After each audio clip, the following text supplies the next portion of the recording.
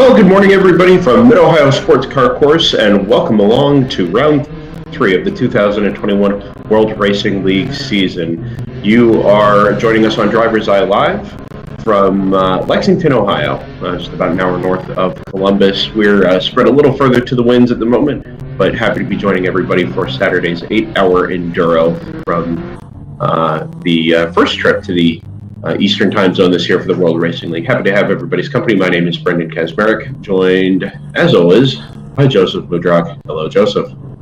Hello, friends. That's all I got. Joseph has been watching a little bit too much March Madness lately.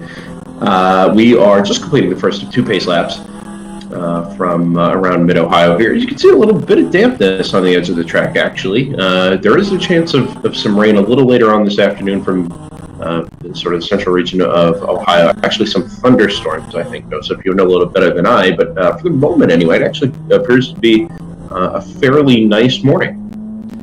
Yeah, we had a little bit of a storm roll through central Ohio yesterday, but it's cleared out. It's bright and sunny outside my window in Columbus, at least, which is only an hour south of the circuit, and some of the cameras show that better than others. For example, this is on board the 525 Fat and Furious in GP2. It looks like a pretty pleasant day out there. Yeah, so last time we joined you, of course, was from Barber Motorsports Park, just over a month ago, down in the Birmingham, Alabama region, and we saw a pair of actually really good races from Barber. It was a fairly crowded track, 66 cars. We started both, on Saturday and Sunday, a couple fewer than that, but we saw 2 really, really good races. We're in for something a little bit different this weekend from Mid-Ohio. No code 35s like we had at Barber. We'll go back to the standard sort of full course yellow approach, or the safety car approach to retrieving cars as needed. I'm sure we'll have some hot pulls available throughout the day if we need to go retrieve a car, which is not that unusual in amateur endurance motorsports, but Ohio folks historically have done a pretty good job at dealing with that sort of thing. The grid this time around looks actually not that different from what we had at Barber. As the WRL has grown and expanded, we get more and more full season entries, which is fantastic for our purposes. We get a little more consistency. We get to see some of the same players throughout the season, and it means we get a really enthralling championship battle towards the end of the 2021 season. But what it means at the moment is that the Stratus Racing Sabico NP01 that very narrowly at the end of the day ended up winning the Sunday race at Barber is going to start on pole, a 132.365, and that's just over 2 seconds quicker than its nearest competitor, which is the Pro Sport Competition Aston Martin GT4. They'll line up side by side on the front row, at least as far as we can tell here. This is on board the Thunder Bunny, I believe the 110, Joseph. This will be the BMW 128. Yeah, it is the 110. Yeah, so that'll be in the second start group. It's of course GP1 on back, I believe. GTO has its own starting group up at the front of the field. So we'll have Stratus and Pro Sport on the front row. Hammer Motorsports number 01. Starting in third, that's the Audi RS3 LMS TCR. Round 3 racing, the number 702 Cayman back there in fourth. Tons of Gas Motorsports starting fifth. Choice Racing, the number 511 BMW back in sixth. Hitman Racing 34, the M240 IR will start in seventh. Old Fashioned Motorsports, number 60 and 8th. Split Decision Racing to start ninth, that's number 484. And the ACI Motorsports, number 7, will roll off the grid in 10th. That's the Porsche GT4 Club Sport. Or at least as far as GP1 is concerned, you've got to go all the way back to 21st. It's the number 44 PC Racing BMW M3 that will start on the GP1 pole. Team Frozen Rotors, the number 984 Porsche Cayman in fourth. Joseph, do we have a GTO on board for the green flag? We can get pretty close. I don't know if we do, actually. All right. Then we'll get pretty close. We will wait RaceHero.io to show us the green flag here. Again, we're not on site this weekend, so we won't have any vision out the front of the media center. We're relying firmly on our team sourced onboards this weekend. And a big thank you to everybody who's been a part of that, is getting this all set up so we can stream 8 hours of racing from Mid-Ohio Sports Car Course. The green flag, I believe, for the second group, set to come out momentarily. Oh, it'll be on the back straight, won't it, Joseph? Because that's the way Mid-Ohio does things, coming out of the keyhole turn. Yeah, well, it depends on the series. It depends on the series. Yep, and it will be. The pace car is off for the second group. We've had a green flag on Race Hero, but we'll await what we get from an onboard here. None of the hammer cars streaming at the moment, Joseph, are they? No. One started, and then we're waiting on that feed to come back up. Very good. So we'll ride on board the Thunder Bunny car. We've had a green flag from the first starting group up in GTO. The GP1 field is rounding it's a pro straight is what they call it. They'll bypass the chicane here, come up to the keyhole, and as they exit the keyhole 2x2, they'll get a green flag from the stand at, I believe, what they call flag station 4 now, which is just to driver's left, high above where the start line is, midway down the back straightaway. It does mean, though, that you get a very short first lap as far as racing is concerned. By the time you get into the braking zone at turn 4, you're in pretty much constant corners through Madness and Thunder Valley and the back section of an Ohio Sports Car Course. Thunder Bunny's onboard brings us out of the second turn, the keyhole turn, down the back straightaway, and we will await a green flag for GP1, 2, and 3, the general production classes of the World Racing League. By far, much closer to your road-going equivalent, much easier to build up yourself as we get an onboard now. Joseph, this is from... This is the 525 in GP2. They're obviously still... Very good. So they have had a green flag already. A little bit of latency there, but this is Fat and Furious, and as they make their way up through, I think, turn 12 and into turn 13 now, we have had a green flag. Yes, correct. And this is, I think we sit behind the number 178 Honda Civic. Yep. And with cars completing their first lap, I can tell you GTO, led by the number 59 Stratus Racing Subico NP01, not unexpected by any stretch of imagination. The 525, whom you ride on board with, flies by the Honda Civic on the brakes into turn 1, and a gap has built up to the Chattanooga Tornwagen Meisterschaft BMW that we saw, I think, most recently backwards in a wall on the pit straight at Barber. The car has been rebuilt and obviously ready to go for Mid-Ohio this weekend. 16 hours of racing from the World Racing League here on DriversEye Live. And thanks again, everybody, for joining us this morning. Stratus Racing completes lap 2. 134.249 is its first full flying lap. And the round 3 racing number 702 is actually going to come through in third. He's just been passed by the number 511 Choice Racing BMW. And the lead that the Stratus NP01 has built up is up to 9 seconds after 2 laps. Say nothing of cold tires or waiting for things to come up to operating temperature. No concerns for the MP01, and if it is going to take just a minute for that to sort itself out, it means that by the time we get to, let's say, lap 5 or 6, when we start catching the back of the GP3 field, that gap is going to be enormous. I mean, we could be up 15, 20 seconds by the time that happens. But for the moment, behind that Stratus NP01, Choice Racing number 511 leads the 702 round 3 Racing Cayman by just a tenth of a second. Hitman Racing 4th. The number 01 Hammer Motorsports Audi RS3 in 5th. That car started in 2nd, which means we did not get the Pro Sport Aston up at the top of the field. So we'll have to have some confirmation there. The Pro Sport Competition Aston is in 14th. It started 20th. So I think there may have been a change to the grid there. The grid we got published yesterday was that the Pro Sport car was supposed to start in 2nd. Yeah, I wonder if they miscoded, actually. Yeah, now that I think about it, I did see a DQ notice on Race Hero, but the grid I assumed was correct, which got posted in the WRL app. If you're not already using that, you're more than welcome to join along. Just on the Google Play Store or the Apple App Store, WRL, World Racing League, and you'll have access to a whole bunch of information being provided by the organizers of the World Racing League throughout the course of the weekend. Also, racehero.io for live timing. That's what we use. There's an Android app. There's an iOS app. I'm sitting here following it along on my iPad. Other tablets are available, but it's a fantastic resource for live timing. And you'll see that in our left of screen ticker as well. Straightforward. We are 525. Just slipstream by through the kink and was already well through by the time they were on their way into the S's. Yeah, that 525 is back in 30th overall at the moment. I believe I can say he's third in GP2. I can't say that because he is. So he's actually picked up a couple of spots since he has picked up a couple of spots since the green.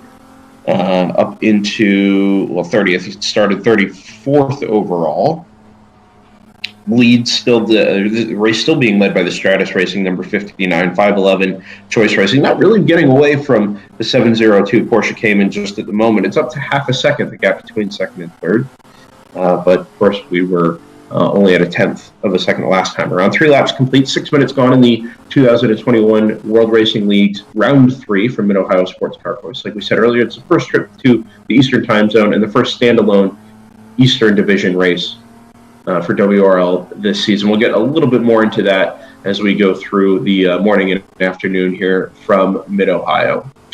It's a sold-out grid, by the way. I'm not sure if we mentioned that explicitly, but with 48, 49 cars taking the grid this morning, that is capacity for Mid-Ohio Sports Car Course. And I think Joseph, with maybe a little more, with a little more experience from trackside at Mid-Ohio than most, not a whole lot of passing opportunities here. It's very much a track of two halves. Yeah, the thing that is fortunate is you have that long. So when you've got a power differential, there's a couple good opportunities. There's that long drag down here into 3. Ooh. Yeah. Obviously that's the 51 going through. Yeah, there's the long drag from keyhole turn into the S's, and that's, you know, if you've got a power advantage, that's where you're going to exploit it. That doesn't sound great unless it's a microphone thing. No, it's a Miata. It's an ND as well, isn't it?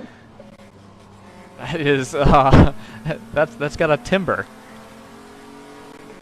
That's a new light car, the number 26 Mazda MX-5, and that is one of the few ND MX-5s we have in the field. The newest generation, of course, of the what was the Mazda Miata is now the MX-5, and it's nice to see new light back. We have them, I think, at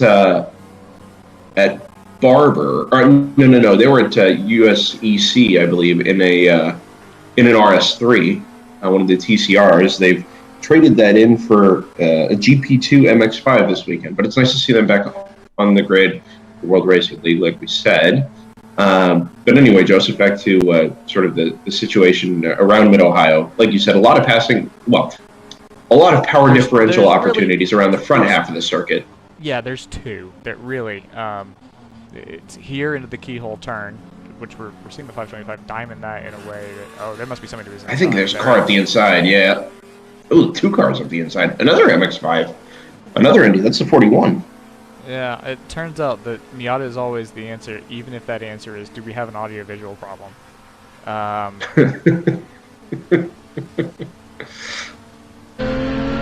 our first shot at the NP01. So this is on fantastic. The 601. Yeah, so that car, as we mentioned at Barber, it's no longer the Elan NP01. That program was taken over by Subico, and the car was upgraded to the NP01 Evo. But as you can see, through the back half of this GP2, GP3 grid, that car just has phenomenal grip. And at a place like Mid-Ohio, which is sort of the end result of this discussion I wanted to have, it'll look great around the first half of the circuit, but once it's caught up in traffic around basically from turn 6 on, it's a bit of a challenge to pick its way through traffic. Yeah. It's a flowing circuit around the back, but it's really not a multi-class racer's dream, let's say. And that goes both for the faster cars and for the slower cars, right? If you're in GTO, yeah, you've got a little bit of power and almost by default then a little bit more downforce and grip through this section, but it's not enough to make a difference. You might be able to dive up the inside on the way into turn 6 like we see here, but apart from that, then you're stuck behind somebody until you get out of turn 9 and run your way up through Thunder Valley. No, and the thing that's actually going to be challenging is most of the corners that are a little longer are a little off camber, actually. So I'll cut back to the 525 because the NP01 is there and we're talking about them. But a lot of the corners that actually have some length to them and aren't kind of like pointed 45 or 90-degree turns are off camber. So the keyhole is pretty badly off camber, and it has a rise in the middle. The carousel is pretty flat, but it's really tricky. There's like 8 different apexes to it, and so it's really difficult to hit that right. And so they don't really have any tremendous passing opportunities. A big one is over the top of the rise there at the S's, but it's going to be really easy for them to get caught up in traffic, which is kind of what we saw play out in Barber, although they ended up persevering on Sunday anyway. Brendan, I don't know if we've discussed that in this medium yet. Might be a good time to do it. What in particular, Joseph? The modified results to the Sunday race. Yes, we should address that, and the WRL staff has done a fantastic job in addressing the situation on Sunday at Barber. The Subico MP01 was eventually declared the winner after a 2-lap penalty was reversed for what was a misidentified pass under yellow. And a reminder here that this is still amateur endurance racing. There isn't any sort of massive CCTV availability, although Barber did have some. But you're reliant on catching that stuff in real time. The rest of the report is going to come from trackside, and those are the corner workers. And corner workers are human, of course. But the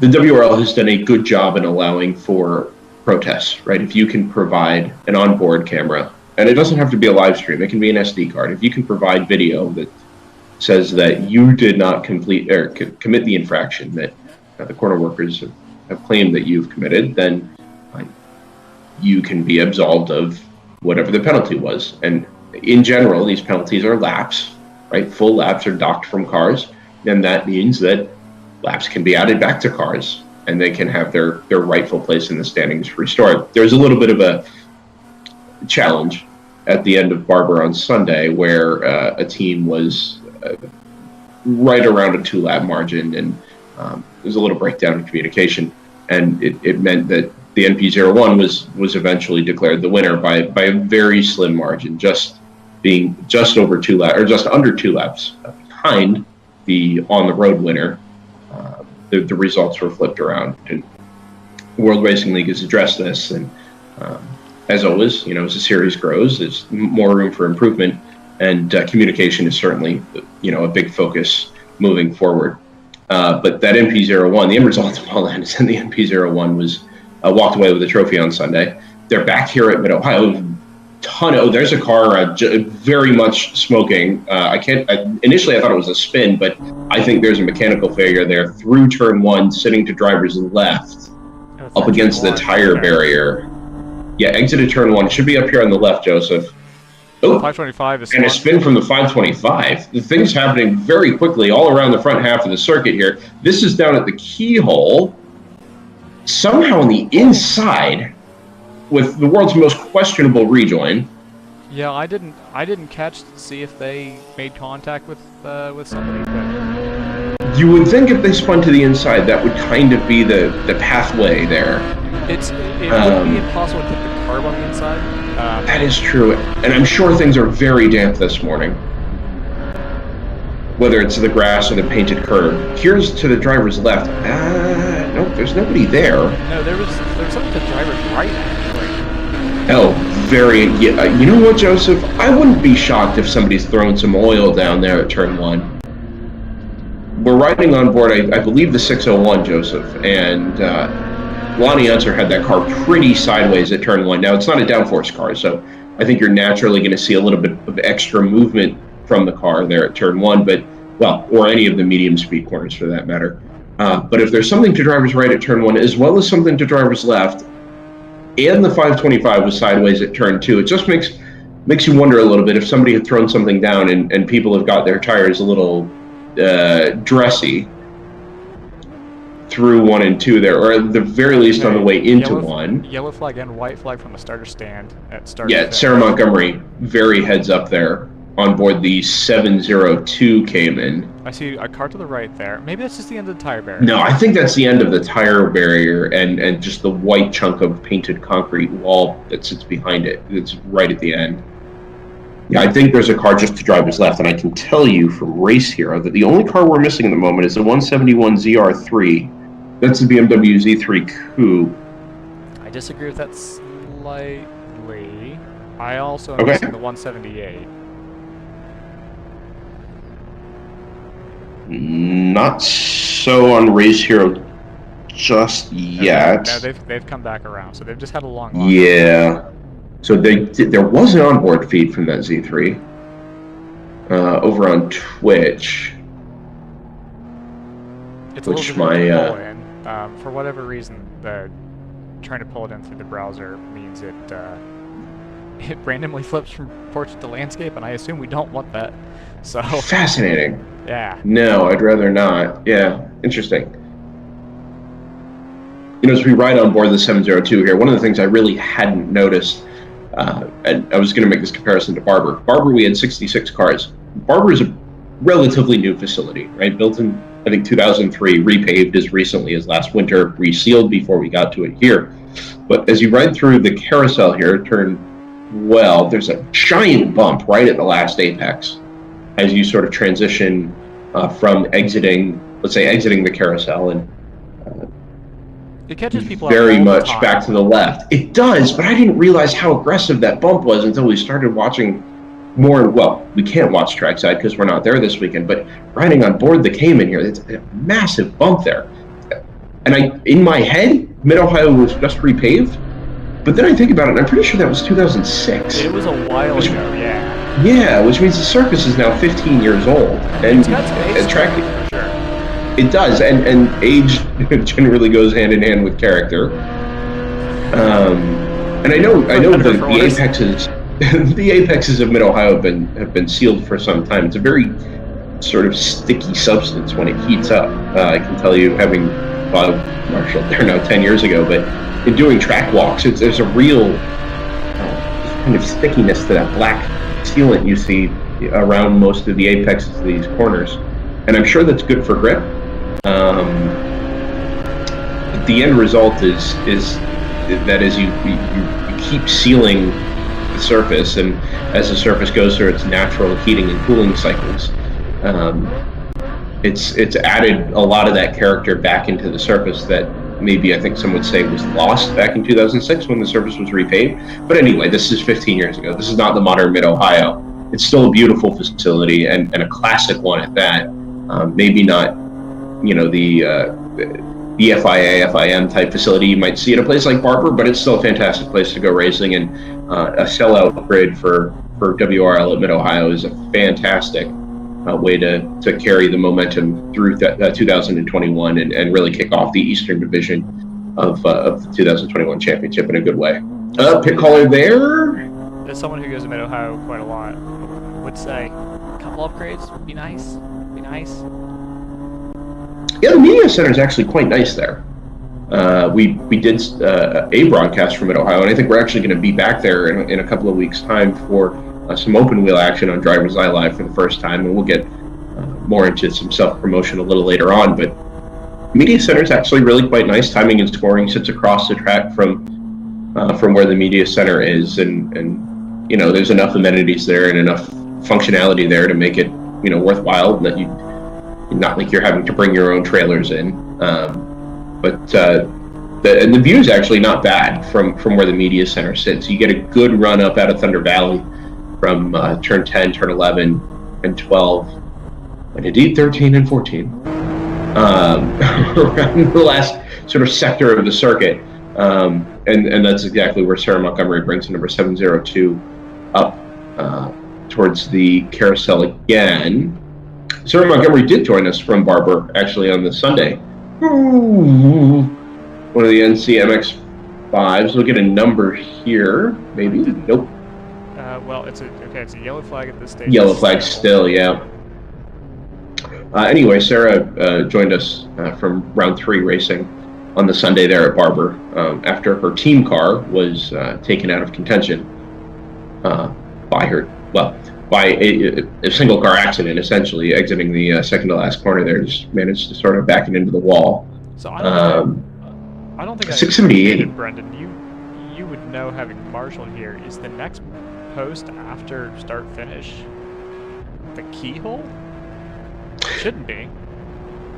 I believe that it is, Joseph, and well, largely just for pro races. I think they put in a sort of 1A at the exit of the corner, and that also serves to provide vision for the corner, the flag station itself before the corner, right? So the flag is going to have to come from start finish, and then a flag is mirrored at the entrance of turn 1, or at least it was 10 years ago.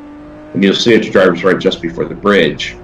There's a secondary flag station at the exit of turn 1 that provides the vision for the flag station, because the vision is sort of blocked, or the sight lines are sort of blocked by the bridge.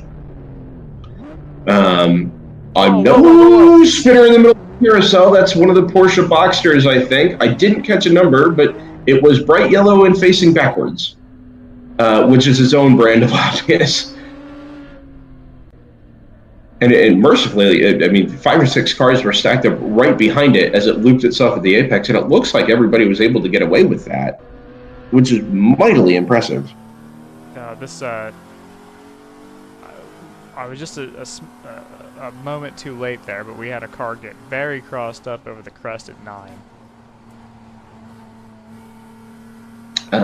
Looking for a yellow flag here. I don't see one, so I would hope that means the car at the apex there of the carousel is gone. 525 never really got back to the apex. It's a car we ride on board with. The Fat and Furious. That too. At some point. Yeah, I kept looking to the right to see if there was a car there, but just never appeared. And at least the way we've seen the 525 over the last couple of minutes, I would have expected an MX-5 to shoot up the inside, but that didn't happen either. It does look like, whoa, looking at the onboards, maybe I can't tell. So there's some yellow fabric that's at the front of the car that's being lifted up and towed away, and I haven't decided for myself whether that's marshals that are attending to the front of that car, or whether they've put some sort of tarp underneath to collect any fluid that might have. Yeah, it's like we mentioned, there was a lot of smoke when that car initially pulled off to the side of the road at the exit of turn 1, and I wouldn't be shocked if it dropped some fluid. And there was, in the immediate aftermath even, there were a couple of cars that ended up off track, in particular down at the keyhole. So even if it didn't drop oil, and the fluid has dissipated, whether it was water or coolant or whatever, I think there's a chance that there was quite a bit of gunk on the tires of a couple of the cars down at the keyhole there, and that's what you saw cause the loss in grip immediately after the number 171 ZR3 came to grief down at the exit of turn 1, having completed just 7 laps this morning. We're 25 minutes gone, 14 laps completed now from the Saturday 8-hour enduro at Mid-Ohio Sports Car Course, DriversEye Live. Happy to have everybody's company. I'm Brendan Kesmarek, joined by Joseph Moodrock. Scott Michaels will probably be joining us a little bit later. He's fighting off the effects of his second vaccination, so yes, he's going to be in tip-top shape. Yes, although if we get him to do what he did at Barber, which is basically just to focus on GP2, I think we'll be all right. For the moment anyway, back to Mid-Ohio. Top of the field, 59 Stratus Racing Subico NP01 Evo leads now by 19 seconds from the 702 Round 3 Racing Porsche Cayman. That's the car we were riding on board with a little bit earlier up in GTO. Sarah Montgomery is the one driver basically that we have confirmation of on board a car this morning. And she was able to get past the 511 Choice Racing BMW, so a little bit of change since the last time we addressed GTO at the top of the field. 59-702 Hitman Racing, the number 34, now up into third, and just half a second behind the 702, actually. So I think there's a chance for Ooh, that's a car stopped underneath the bridge at the bottom of turn 10, Joseph. It's a black car parked on the, well, it's all pavement there because the road narrows so significantly, but I think if you are able to find a camera on the way into, well, so this is turn 9, so we'll see it here in a second. Skipping ahead just a bit. Yeah, there's no car there, so either it's managed to continue or this car is on a slight delay. 4K, no los dos. Possibly both, but definitely not neither. Interesting. Maybe that car has continued. We'll move back on board the 702 here with Sarah. This is the second placed Porsche Cayman. The 34 sits just behind this car. You won't be able to see it, but as Sarah gets a little crossed up at the top of the hill at turn 9, under a little bit of pressure, I think, from the 34 as they cross Race Hero, or cross timing on Race Hero, which is in real time as opposed to the minor delay on our onboards here. The gap's up to 1.9. The 511 Choice Racing BMW has fallen from second back to fourth. 4D4 Split Decision Racing, the BMW M2 Club Sport sits in fifth. Hammer Motorsports, the number 01, is our first front-wheel drive car in GTO at the moment. That's the Audi RS3 TCR. Listed as an R8 on Race Hero, but I am certain that there are no R8 GT4s in the field this weekend. A long conversation with Tim Myers at the end of the Circuit of the Americas race, where we had reason to believe that one of the cars was an R8 GT4, but the ballast required to get that into the GTO classification was just absolutely a non-starter. Of course, GTO, if you're unfamiliar with the World Racing League, GTO is the Grand Touring Open category. Not quite as open as it sounds. 9.0 power to weight ratio is sort of the target. And it does,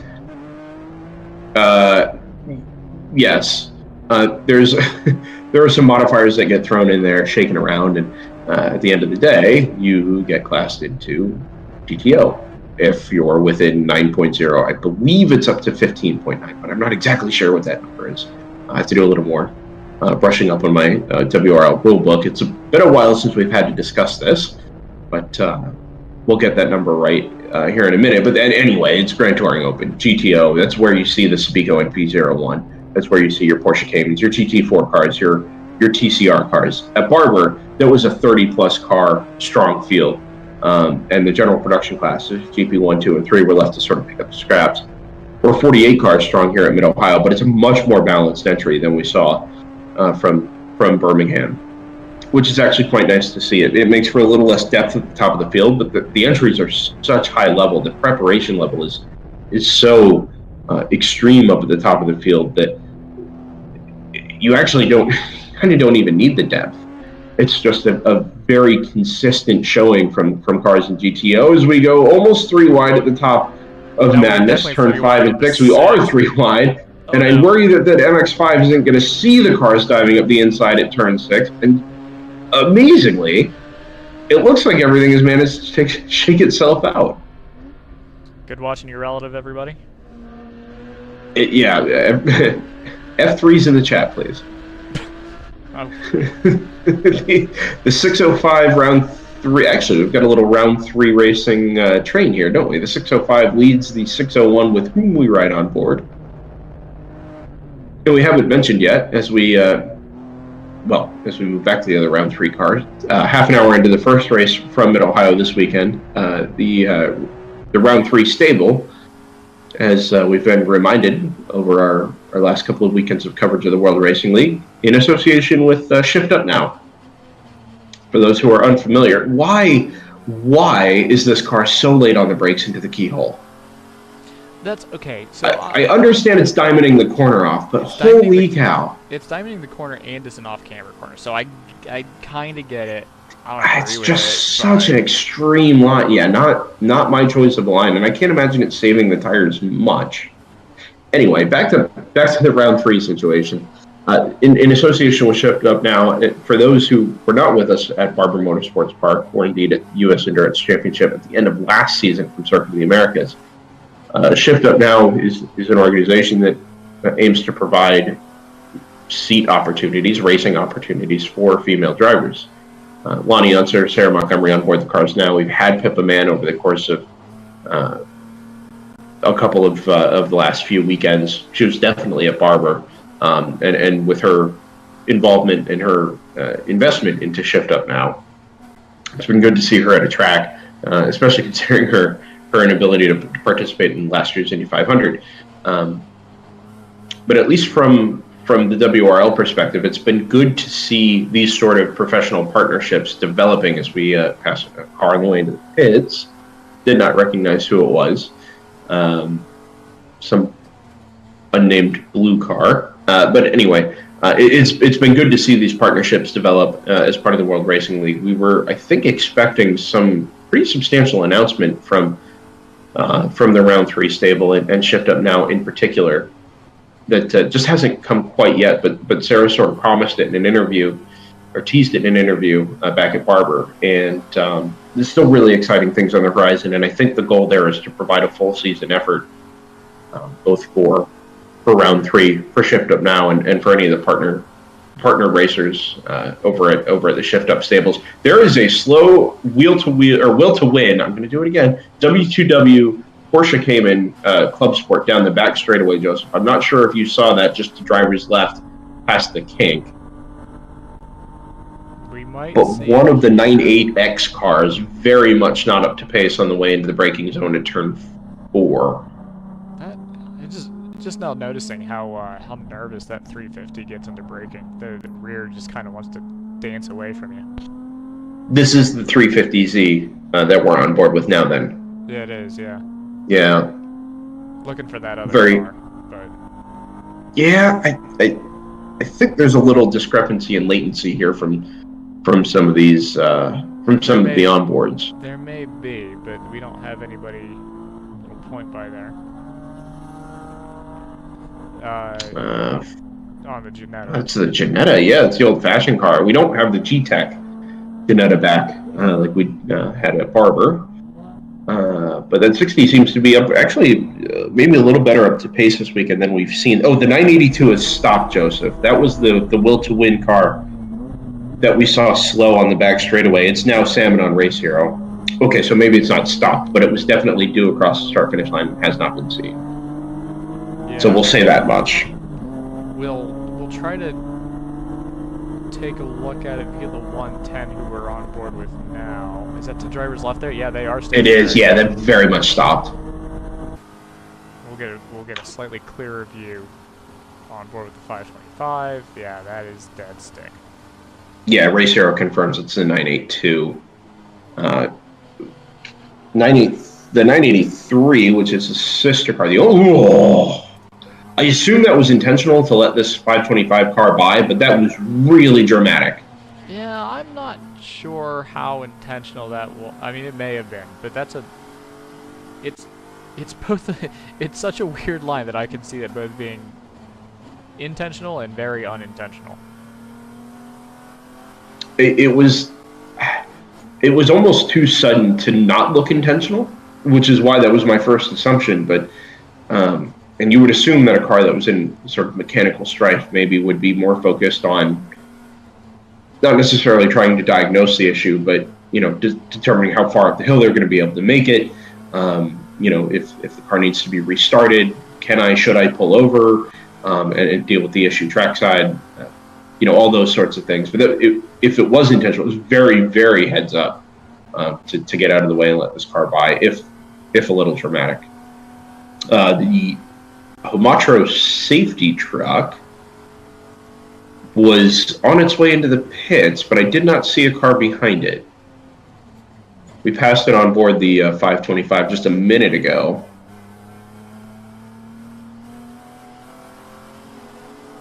And I don't know if we're missing anybody else on race here at the moment. Plan C number 851. Oh, it's a Porsche 944. We've got one in the field this weekend. That's exciting. Unless, it's possible, Joseph, that the safety truck was headed out from the turn 12-13 area outside the carousel there, and its initial entry into the track is just to come through the pit lane. I do seem to be to recall a safety truck being stationed there at the exit of the carousel. And maybe if we had been under full course yellow, it would have just have jumped out onto the track and come around trackside. But for doing a hot pole, it seems like it would make more sense to come through the pit lane. Interesting choice to do a hot pole, by the way. That 982 we're going to have to go retrieve. The Porsche came into driver's left, just past the start line on the back straightaway. That's more or less top speed for these cars. Yeah, that doesn't... I mean, I'm not super comfortable with it, but I'm also not the one out there, so...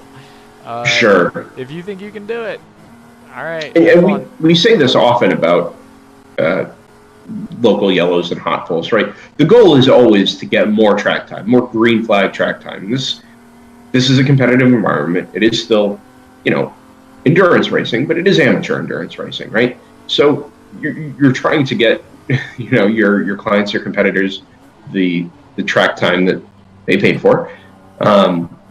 Breakdowns like this are inevitable, but hot poles go a long way to doing that. The way you get hot poles is to earn them as a driver and as a series.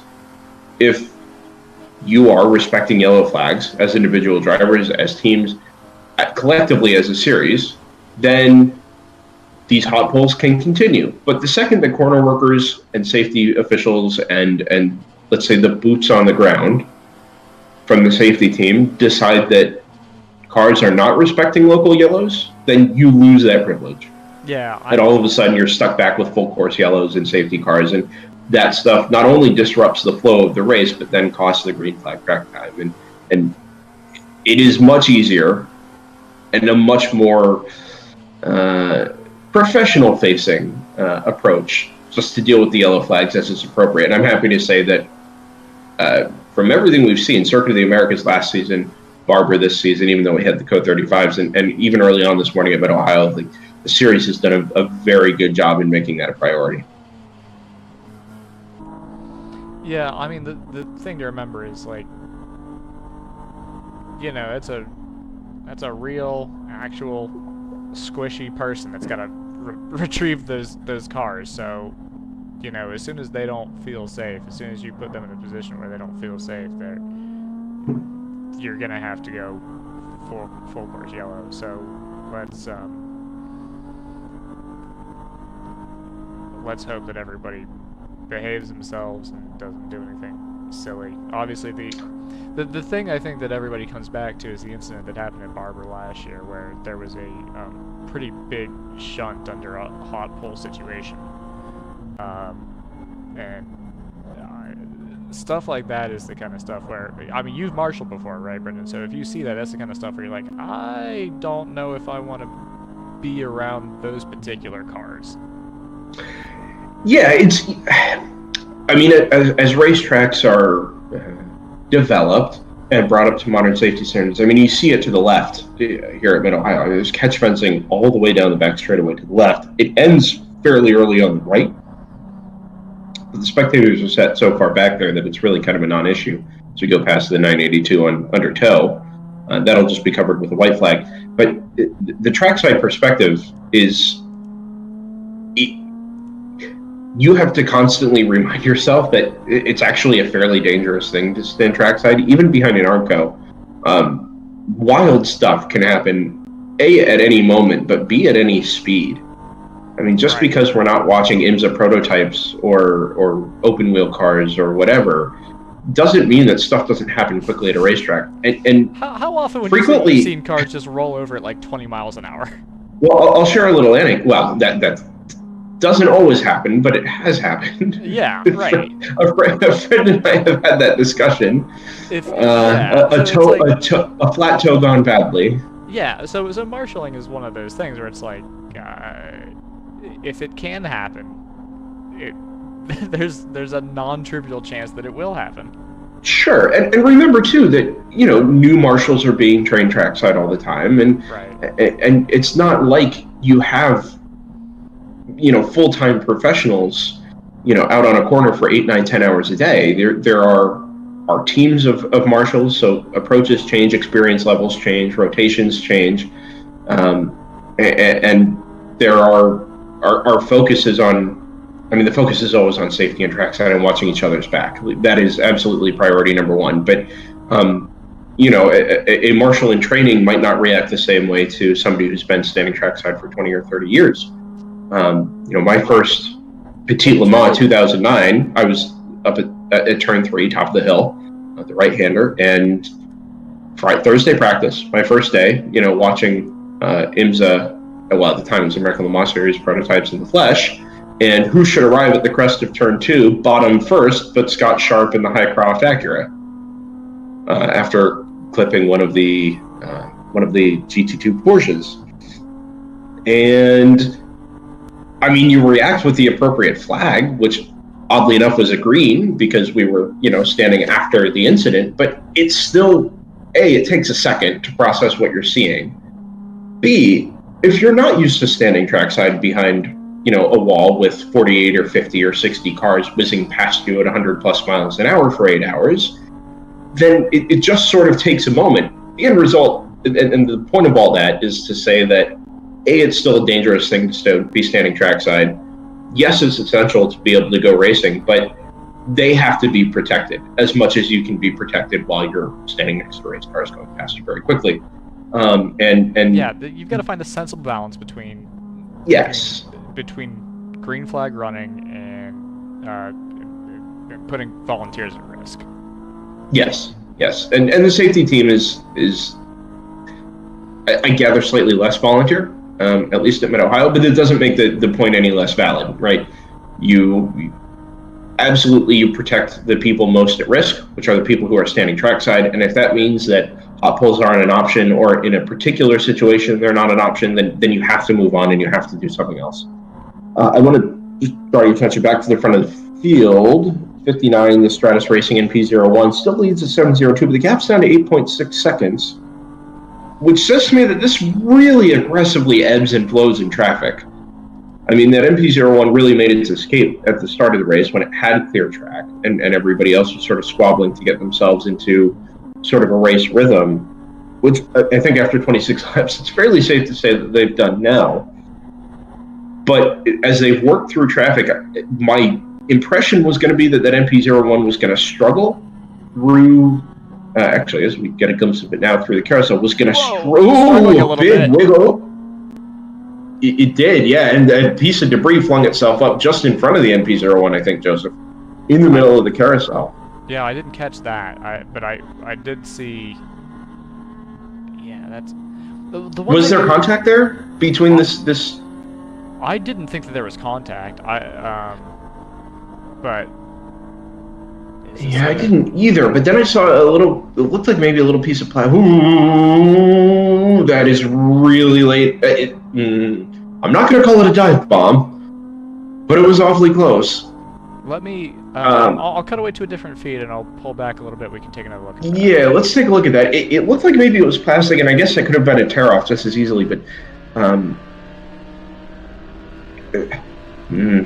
don't know. WRL is a non-contact sport, of course. We've been over that many times, and the competitors do a really good job across the board at avoiding contact in a very tense, very dense multi-class environment at tracks that maybe are not historically multi-class tracks. But it does happen.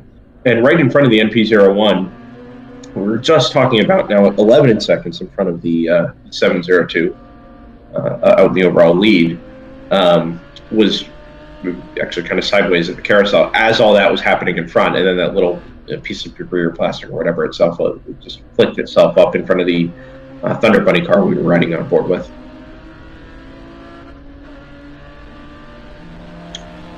Sun is on its way up around Mid-Ohio. Go ahead. I'm going to do something slightly obnoxious here, which is we're going to watch that replay in slow motion.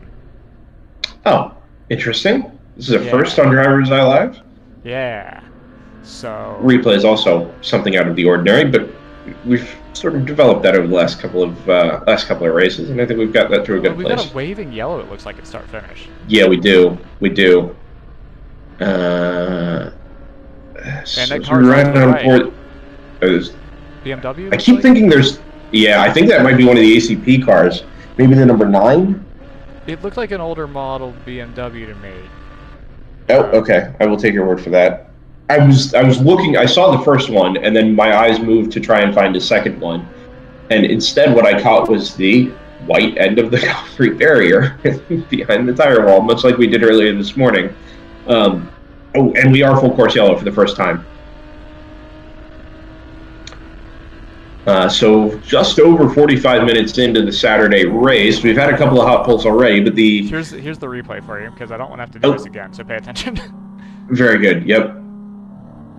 So we're at half speed here. Yeah, they get a little loose. So that is definitely debris. There was no contact, but that was from the MX-5 just up ahead of us, clipping the curb and dropping a wheel into the grass on the back end of the curb. It could have been the end as simple as a mud flap, really. That is true. It could also have been sitting there and just not heating the full course yellow there. Well, if I kind of caught the. That is true.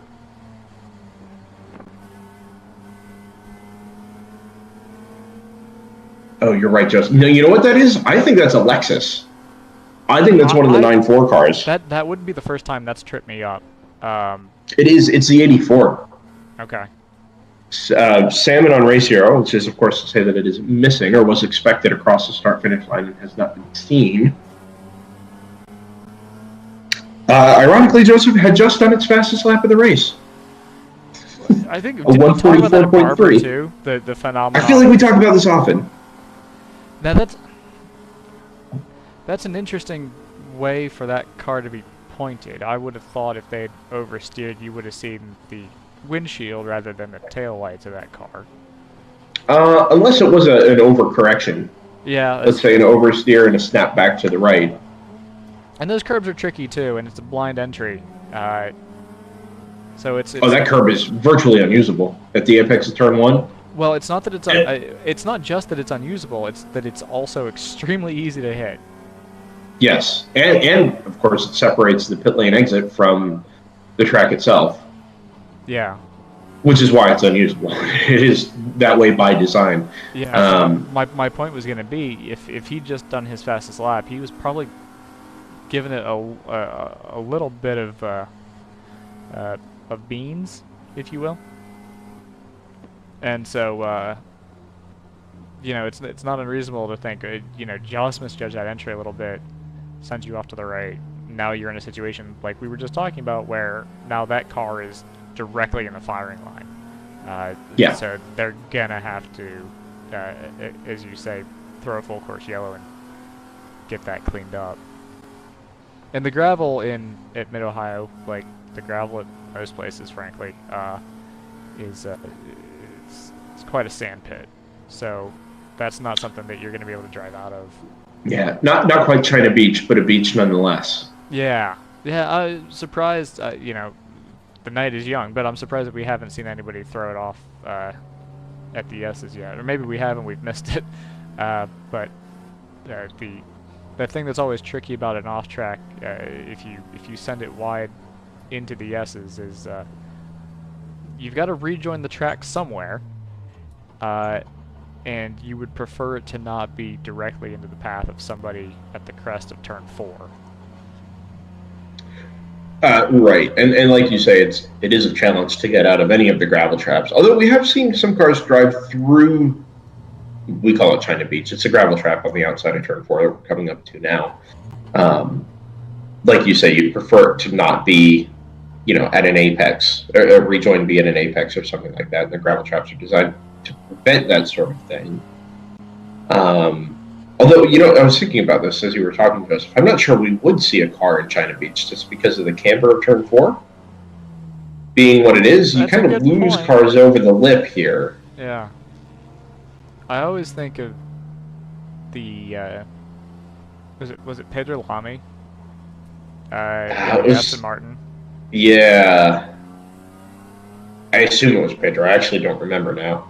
We'll say it was Pedro Lamy in the Aston Martin. Losing his rear brakes, going backwards, and then sailing off over the berm into the gravel trap. It's that and Michael Andretti in '98. Those are the two for me. There's also, was it Greg Pickett in a test session for the ALMS I landed forgot on about top of the that. tire barriers.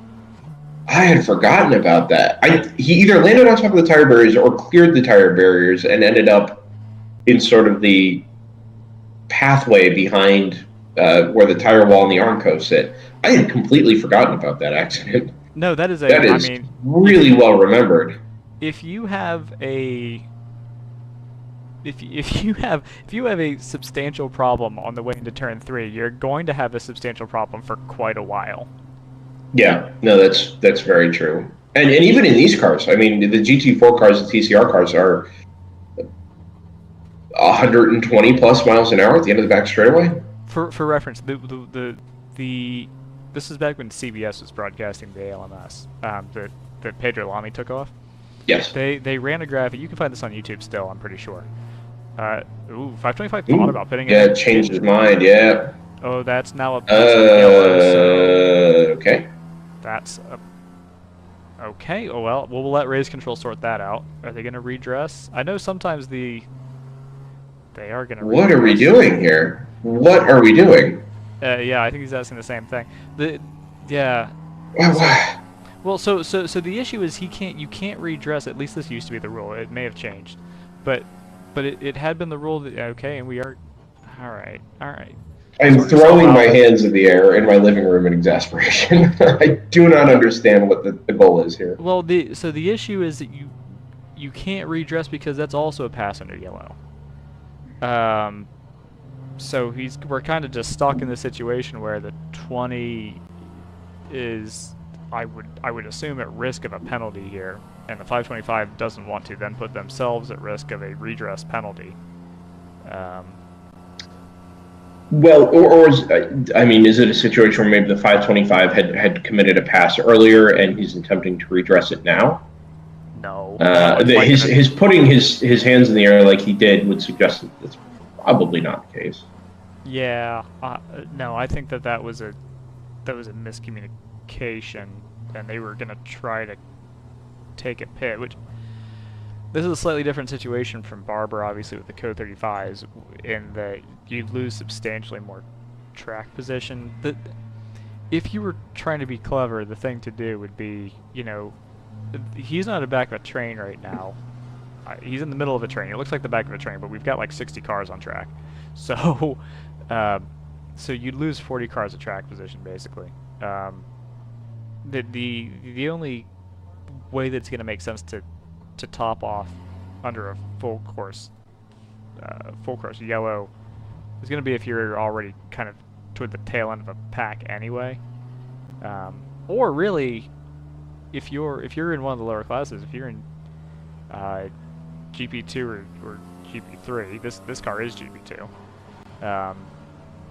You assume okay, everyone behind me is just going to pass me anyway and not for position. Might as well give myself the flexibility. What are we talking about? oh, yeah, sorry. So Pedro Lamy taking off the S's. It all comes back to Pedro. When does it not? Pedro Lamy taking off the S's. If you watch the YouTube clip of the CBS broadcast, they have a very fun little infographic which compares his flight to the first flight of the Wright brothers, and Pedro Lamy wins just by sailing it off the lip at turn 3. So, if you would like to engage yourself in a short and very interesting flight, purchase a 2007 GT1 Aston Martin and just have fun with it. Just, make turn 3 your canvas. That sounds like a very expensive way to have your first solo flight. Well, listen, ours is ours. Yeah, it's very true. 0.0001. Yeah. Put that down in his log. So you should send Pedro Lamy a logbook. Yes, that's a very good point. Oh, okay, so this time the 525 has decided to pit. Interesting. That was a very odd sequence there. Yeah, I wonder if I agree with you. Just to walk this back to this situation with the 525 and the 20 that we were sort of following with the passenger yellow. it looked like the 525 was on its way into the pits, and I don't know if the pit lane told him to stay out, or if he felt like he missed pit entrance and he was going to have to cut across the grass. But at no point should the number 20 have thought that it was appropriate to make that pass. It was well after the 525 had decided to stay out on track.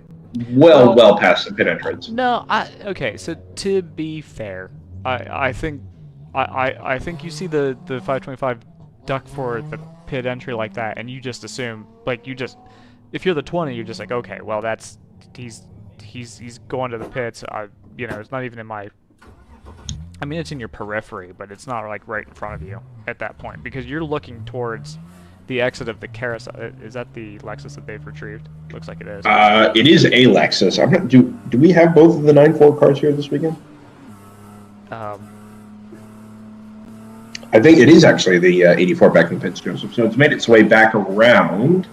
Which would that would suggest to me that we should be pretty close to a restart here.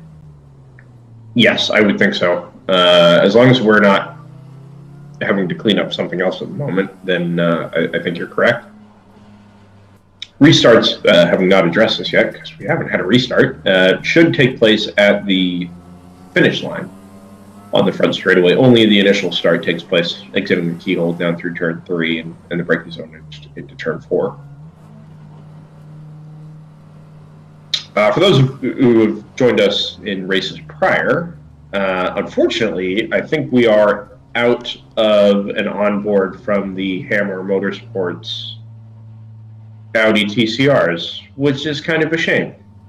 Yeah, it's kind of a first-time deal for us. I'm not sure, to be honest. It's a little difficult for me with the things that we're juggling, for me to actually keep a track of cars that I don't have onboards for. So I have. No, I just did some checking on my own, and but the 1 is out there, and the 01 is out there. So the car that we thought we had an onboard for is out there, but for what? So hopefully they'll get it at the next stop. If we complain enough, if we complain enough, they might listen to the broadcast, wonder why their car isn't on the stream, and then fix their camera. I got a guy. Yeah. By a Mr. T. Myers. That's the guy. Wow, what are the chances? We've got a green flag. Yes, we do, according to Race Hero. And as I resume talking about pictures, with we'll minor delay here, we should see the green flag from on board one of the cars around. Yeah, our live timing Ohio Sports Car Course here momentarily. Our live timing is on no delay. Our streams are all on some delay, depending on your streaming protocol of choice. Could I email Brian over at racehero.io and ask him to build in a delay option? That sounds ridiculous when I say it. Like, that was meant to mostly be a joke, but then I remember that timing 71 does actually have delay. Yeah. And it is actually very useful. No, it's very good if you want to follow... well, it used to be useful if you wanted to follow races on TV, and then all of the either broadcast partners or race organizations told him to not stream their races. But there are some that so Formula 2 he still does, which is very interesting. I don't know what Formula 2 uses for timing. I would have thought it was the same timing as the Formula 1. So if you'd like some insight into how Formula 1 timing is done, I guess you could look at that. So by the same, like Porsche Super Cup, for example. Anyway, very off topic. But yeah, so Joseph is just listing the series he watches on replay on Sunday mornings after the Formula 1. I don't watch Super Cup. I can't stand spec racing. Formula 2 is vaguely interesting because you're like, okay, these are the guys who are potentially going to be in Formula 1 or buying their way into a Formula 1 seat. Still spec racing. It is spec racing, but yeah, I don't know. At least it's not an issue with the World Racing League. We can say with some level of confidence. They have e-specs though. Oh God, that is not a passing opportunity. Especially not when they're already side by side. Whoa!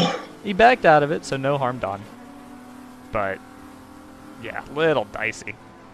Very dicey. Too wide into turn 9 is dicey with multi-class cars. Never mind 3, and certainly not that late. Don't do it. Don't hit him. Don't. No. This is really aggressive.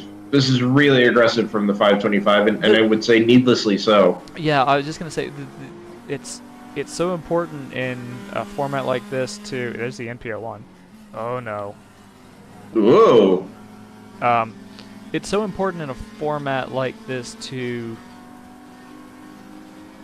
be able to think through, have a sense of where your car is weak and strong compared to the cars around you, so that if you do have a speed advantage, you can, you back up the corner a little bit, and you just, you would just out-drag the Boxer coming out of that corner, it'd be no problem, like he's going to do coming out of the keyhole. But yeah, when you put yourself right up on his back bumper, your acceleration is going to be stunted by the car in front of you, and so you're losing time that's completely unnecessary.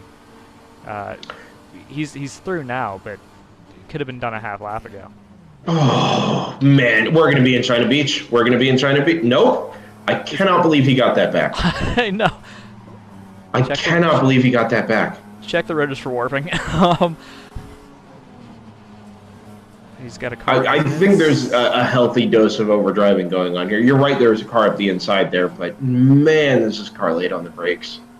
I do. And there was a part of me that was. I like their camera positioning, by the way. For sure. I want to talk about this because you do see. I don't know how intentional it is. I'm gonna assume it was very intentional, but they've got it. They've got it. See right, right in his grill, through that overhead mirror. Oh yeah. So well done. Wow. Dabba Oppo. Yeah. Grind gear. Give it some jangle. 3 wide coming out of the carousel. A little back up here. Yeah, it's a 484. I think we just went past there. The split decision racing. Nope, that was not the 484. That is an M2. And I can say with some confidence the black car just went past. It's not an M2. There is a so we saw kind of a funky looking car about a lap ago on this onboard, and I believe I need to look up who exactly it is. They posted on the WRL races group, but there is apparently a little kit car fab operation out of the I think out of the Columbus area, and it looks like they're racing one of their kit cars today. Looks like they're still side by side here. Maybe not. Anyway, yeah, it looks like they might be racing one of their kit cars today. Most of them are concept sketches if you go to their website. Boy, oh boy. Yeah, I don't love the driving here. It's very aggressive from the 525, and I'm sure the pace is there, but oh no. Oh yeah. Oh. Okay. So let's back this up a little bit. Forget the aggression and forget how close he is to cars at various apices around the track and how much he's charging braking zones. Forget all that stuff. It is, but to go to be as aggressive in trying to pass these cars as he is, it means he's side by side a lot. He is costing himself so much time. Right. Yeah, that's really. He was side by side from turn 6 all the way to turn 9, doing probably 70% of the speed he ought to have been doing. The aggression is a problem, right? You're gonna A, scare the heck out of yourself, B, scare the heck out of the drivers around you, and it's just not predictable, right? And that's hard to deal with in its own right. But then on top of that, you're costing yourself so much time, and by charging braking zones like this, you're costing yourself time. You're not gaining anything anywhere. No, the adage, right, is smooth is fast, and that applies to traffic. If you're, God, you see this even in video games all the time. You see it in like multi-class racing and iRacing. Is people, there's a certain level of familiarity, and it takes a while to get to know when is it proper and appropriate and timely to stick your nose in on somebody. It's usually not directly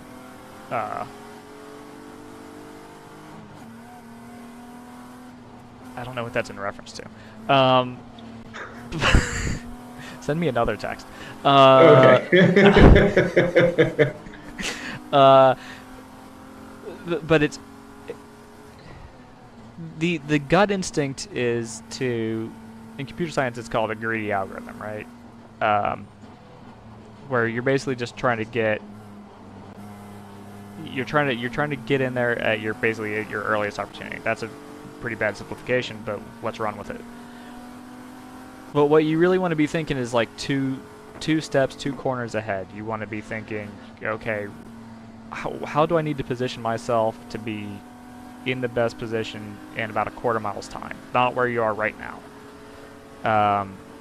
And that's tricky to do in multi-class racing. It's tricky to do, especially when you have so many different cars on track at the same time, right? Because you've got to have a mental map in your head of where are these cars' strengths and weaknesses, where can I get by, where can I not. I don't know how many of these cars have actually been running on track at the same time together before 8 o'clock today. You know, there's the HPDE sessions and there's the qualifying sessions, but that doesn't necessarily mean you've come across each one of these cars yet. So, you know, let's give a little benefit of the doubt and say, okay, we're still learning the field, and by the time, you know, by the time the next stint rolls around, we'll be a little more comfortable. We'll have a little better sense of how to drive this car with the traffic we got. Yeah, and I think that's a fairly valid point. Multi-class racing in general is a unique animal. I mean, let's say somebody's initial exposure to racing at the club level is in something like SCCA. And yes, okay, you have multiple groups of cars on track at the same time in a run group that are all, you know, clumped fairly closely together, but there's a pretty wide discrepancy in ability and talent level, and experience level for that matter, which is probably a bigger driver of raw speed. But even at the very tops of these grids, there's enough separation that you don't get a whole lot of mixing, and especially with cars that have different performance levels at various points of the track, right? Whether it's they have more power but are less good through the corners, they have more drag but more downforce, you know, whatever the case might be. To come out to any track and deal with the performance disparity that you have between GTO at the top, GP3 at the bottom, and even as let's say a very fast GP1 car that is near the bottom of, you know, the pecking order of GTO or something similar, it takes some time to learn that dynamic and to become comfortable with the dynamic, which is exactly what you were saying. It just looks very striking seeing that sort of development in real time as we ride on board the 525 here. And somebody has created on the order, and I don't know if it's because, sorry, this is in GP2. No. I'm glad. Let's move on. Ooh, and a change for class lead in GP1, which has just happened. That's the ART racing car up past Frozen Rotors, is it not, Joseph? It is indeed. Yeah. Yes. 147 on 984. Yeah, that lap that's just happened. That last lap, the ART car did a 140 flat, and in doing so, went a second and a half quicker than the Frozen Rotors car, including a pass. Yeah. So are we coming across? I'm not seeing people come across the pit. Tripping the pit timing loop, but I'm still seeing a. We are getting pit notifications. Okay. Or at least pit exit notifications. The ART 160 is on its way, has a pit marker. The number 26 New Light car has a similar pit notification on Race Hero. Also, we missed during the full course yellow that the Stratus Racing NP01 had made its first pit stop, which kind of took me by surprise. I would have thought, based on how far it went at Barber anyway, I would have thought that car had the potential to go quite a bit further than, you know, the first sort of 58-minute stint. And the cars around it certainly chose not to pit. I mean, the 702, the 34, those cars, 34 pitted, 702 did not. Well, Let's watch somebody else and stop picking on the But 525. fair enough. The NP01, if everybody else did pit, the Pro Sport 143 V8 Vantage, that NP01 lost a lot of time. And I'm not exactly sure what the circumstances are. We don't have a lot of direct communication with these teams just because we're miles away. And also, I can't watch the YouTube chat at the moment. I can watch the YouTube chat. Let's take a look at that. Actually, I think the Stratus team members have been involved in the YouTube chat in the past. I'd be interested to find out how they lost all the time, or what the circumstances surrounding that were, because it's gone from pitting and my initial assumption that it was the only car that had pitted under the full course yellow to now almost everybody has pitted under the full course yellow, and it still fell from first to seventh. Well, okay, I'll take a look at that. Let me. And this is not to sink too deeply into, oh my gosh, the car is not off the podium, and this is obviously a long race. We're an hour and 12 minutes into an 8-hour race. But oh, Brendan, I don't think this is incorrect. Did they? Okay. Now this is something that's either going to be a quirk of my timing or it's going to be legitimate. So now this is your time to tell me if it's legitimate. Does Race Hero have them listed as pitting on 2 laps or 1? No, it does say they pitted twice. I just assumed that was maybe some kind of weird artifact of pit loops and where their pit stall location is. I think I would buy it twice. Interesting. I wonder what the thought process is there. I wonder if they made an adjustment to something, or maybe, I mean, it could have been something as simple as like a radio cable came out or a belt was loose or something and they need to come back in and tighten it. Yeah, I mean, it could have been any number of things. It would be an odd decision this early to make choices based around tires. I can't imagine they were looking at trying to change tires under the full course yellow. No, not this early. Unless they've got multiple options and they thought that they had just picked the wrong option. That seems more plausible. You wouldn't do it for tire wear, for sure. Yeah. You know what I don't know. That's very odd.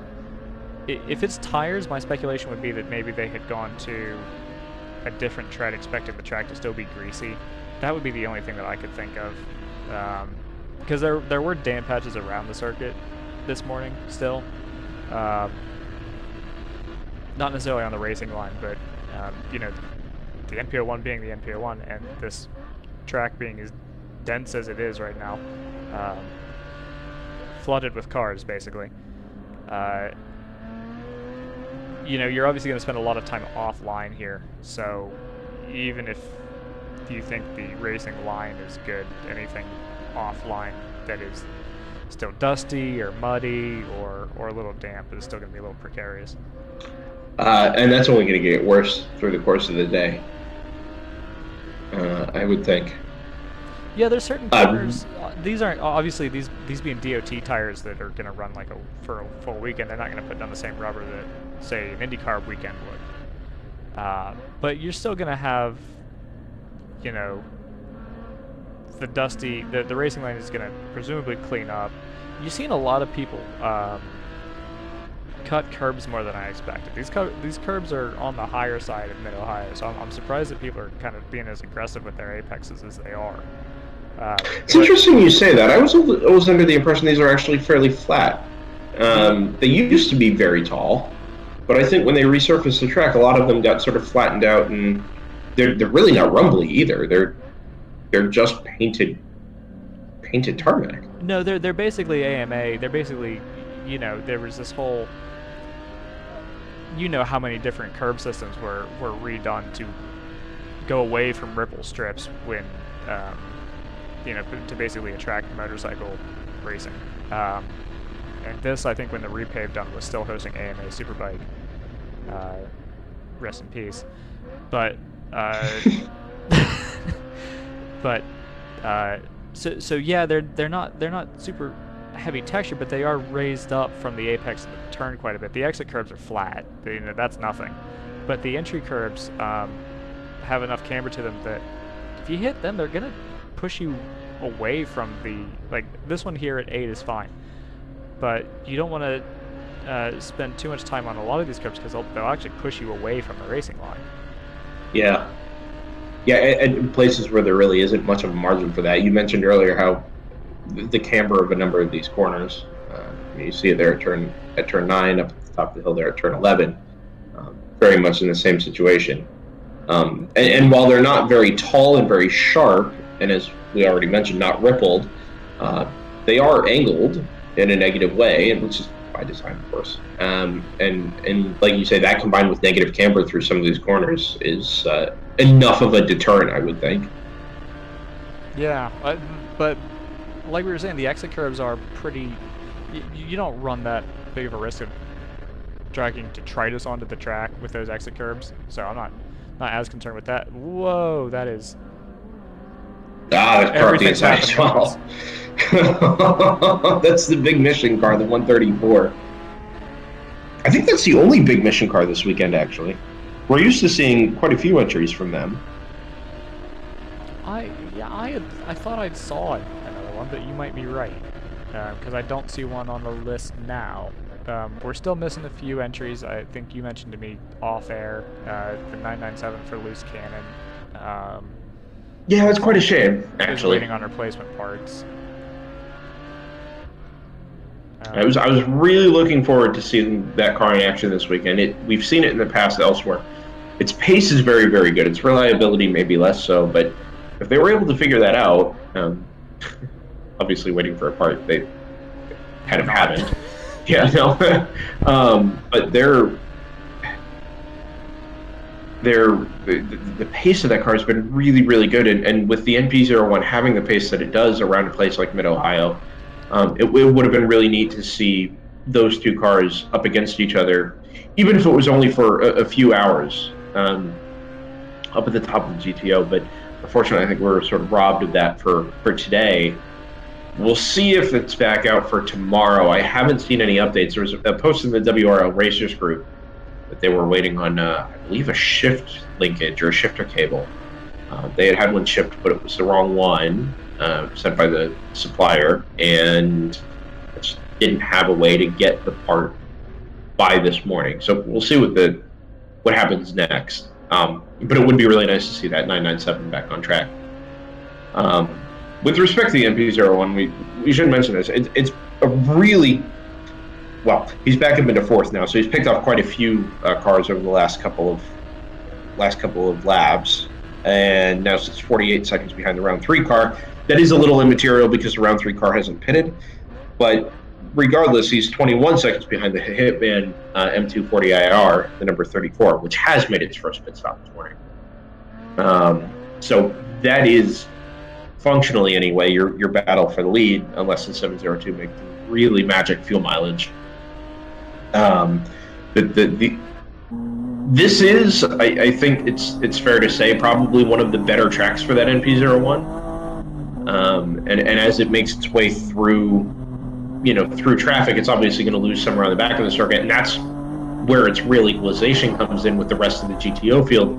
As we go through the rest of the calendar, though, I think we're going to see that car sort of pegged back, not by the organizers, still within the power to weight ratio the GTO is set, but you go to a place like Daytona, that car isn't going to be nearly as competitive just because it doesn't have the top end, it doesn't have the pull that you might otherwise expect for a car that is as quick overall as it is. It makes its pace in other ways. Sebring might be a challenge. I mean, it's a very lightweight car and a very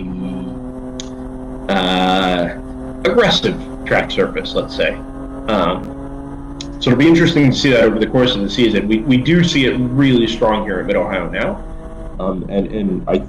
As it sets its fastest lap of the race, 132.2, which is quicker than it went in qualifying yesterday. It'll be interesting to follow this over the course of the season. And for that matter, I think one of the most interesting things that Scott had really pointed out back at Barber, back in early March, was that it was subject to having drivers that could really push the car. And if it had the right drivers on board, it was very, very quick. But there were one or two drivers in particular where the pace sort of dropped off. And instead of competing for the podium, at least for that hour and a half or 2 hours that those drivers were in the car, it had actually fallen back quite a bit and more or less out of contention for Saturday.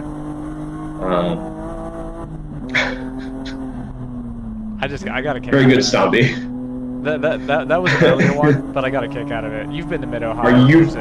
Is Clear Fork Reservoir a thing? If you've driven around Mid Ohio, particularly to the north side of the circuit, there's a gigantic reservoir and dam up there. It's about, I don't know, maybe 3 miles away, depending on where he is on Clear Fork Reservoir. It's quite a statement. I get a kick out of the idea that that old Stomby is sitting on his phone watching the World Racing League at Mid Ohio, out or around a reservoir. Like he's just sitting alone in a kayak in the middle of the reservoir watching WRL at Mid Ohio while cars go round and round 3 miles away. He's just on a boat. You just listen to, I don't know, how many cylinders would you estimate? Oh, lots. Lots, a couple thousand. At least a gross, I would say, a gross of cylinders. Well, let's see. Let's work the math. Assuming on average they're V6s, which is that would be undershooting it. It would be undershooting it by a considerable margin. Oh my gosh, a 130.7 from the Stratus car. And we've got, say, 60 cars, so that's at a minimum 360 cylinders. Yeah, that's at least a gross. Do you know what a gross Maybe is? not thousands. Brendan, do you know what that is a couple hundred short of 1,000. Do you know what a gross is? Stu, that's 144 eggs. There you go. You got it, bud. You are spare parts, aren't you, bud? Yeah, there it is. Joseph has issued himself a personal challenge to see how many Letterkenny references he can get today and tomorrow's broadcast. Figured out. Yeah, there it is. There it is. Anyway, I believe that's the kit car in front, by the way. That was the kit car that that's a 944, isn't it? Oh, maybe it is. I'm pretty sure that's the 944. I'll take your word for it. Some of the kit cars, they've got that kind of like old-fashioned vibe to them, and so I was thinking they might have one out, and it looked a little bit like that from the backside. So that might be my mistake. They may not actually be running that, but they definitely have a shot very close to here, and I know they aren't running. And as soon as I remember who they are, after I peruse the Facebook group, I'll let you know. So that's Plan C. That blue Porsche 944 is the Plan C Racing number 851 back in GP3, which if I sort by class on racehero.io will tell me it sits in 10th out of 14, which we haven't mentioned this as well. We sort of mentioned it was a more balanced field, which is accurate. But we've got 14 GP3 cars, which is a pretty healthy GP3 grid. It is by speed, by raw speed, and by design, it is the bottom class. But with GP4 having gone away from WRL competition for 2021, it's nice to see that hasn't resulted in just a total drop-off in entries, and that some of those teams have found other opportunities and a new home in GP3. And it's nice to see a Porsche 944 out. We don't always, see those sorts of cars. There's MX-5s in this class. No, it's been a minute. It's probably 5s in this class. It might be since the last time we were at Thunderhill that we saw a 944. Actually, now that I'm thinking about it. Oh, we've seen 944s since then, for sure. Okay, well. Yeah, and I believe possibly even in WRL, it's just hard to. Well, if you're doing this remotely, it's hard to pick anything out. Back on board the Thunder Bunny car, diving up the inside there at turn 1. But the other issue with 944s is they do tend to break down pretty frequently, in my experience. I don't own one, but I have watched enough races with 944s in them to see fewer and fewer 944s as the days go on. You do a little bit of SCCA marshalling in your day. Is this a thing now? Are we making this a bit?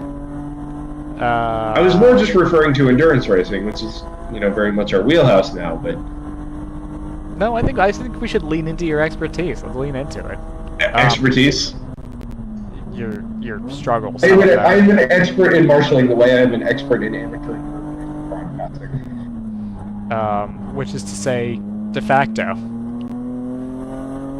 Well, you know. Our senior marshal correspondent. Such is the way.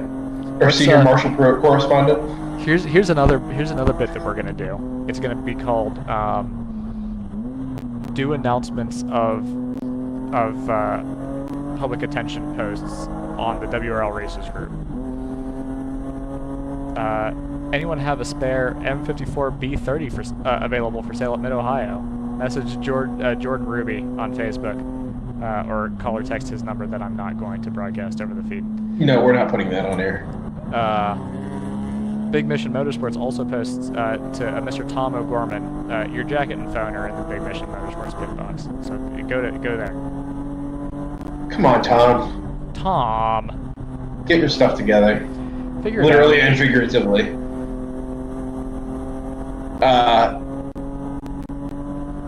Isn't Tom O'Gorman a Michelin Pilot Challenge competitor? He's a several things competitor. Yeah, sure, yes.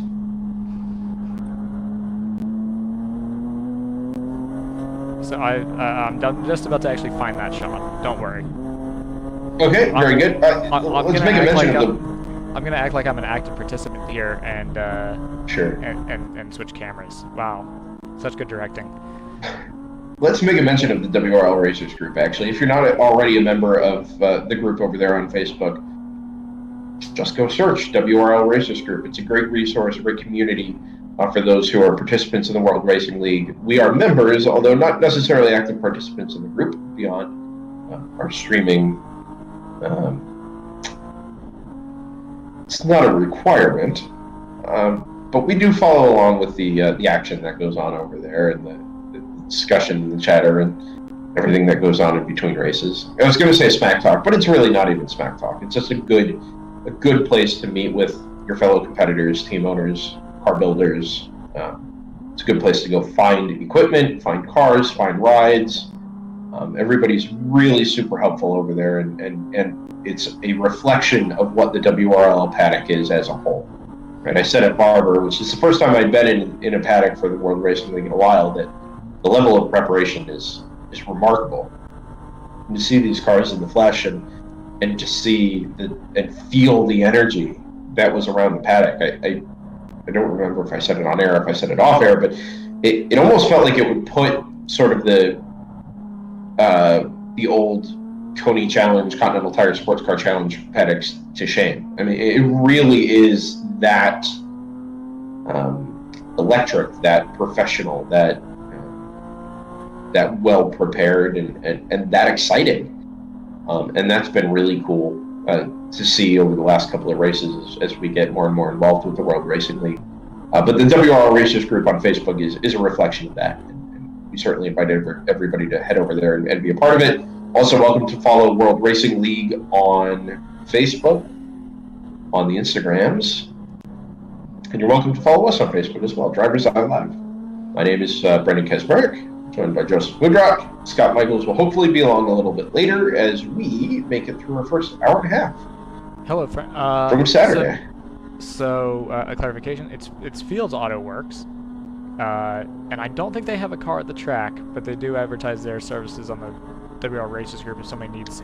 Interesting. I had seen that post actually, offering their services to whoever needed it. Whether it was, I think they have a lift. They've got some chassis tools down there. They say lift, tools, welding, beer, or anything else. I do recommend waiting about 6 hours and change for the beer. In fact, you are required to wait 6 hours and change for the beer. Okay, then I would very strongly recommend it. It is a part of the supplemental regulations. Okay. Someone does say they need beer in Daytona, and that please advise. So. Oh. My personal experience in Daytona Beach does not get me that far. Although if I were in Daytona Beach, I would also need copious amounts of alcohol to deal with it. Welcome to Deltona, Benvenuto, Deltona. Ooh, nice to move up the inside of turn 9 there from the Thunder Bunny Nissan. This is a Nissan I think we're on board with, correct? I don't see the steering wheel badge. No, you're right. It is the Nissan. Yeah. I think we mentioned earlier, by the way, the Stratus car had set a new fastest lap of the race of 1:30.7 about 6 laps ago. Pace has come back a little bit while it's been in traffic, but the margin up to the Hitman car, which was once 20 or 21 seconds, is now down to basically 9. And he's just very slowly been chipping away at it. It's not to say that the Hitman car has slowed down at all. He's very consistently in the 134s. And for that matter, the round 3 car that leads is in the 133s, but that Stratus car just has a little bit of extra pace and consistency when it needs it to work its way up through the field. It still sits fourth, but I think within the next lap or two, we're going to see a change for the bottom spot on the podium.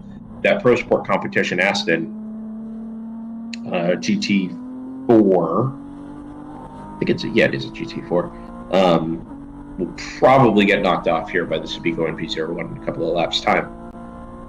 For those of you who are wondering at home, by the way, I just feel obligated to mention this, that MP01 is a prototype, right? It's not a road-going car. It does fit within the classifications of GTO, but it's not, strictly speaking, it's not coming from the same base. It's a 2-frame chassis with bodywork. It's got tons of downforce. It's got a little extra power from what it used to have. And as it sets itself apart so considerably from most of the GTO field, at least like tracks like Mid-Ohio and Barber, there is a question mark as to its continued participation in the World Racing League moving forward from 2022, which is right. As a matter of personal opinion, there is so much depth in GTO. It is such a great class. I mean, not just in the World Racing League, but American motorsports as a whole. I mean, it's not so many places you get a field that can run 15, 20, 30 cars deep. It could be 10 cars deep, and you could still have phenomenal racing right through an 8-hour race. And to have one car sort of spoil that party is... it does detract a little bit from the experience, but like I said, that's going to come back the other way at some of the other tracks later on in the year. And it would just be really nice to see a more level playing field at the top of the GTO, which I can't believe I'm saying because it is phenomenal racing as it is. But it's something to watch out for over the next couple of races over the 2021 WRL schedule. We certainly intend to have most of them on DriversEye Live, which is really exciting. It was kind of surreal being at Barber, not just being on site at Circuit of the Americas, which has sort of been our go-to over the last couple of seasons. It's one of the will to win. Cayman's slices through traffic on the way through the Pro Straight and into the braking zone at the keyhole. I'm not sure which car that was, but holy cow, that was decisive. I'm going to walk back from calling it aggressive, but man, what a move. And they have got some ground to make up. I think that's a 983, just by sort of what I know, and the fact that it just had its fastest lap of the race at a 135.6. But he's going to, or she for that matter, is going to set away. Now they're chasing down the number 24 Tons of Gas Motorsports BMW M4. Nice to see an M4 GT4 in the field this weekend as well. But I think we saw that car go past one of our onboard feeds a little bit earlier. The margin is 4.5 seconds, so that would be about right. And well, that lap in a little bit of traffic, but that should, with the way the 983 has had pace over the last couple laps, that should stay relatively close. So we're going to keep an eye on that one. The round 3702 that leads has the lead margin out to 30 seconds now. Sarah Montgomery is still on board that car. She started the car and it has not pitted yet. It's not to say that car shouldn't be in the lead, but it does owe us a pit stop relative to the rest of the GTO field. It's in now. Oh, very good. Okay. So that is your overall leader into the pits, which will promote the number 34 Hitman Racing M240 into the overall and GTO leads. Having crossed the hour-and-a-half mark, now we should just update on the other class leaders. ART Racing leads GP1. It's the number 147. Nice to see them back in the WRL paddock as well. They were last, I think, at Circuit of the Americas back in December. The number 44 PC Racing M3 sits in second, 8 seconds behind the class leader. And Team Frozen Rotors, the number 984 Porsche Cayman, right back there in third, just off the class podium. The class fastest lap, incidentally, is the number 110 Thunder Bunny car. The pace has been in that car, I think, just about every time we've seen it, but the consistency and maybe a healthy dose of pit strategy. It did pit under the full course yellow just before the 1 hour mark. Sort of dropped it back there off of the GP1 podium. Yeah, GP2 at the moment being led by. I'm just going to run through this here, yeah. Joseph. GP2 led by Core Motorsports, 2011 Ford Mustang. Haven't seen any of that car on track yet. To be honest, I knew there was a Mustang in the field just from the entry list, but I was looking forward to trying to catch a glimpse of it, and I have not seen it. But it is leading GP2 at the moment by what Race Hero says is a lap. My guess is that it is some fraction of a lap.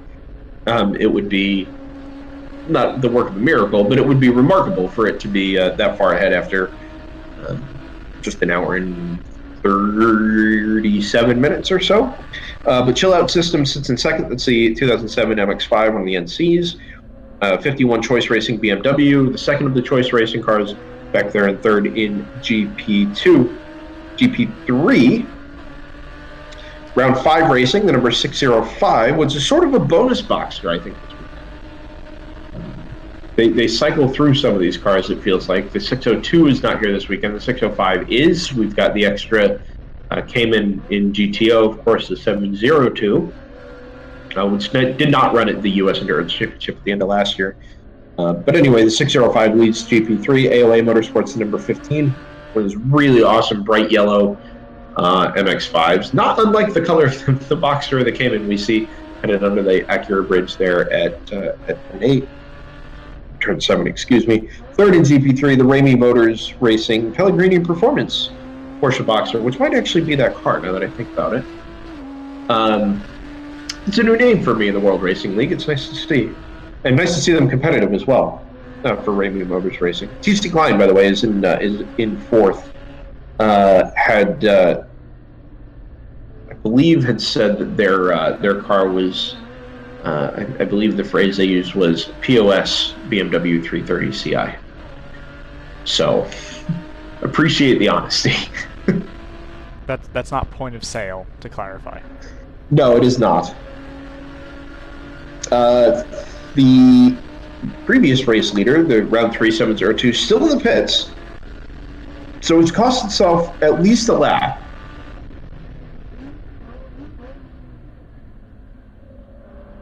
And still no sign of it re-emerging. This is what we would assume is a scheduled stop. There's no real surprise that this car has ended up in the pit lane at this moment. It does feel like it's there a little longer than maybe it ought to be. Though it's also possible we don't have a pit exit. Yes, just about to point that out. That is unexpected. That is very much unexpected. They were in under the full course yellow at 58 minutes, so we know that car will go at least that far.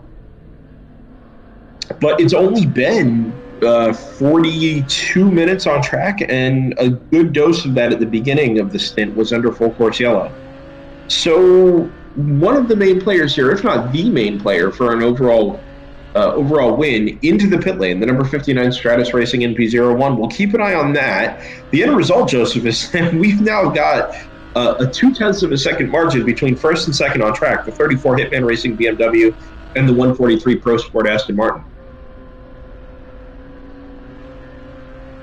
Yeah, unfortunately we don't have a feed on the 34. We were kind of hoping we might, as the 601 ducks into the pits. So this is pit stop rotation for a bunch of people at this point now. 601 that might even be its first stop of the day. I'm not sure it actually ended up pitting under the first full course yellow. An hour and 40 would certainly be about your target.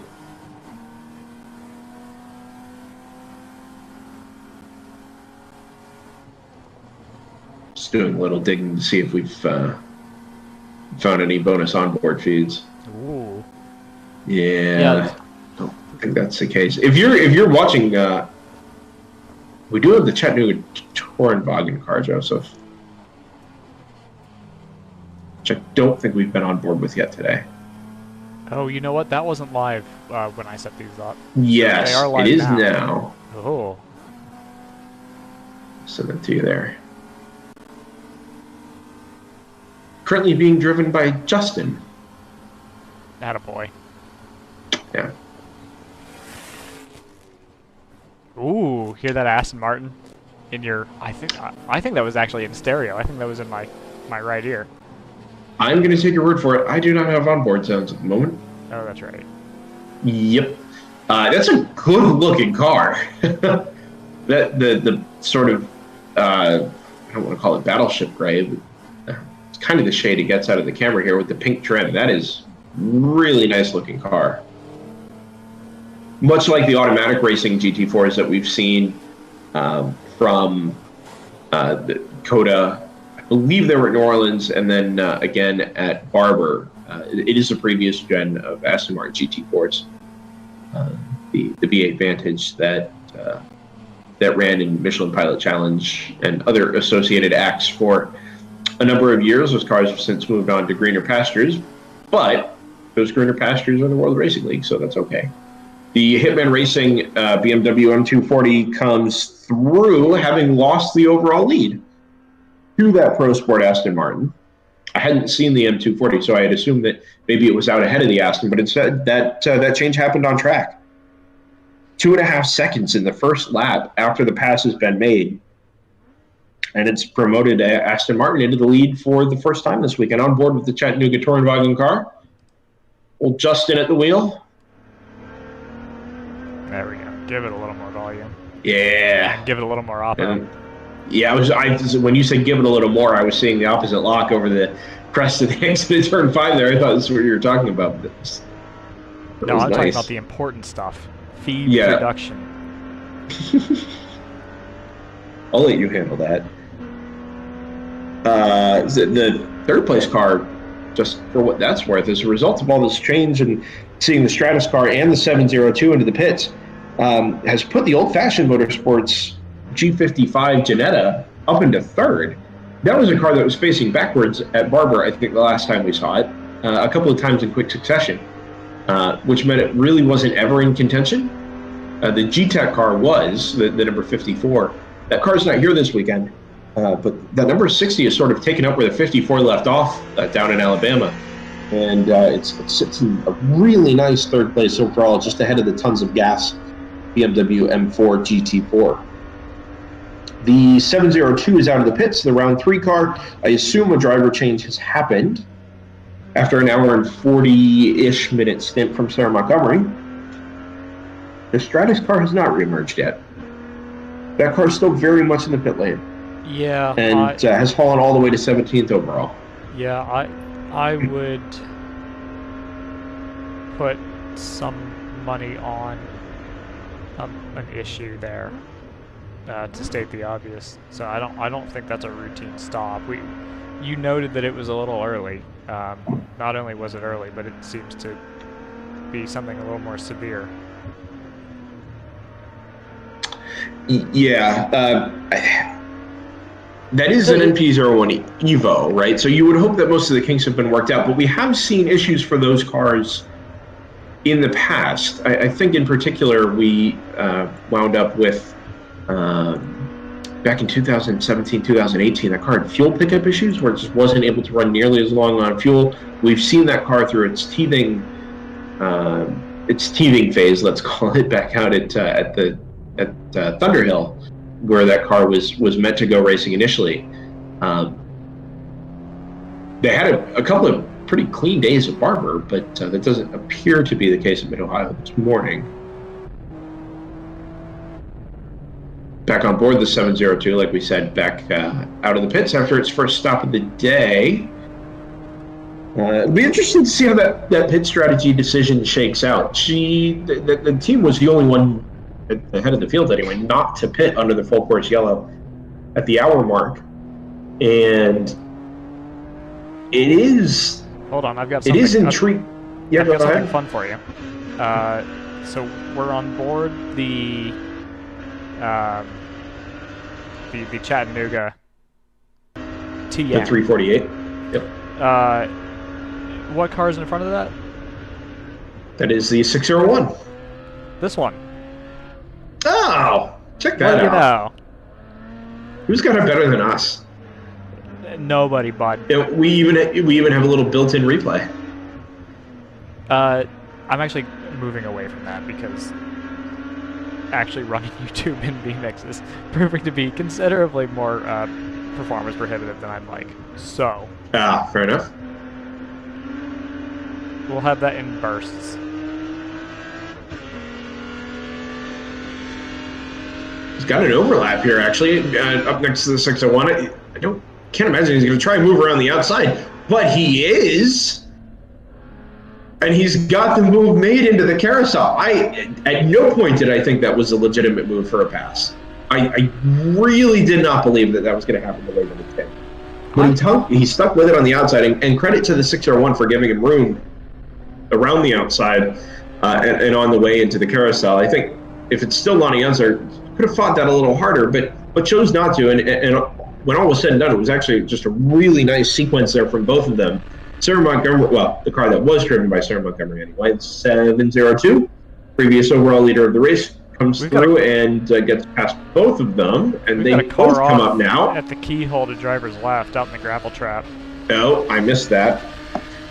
It was too exciting. It was too fun for too long, and now we've paid the price. It was. Yeah, we did pay the price. So we're going to go back on board the 525 here. We are missing the 199 Ramey Motors car, and having just said how nice it was to see them having a good run. Oh, there's two of them. That's the 199. The 198 is the one that was up in third in class. So let's see if we can get an eye on. The car in front is completely unique, except for is that the one Mustang behind it, which is identical. Is that the Mustang? Ooh, there's a take. Well, I'm missing the number 9. It sort of has that. We're missing everybody now. We get a race hero. Reset here. What about the 410 quality time racing? The 27 we're also missing. The MER machine. Yeah, I don't think it was the MER car. That car's usually pretty recognizable. I saw on the ticker at the bottom of the screen that we'd lost track of the 17. But that's that's one of the Astons, isn't it?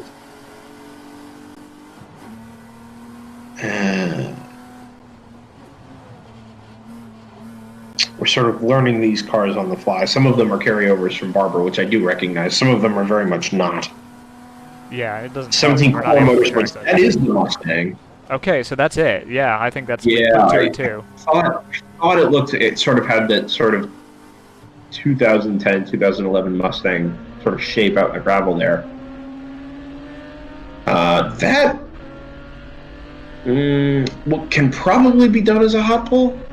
And I imagine that they would have gone 4-course yellow by now and just committed to it if that's what they were going to do. Yeah, it's far enough past the apex. We'll stay on board the 525, a little clearer view. The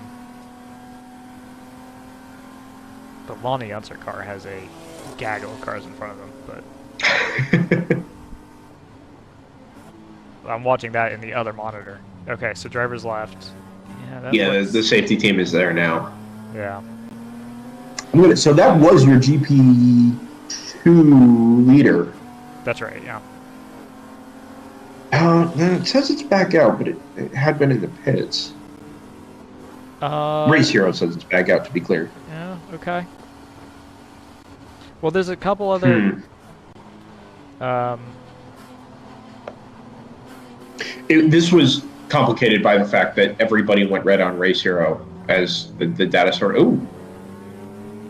Nudge there, I think. Yeah. As the data sort of reset itself, and it meant we weren't really able to pick apart who was actually missing and who was missing because they hadn't crossed the line.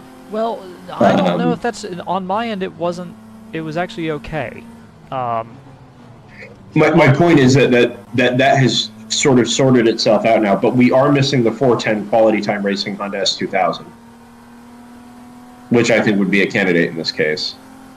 Yeah, that would be my That would be, I think, my guess, given that the 17's crossing the line and whatnot. But we've got actually 2 changes for class leads, because not only has the 678 chill-out systems overtaken the 17 for core motorsports, but the 15 for AOA motorsports has overtaken the 605 of round 3 racing. Just for fun, there's also been a change for position in the GTO podium classes. Tons of Gas 24 has overtaken the old-fashioned number 60. Yeah, I had thought maybe that was going to be the case. That old-fashioned car, we were sort of singing its praises because it's kind of come a long way from where we saw it at Barber. But that 24 has been flying the last couple of laps, and it's done a really nice job to get itself back into contention, pulling away from the will to win number 983, and sort of setting consistent times in the 36s, 37s now. Still 37 seconds behind the overall leading Pro Sport Aston Martin, but it's a really nice run from that Tons of Gas car. A nice run from Pro Sport too. The lead margin is now out to 7.3 seconds as they complete their 65th lap. I believe they've been at WRL races before. This is the first time we've broadcast a race with them in it, and it is really nice to see them doing well and out in front. The Stratus car, I think we can put that to the side for quite a while now. They are well back down the order. Actually, as I said, they must come back out of the pits after a 12-minute lap, 36th. Yeah, so they are. I think it's safe to say probably out of contention for a race win.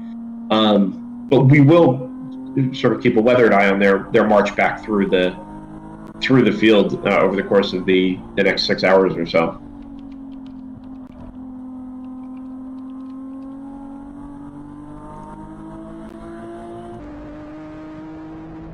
Back on board the 702.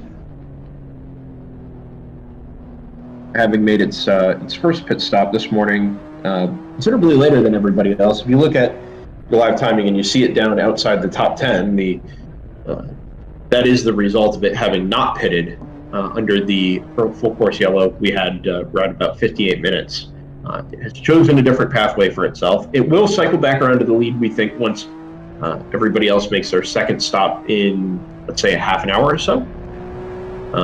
But for the moment, it's shuffled that car down to 11th and about 2 laps off the overall leading number 143 Aspen. Yeah, I was actually looking at the thumbnail, not realizing that's. I was looking at my array of thumbnails and saw somebody hauling it through turn 1 and being like, wow, that looks awfully quick. I look up and I see that's the feed that we're sending out. So whoever's in, if it is Sarah, actually, how good of an eye do you have if I take away the timing data for just a second?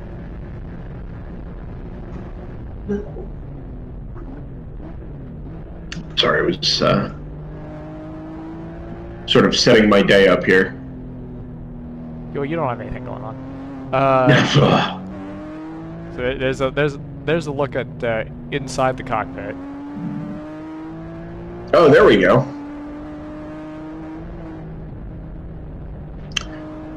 Joseph, there is a stream for the 01, by the way, but you'll have to go to Facebook for it. Can't believe you've done this. Are we not watching the stream on Facebook already? We are, but I hate pulling in browser feeds. It's a very expensive. Fair enough. Like, it's a very computationally expensive way to pull things in. Gotcha.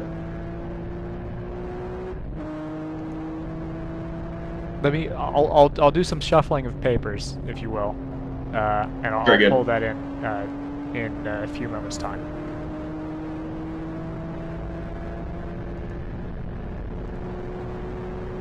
This needs to be louder. Maybe make this louder.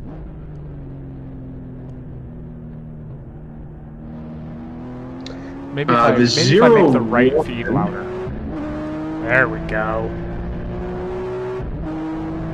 An update on the 01 Hammer Motorsports Audi RS3 from Tim Myers, the man at the head of Hammer Motorsports.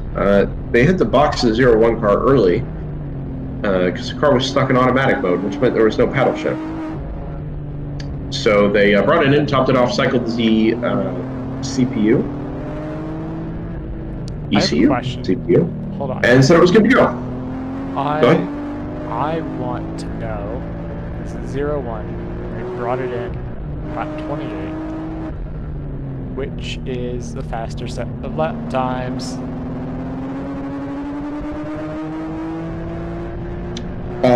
What do you mean? Was it faster to go automatic? Inquiring minds would like to know.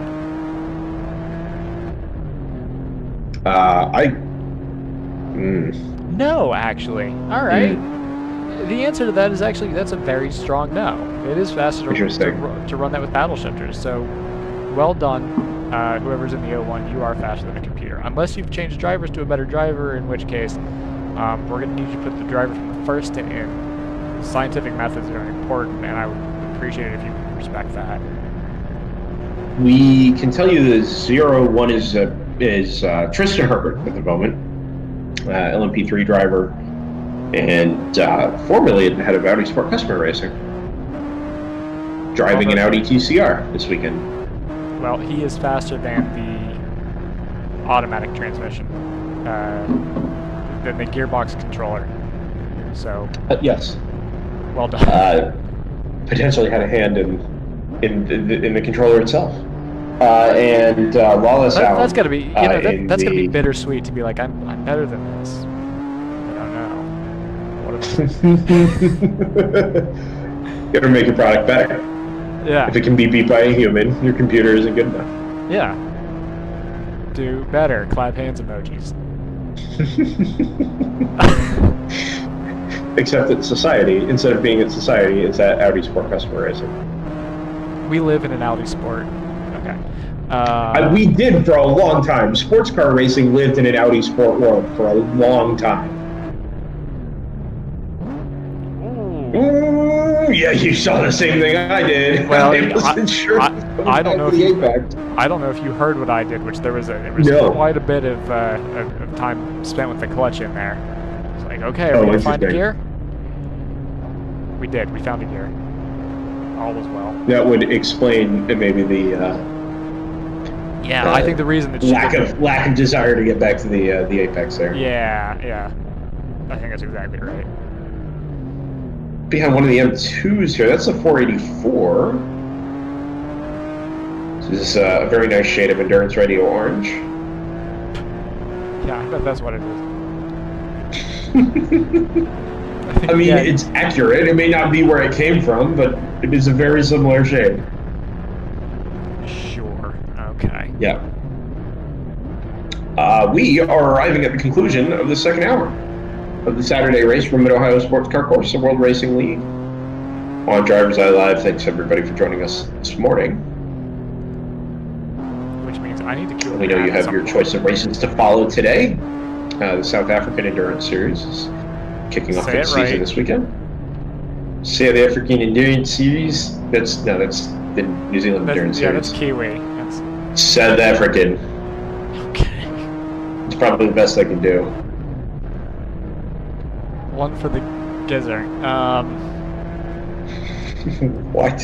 Win one for the gizzard. Oh, Kiwi. Right, we're back on the Kiwi thing. Got it. Yep. Yeah. That's fair enough. Whoa. 3 wide, right up the middle? Wow. Shoot the gap, turn one. How do you like it? Yeah. Do we have reason to believe that this is still Sarah on board the car? I have no idea unless, well, you've hung out with her. So, if I interviewed her for like 15 minutes. Okay, does that look like her?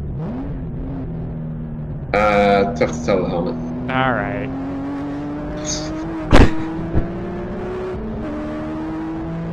Cool. Love to see it. The Sentinel says that it is, but it would be a double stint from Sarah, so 100% sure. If you see Sentinel behind our little DriversEye Live watermark in the upper right-hand corner of the screen, it's hard not to. That is the brainchild of James Candelaria and Candelaria Racing Products. We also had the chance to speak to James back at Barber. Had a really nice conversation about not just his racing background and what he does and where he's been at, but what Sentinel is, what its sort of impetus for development was. Yeah, let's talk a little bit about, so the speed is given by GPS. I don't think it actually requires any kind of other than, oh no. Now I gotta find another onboard. And he developed this thing, put it on track at Circuit of the Americas last year, at the U.S. Endurance Championship on board the Round 3 cars, and then marketed the Sentinel for sale. Did a bunch of pre-orders right before Christmas time last year, and now, at the very least, amongst the World Racing Paddock, World Racing League paddock, they're becoming the product of choice very quickly. All kinds of customizable data fields in the bottom right. Stuff pulls data in from Race Hero. It's modifiable. The driver field can be adjusted at any point. You can add rear-facing cameras, front-facing cameras, picture-in-picture, speed readout right in the bottom of the screen. It really kind of does it all. Yeah, and I don't think it needs any connection. I don't think it needs any connection to any of the vehicle ports to actually do anything other than get power. Power in a SIM card, and then just whatever cameras you want to throw at it. Because so the speed that you're seeing, that's not coming from the. I want to make sure I say this right. OBD. If you do it backwards, that's a member of the Wu-Tang Clan. That's slightly different.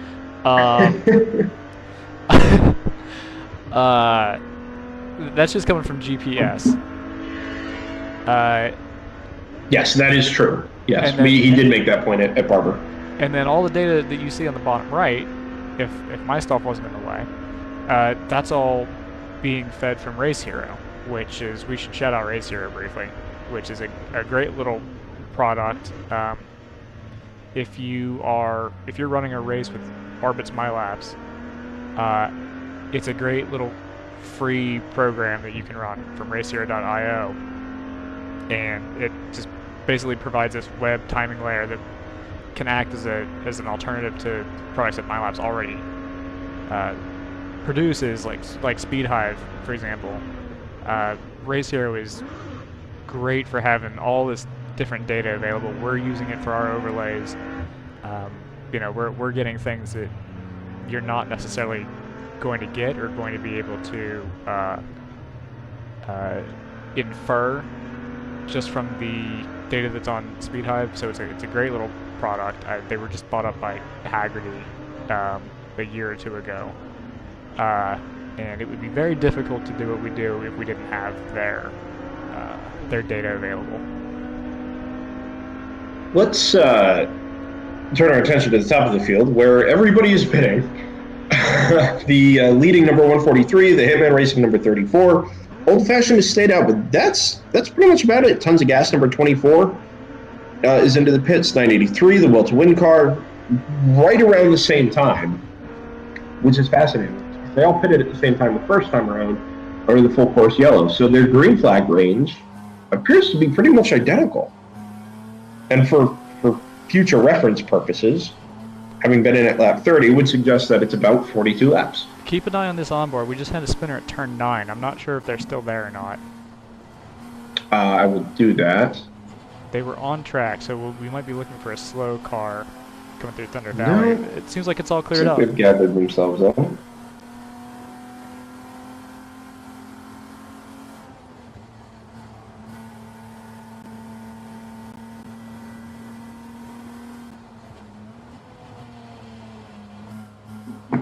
Back through the carousel now. This is on board the 5. We've said this a couple times now, but it is on board the number 525 Fat and Furious Racing BMW 330 Ci. Any idea what that the data unit is, or the speedometer readout is there? I have no idea. Yeah, I was curious about that too. I'm under the assumption that. Well, let's say this. I was most familiar with Motec back in the day, and everything beyond like the original mid-2000s Motec feels brand spanking new. Yes. It's like, ooh, I wonder what that is. Is that a new company? A lot of them are still, AIM or Motec or whomever, but they all just feel, wildly like, ooh, I can't see it to the track there. You know what it might be worth. Very flashy, anyway. Go ahead. We are 2 hours into this race. Ah, We have I see not where you're heard headed. from our friends at one Cooper Tires. Cooper Tires. Koopa. Cross contact. A lot of cars on the RS3s this weekend. A lot of cars on the RS3s this weekend. And some cars for the first time. The sponsorship from Cooper it just came into effect just before Barber, and is in effect through the rest of the season. The World Racing League, they've come on board to be a part of it, and I think it is time to pay the homage, as it were. So, Joseph, you are welcome to do that whenever you're ready. Okay, I'm gonna do it now. Okay.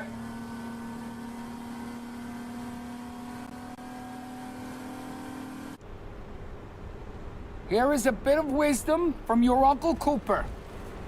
Tires exist on a spectrum. On one end, you got too much tire. On the other, you don't get enough.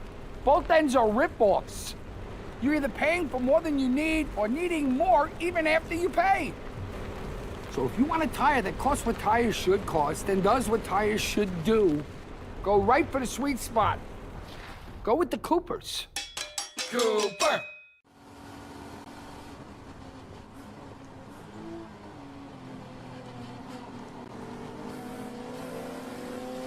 Back to Mid-Ohio Sports Car Course, and thanks to the Cooper Tires for being on board the World Racing League. It's fantastic to have a new partner. And, Cooper Tires have been around motorsports for a long time. I think we sort of mentioned to Barbara that when they sort of came into my frame of reference, they were title sponsor of the IMSA prototype lights well before the LMP3 era.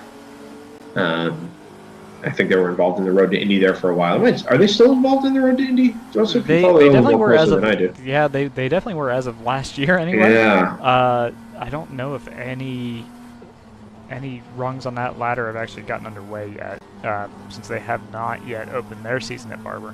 But yeah, that's the ad that we just played is the same one that they would play actually here. If you're walking around during a race weekend at Mid-Ohio, you have the big screens and the speakers and all that, and that's the same little 30-second spot. So let's reset a little bit here in GTO. The number 60 has not yet pitted. That's the Ginetta G55 GT4, despite what Race Hero says. Has not yet made its second pit stop, and that's promoted it into the overall lead. The Hammer Motorsports Audi RS3 TCRs, the number 1 and the number 01 in that order, round out the current GTO podium. Hitman Racing, the first of the cars to have made its second pit stop, has recycled back out into fourth, about a minute and 20 seconds off of the overall lead. That is, well, it's not quite a real gap, is it? But it should be enough that the margin is small enough. Excuse me, very early here. The margin is small enough that it should be able to cycle back out into the lead once everybody else makes pit stop number 2. Choice Racing, the number 511, has jumped up into 5th. That is as a result of having not made its second stop. The 702 is only on one stop, but that is kind of the odd man out because it's the only one that did not pit under the first full course yellow. The 511 has not stopped and also pitted under the full course yellow. The same goes for the number 60 Old Fashioned Sonata. So,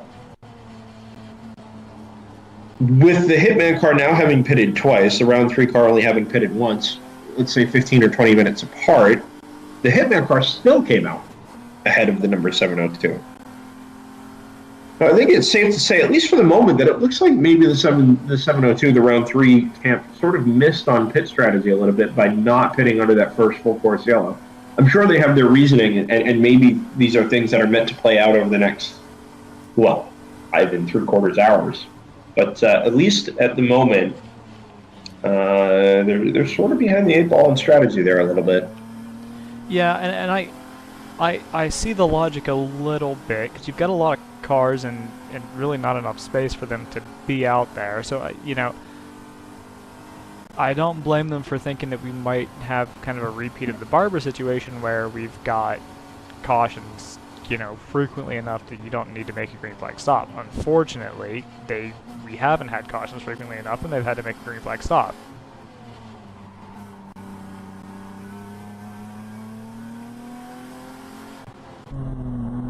It's actually quite nice to see, and it's Sorry. No, that's okay.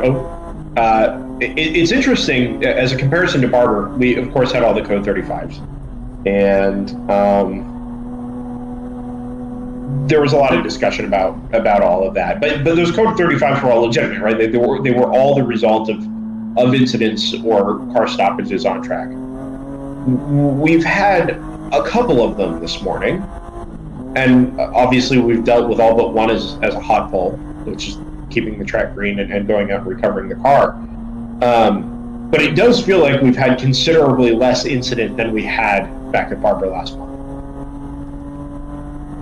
Yeah, I think so. I mean, I know we're early, but...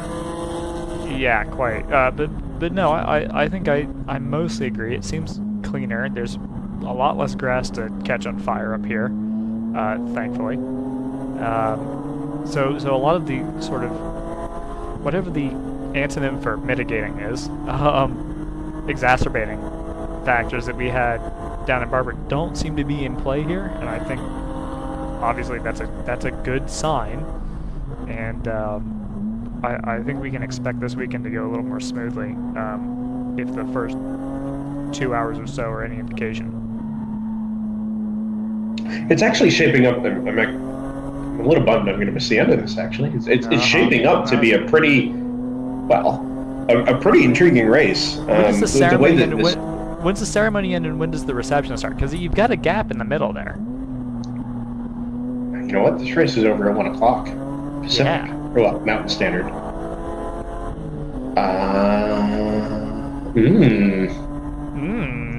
I don't have to be anywhere till 1. Or no, till 2, I think.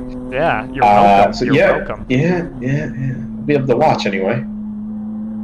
I'll just ask, well, for context here, my sister is getting married in about, I don't know, 8 hours, something like that. 8 hours. On National Siblings Day, too, as it turns out. I had my siblings at home. You don't have any siblings at home. No, they're all right here. All one of them. 100%, anyway. 100% of siblings are in the greater Tucson area. So I will be darting out when Scott Michaels recovers from being a shivering mess on the floor. That is due to vaccine intake, as it turns out. So I will leave you in the capable hands of Joseph Woodruff and Scott Michaels, who, of course, last joined us at Barber Motorsports Park. And many, many more people are going to join us tomorrow. But I will follow from afar and input where I can. On board the 525 into the pit lane. Also the 60 into the pit lane, which is your overall leader. I don't have an onboard for that. No, and I bet it doesn't have a smiley face in the middle of the steering wheel. No, so it's already by default not as interesting. God, do I wish I had a telestrator layer. I'm gonna Google that tonight. Who do you think is the most iconic racing commentator with the telestrator? Are we thinking Jan Beekes? Does he do the best work with the telestrator? It's a good pull. Paul Tracy tries to.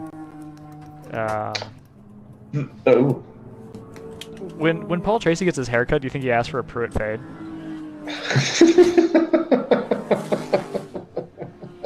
I want to believe.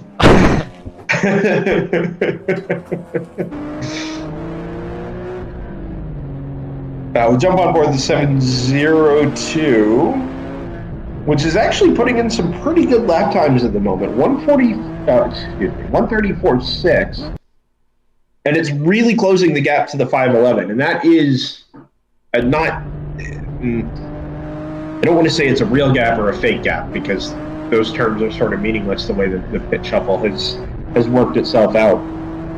It's actually gone past the choice car on that lap, and it's now half a second ahead of it. So it's whoever is on board the 702, if it is still Sarah Montgomery, sets her sights on the number 34 Hitman racing car. Remember when I said interesting. Remember when I said I didn't have eyes on the 60, by the way? Yeah, right in the pit lane. Literally right in front of the car we were on board. Yep. I'm dumb. No, I just want to finish this point. That 702 and the 34, that is going to be an on-track battle for the lead. When all this shakes out, the two of them are currently separated by 17 seconds. But what we're going to see is those two cars first and second, I think. And I was going to tell you how long each of the stints were. I think it was 42 laps for the Hitman BMW, 55 laps for the Cayman. You gonna be all right? So that is significant.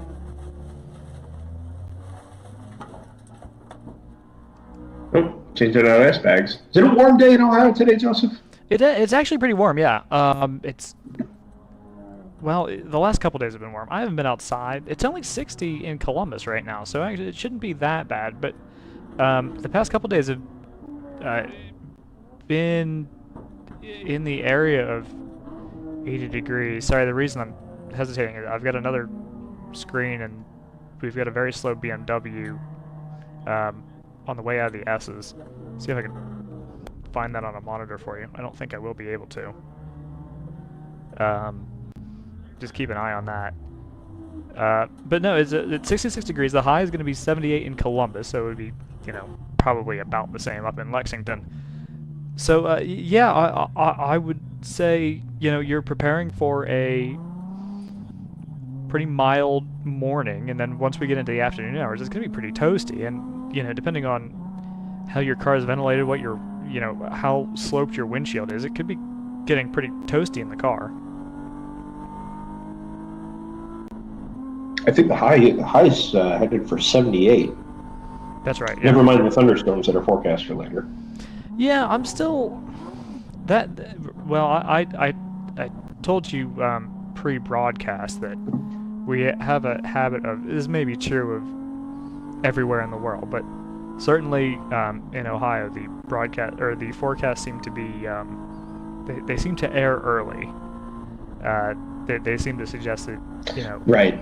So typically when I see a forecast that says you're gonna have rain at 4, I tend to push that back about an hour, which is what seems to have happened already. Forecasted rain is for 5 o'clock, which means that we're just gonna get out under the literal radar, I guess.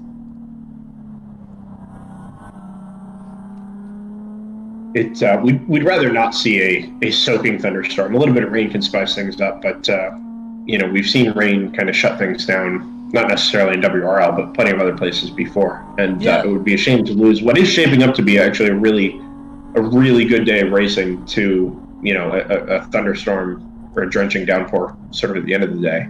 Oh, car off to driver's right at turn 11. Initially, it looked like a Nissan. I don't think it was. All right, I'll see if I can find maybe a better view here. Unfortunately, all of our... There it is. It's headed back on the track. It looks like a BMW. Now that I got a sort of a secondary look at it, but I don't know who. See if I can pick out a long lap time here in a second. Incidentally, as we were making little minor announcements on... I've got the 484 as being missing, so it could be them. Yeah, it says an M2 though, and it looked older than that. No, that's 484 is into the pits. Anyway, a post by Zach Burtness in the WRL Racing Group. Anyone that can lend an engine hoist cherry picker at Mid-Ohio, we would appreciate. Where is that fab company? Well, right. So there is already a comment to that end, but the only car where I think, well, we're missing a couple long term, but we did see a lot of engine smoke from the 171 ZR3. And I just wonder whether Zach Burtness here is representing ZR3 Racing, and that engine launched itself 7 laps in, and now they've got the spare engine, but not the means to actually fit it into the car. Yeah, right.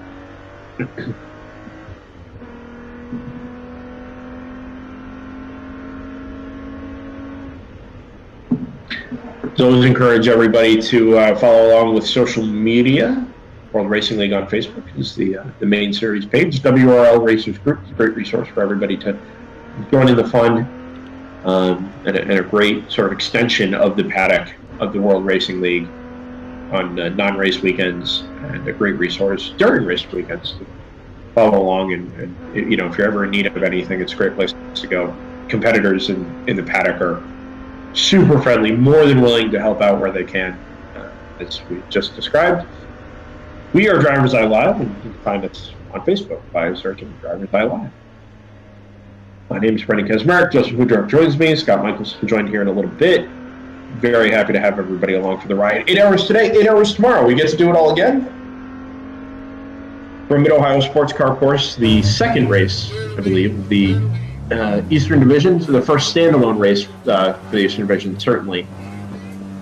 We've got a long, long way to go before we get to the end of the 2020 season. The 2021 season, geez. Lost a whole year in there. But there's lots of really exciting stuff to come. Lots of really exciting stuff to come from the World Racing League this season. Most of it we are hopeful we'll have for you here on DriversEye Live. We actually believe that will be the case. Really looking forward to a couple events in particular. We're headed to Road America May 7th through 9th. That'll be live on DriversEye Live just under a month from now. My first trip to Road America. First time we'll be broadcasting from there. We'll have our trackside cameras back. We'll have a host of onboards, a full field of 88 cars, I think is the last I saw on the entry list. It's sold out in any case. And, I mean, a more reasonable traffic density than I think you get out of what we had at Barber. Car off to driver's right at the exit of turn 5, literally as you cut away from the camera. We just went past it on the right-hand side of the screen. It's possible it's the new Light MX-5. That car is missing on track. It'll be on the right-hand side here, just as we come over the crest of the hill. No, it is not. And I thought initially there was a safety truck with that car, but it's recovering itself now. It is actually still possible that's a new Light car. Yeah, I was gonna say that. We haven't seen any of these cars from the front unless they've been facing backwards. Waving yellow here. There's a waving yellow. No? Well, I don't know. It's really hard to tell. And I don't have anybody missing on Race Hero at the moment. No, it'll be a while before that happens, because obviously that's only halfway around the circuit. Oh, that's true. Yep. That's a good point.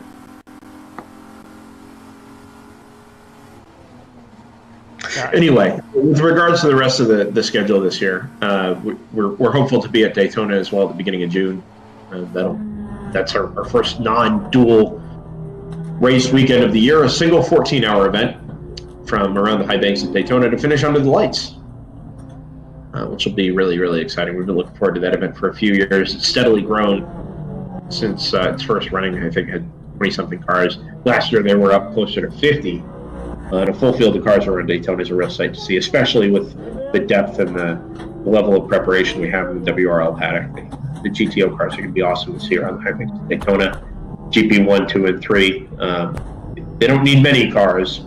They certainly find a way to put on a race, but the multi-class action, much like you see the Rolex 24, is always just fantastic to watch. So we look forward to that. We go to Topeka, we go to Road Atlanta, we go to High Plains. Topeka, I'll be interested to see what the entry is like for Topeka, actually. It's the first time WRL's back to Heartland Park, I think, in about 3 years. And very much in the center of the country for a lot of WRL's regular competitors.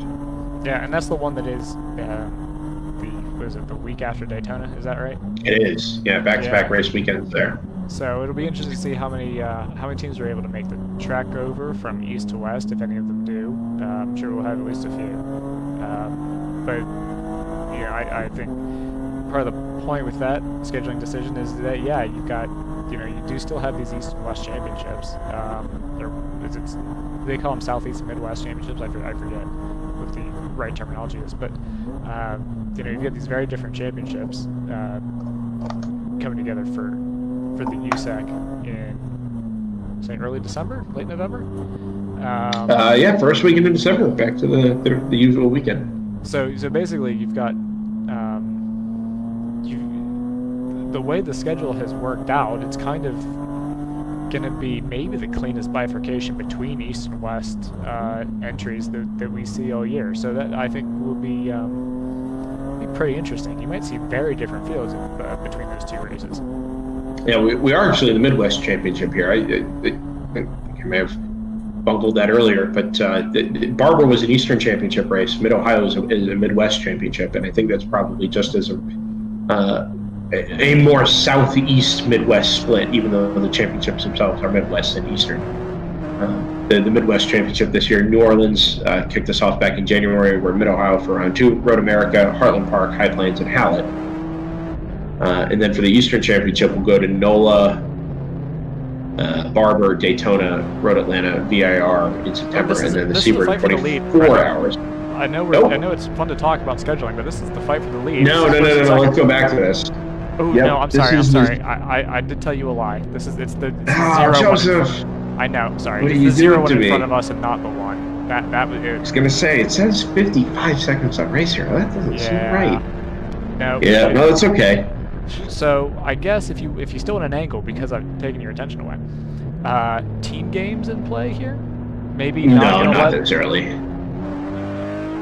Okay. 0-1 did not accelerate the way I thought it might have out of the keyhole there, and it left the 702 you're right on board with now.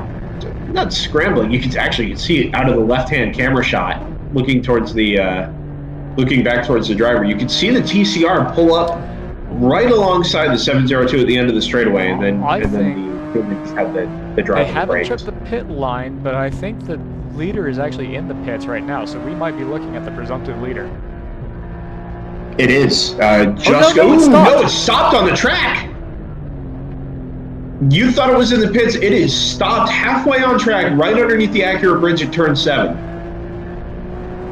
So we have a dead stick Audi TCR that is going to tumble out of the overall lead.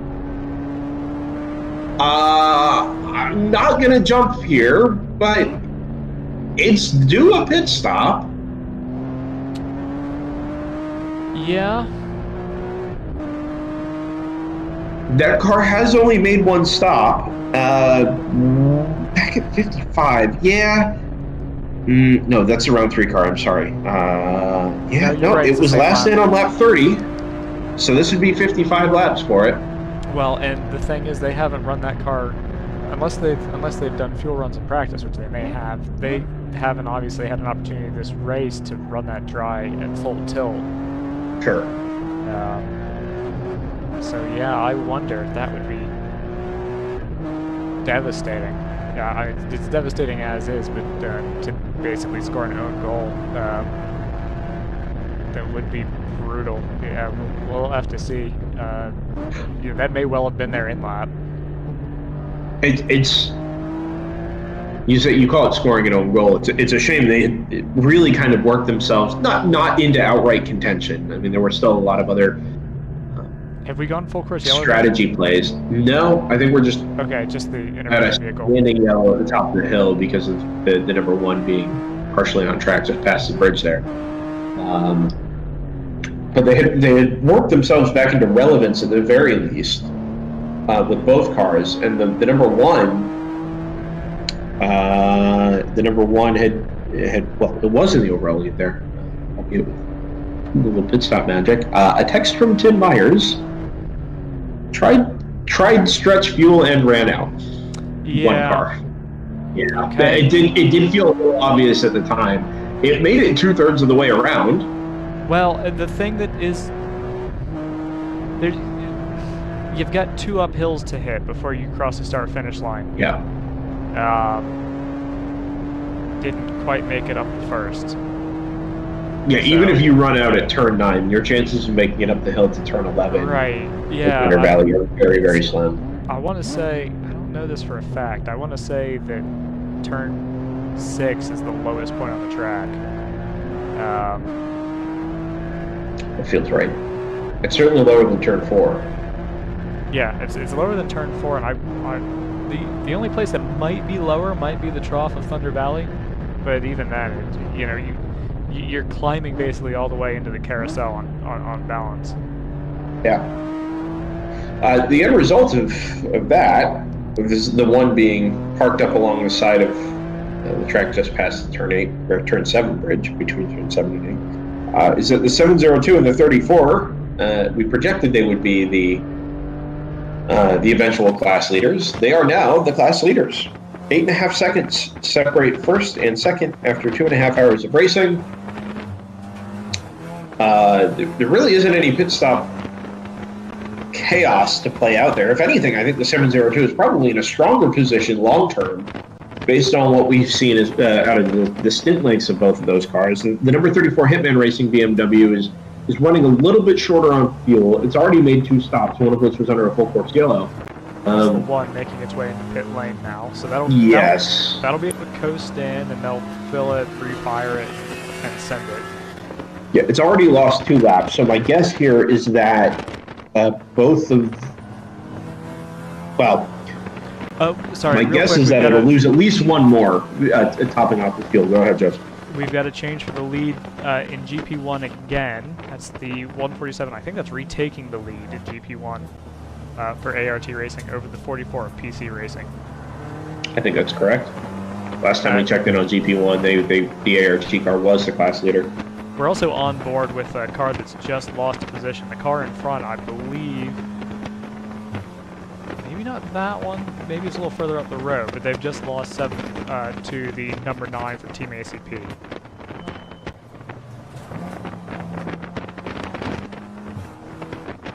So, a hectic time for Hammer Motorsports. No, that Hammer car, hell, it was a couple of long laps there after the pit stop, and that more than likely is just down to new driver. Oh, we have the 0-1 board. Yeah. Yeah. Remember when I was complaining about you not taking the pictures? Yes. Sorry. No, I'm trying to follow along with timing as best I can while all this is happening and just project a couple of things out. We'll see how all this shakes out. I believe a 134.6 from the round 3 car. Now that the yellow flag is gone down to there at turn 7, pulled out 5 seconds on the number 34 BMW. This is the run. In fairness, this is the run we should have seen out of the 702 in Barber. This is what we didn't get to see as a result of their incident early on Saturday. Not only did it take them out of the race on Saturday, but it meant they weren't able to get the car repaired and back on track for Sunday. But the car had decent pace. It was hanging around the top 10, which, you know, in a 30-car deep field is nothing to sneeze at. But it's got the pace here, and it's taken advantage of some mechanical issues for some of its competitors. But you know, you've got to take advantage of those things when they present themselves to you. To be in the right position at the end of the day, and at least 89 laps in, and you know, 2.5 hours of racing deep, they're in a good spot. Pro Sport Competition has worked themselves back up into 3rd. Remember, they led early on. They were very much doing battle with the number 34 Hitman Racing BMW, but as they came in for green flag pit stops around, let's call it 18 laps ago, a much longer stop for that Aston Martin GT4. And the margin is now 22 seconds up to the Hitman car and about 36 or so up to the 702. Brendan, you've seen... Yeah, 18 seconds. This margin just keeps going up. Really, really good laps being put in by the 702 now. Some of that is... I mean, I don't know if you get the same sense, Joseph, but watching the pictures and watching the onboards, it really feels like the track has thinned out, even already.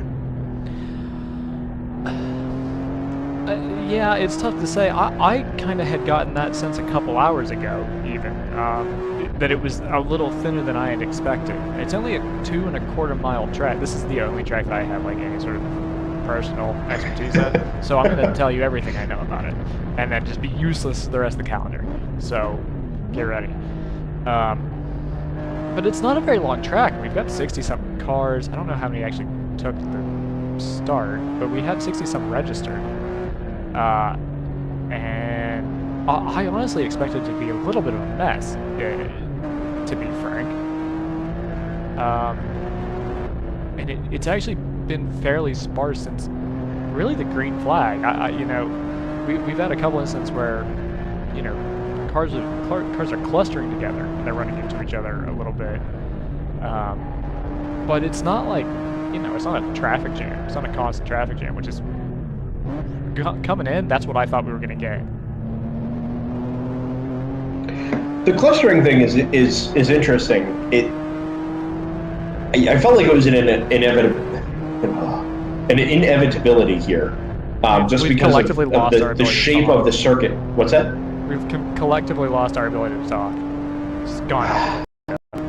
Yeah. Could do with a Told coffee. you to get coffee. Yeah, well, it's on the way apparently. The clumping is, I feel like, an inevitable feature of Mid-Ohio, right? You have long stretches and sequences of corners. It's not so bad in multi-class where the disparity in cars is you know, substantial, and where you're not necessarily at the limit, right? An Indy car, a prototype, might not be at the limit through, let's say, turns 7 and 8, and the braking zone at 9. But like a GT3 car, a GTE car, probably is much closer to that. And it means that it's really hard for the prototypes to even consider sticking a nose in. Cars at this speed, you might do a little bit of a lift through 7 and 8 up over the crest, but there's enough room there and everybody is off of the limit enough that you could comfortably stick a nose in or run too wide, you know, say off the exit of turn 6 if you really needed to, and not really be putting anybody at risk. Big mission? You betcha. Wow, first time today. How have we managed to pull this off? www.youtube.com. Interesting. I didn't realize they were on YouTube. Yeah. No, it was a ZR3 was on Twitch, wasn't it? Yes. No, Yes. Big Mission came on fairly late. I didn't see that until pretty recently, but we got them. Gotcha. Yeah, this is another Sentinel camera, actually. I didn't realize they were running the Sentinels this weekend, but it's a really nice feed. And a rear-facing camera as well. I've got my picture-in-picture thing. Yeah. Apparently the rear camera is sponsored by DriversEye Live. I would hope that is not the driver's eye. Well, he's really good, so... Sure. Oh, hello. Yeah, I saw it go through on the rear camera, but it kind of threw me off. If only you could hear it, Brendan. What's that? If only you could hear it. Yeah, right. It was pretty Is good. that a nice sounding V8 Vantage? I don't think there's a bad sounding V8 Vantage. Well... maybe the current gen. The ones that suddenly become not V8s, those are... You know, that's not ideal. The V6 Vantage. Yeah. V7, in fact. Yeah, that's... Anytime I think of... Alright, this is... I'm going to be one of those people that just refers to specific moments from sports car history, and then nobody knows what I'm talking about. Do you remember... it must have been like 98 or 99. Maybe 97? I don't know if I was making memories then. But the Dyson lost a cylinder, and eventually I think ended up losing the race to the Dodge Viper, was that? That was 2000. Was it 2000? Alright. Yep. Say Butch Leitzinger, Elliot Forbes Robinson, James Weaver, and then Justin Bell. Ugh. Was Justin Bell in that car? No, Justin Bell would have been in the Viper. Oh, in the Viper. Yeah, yep. I don't know if he was, but that would have been the right time frame. But yeah, anytime I like that like seared, because we were big Dyson fans, if you can imagine that. But we were big Dyson fans, and so like I have that as my memory of, you know, a cylinder has gone awry. Oh no. Because they nursed that for a while, like the last like 8 hours, right? Oh, the cylinder failed well before sunrise. Yeah. So they ran a 7-cylinder. I mean, and that car had virtually no horsepower. I remember watching portions of that race back on YouTube and doing an interview with James. I think it was with James Weaver. It was either about James Weaver or of James Weaver, and they were saying that they were basically flat through the back straight chicane because the car just had no power left. So it had something like a, I don't know, at least a 7 or 8 lap lead on the Viper, and then it slowly just dwindled to nothing over the last 6 or 7 hours as the sun came up. I agree with you though that is like my primal memory of cars losing cylinders and then having to nurse them home to the end of an endurance race. Not to be this kind of person, but that to me is like, that's the kind of like thing that is missing in a lot of modern endurance racing, because you A, don't 100%. You A, don't get the crazy gaps anymore, and B, you don't get the drama of somebody having to nurse a mechanical problem for 8 hours. The closest thing that we've gotten, I think, in recent memory is and I'm talking very recent memory, would be maybe 1 or 2 Spa 24 hours ago, when the lead car in the rain had like a gearbox issue and was having trouble shifting, but the consequence of that was they were spilling fluid across the entire track, and so nobody could catch them. So it's still out there, but it's rare.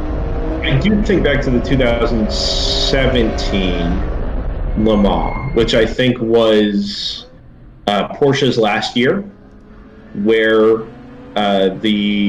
both Toyotas had problems. I think one had actually retired. One of the Porsches had lost like an hour and 20 minutes early on, and it was just going to be clear sailing for, I think, the number 1 car, which was Andre Lauder at the time. No, maybe not. I don't know. It was definitely one of the Porsches anyway, like miles out in front of the entire LMP2 field. And then as the sun came up, the car ground to a halt. And everybody just kind of looked around staring at each other like, there's an LMP2 car that's basically an hour behind the overall leader, and in an hour we're going to have an LMP2 car leading Le Mans overall. It was a Jackie Chan DC car, I think. And then it was becoming apparent that the only remaining Porsche that had lost like an hour and a quarter way earlier in the race was very quickly catching the lead LMP2 car, and it ran it down from probably 6 or 7 laps back, around mid-morning, to take the lead with like an hour and a half left. And I think that is probably the closest you got to massive margins in endurance racing, to comeback, drives, or somebody having to nurse a car home to the end.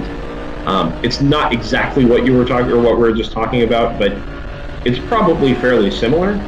The irony, not to bring it back to the World Racing League or the race we're currently watching, but the irony is that we sort of get these, they're not reliability driven endurance races, but the gaps really do contract and expand over the course of the 8 hours.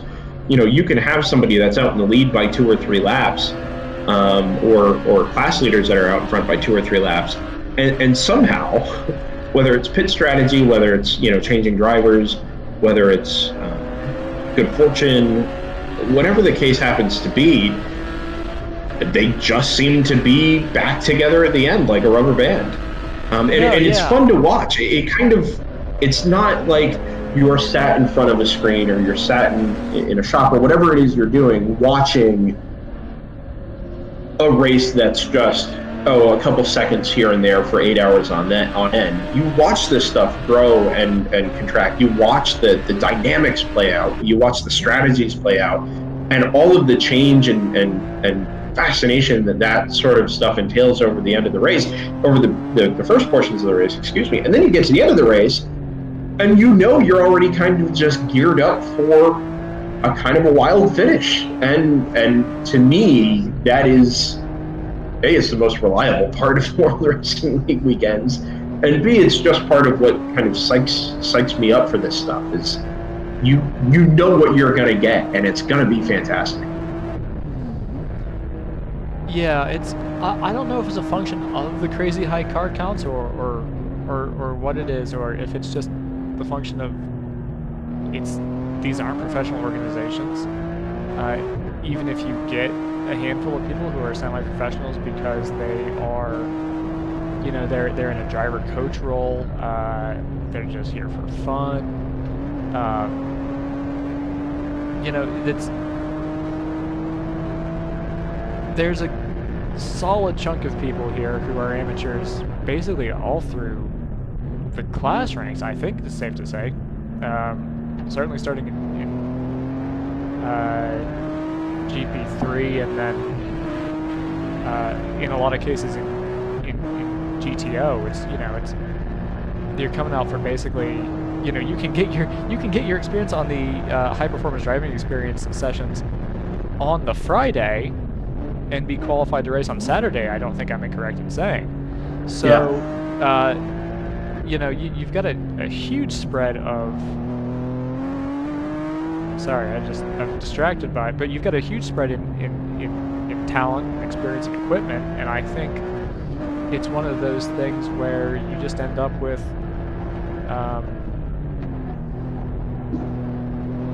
just, I don't want to say law of averages, but you know, it's something to that effect where the pros and cons of every combination just kind of seem to have the habit of coming together. Yeah.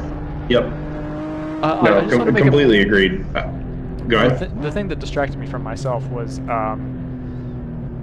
I'm surprised that the 59 is low. Is this slow on pace compared to the 702? So it stopped again, right? That's why it's even further down the order now. I just saw it down in 45th, right? So it's had a couple of really long stops since then. I think they're probably fighting an ongoing issue with that car. I haven't heard or read what it is yet, but I suspect. Oh, that can't be right. This is a 350. Doing a fine job of advertising. Yeah, hold on. Hold on, we've got audio here. Hold on. Hold on while I try to. I wasn't quite sure what was said there. Alright, well, we're moving. Anyway.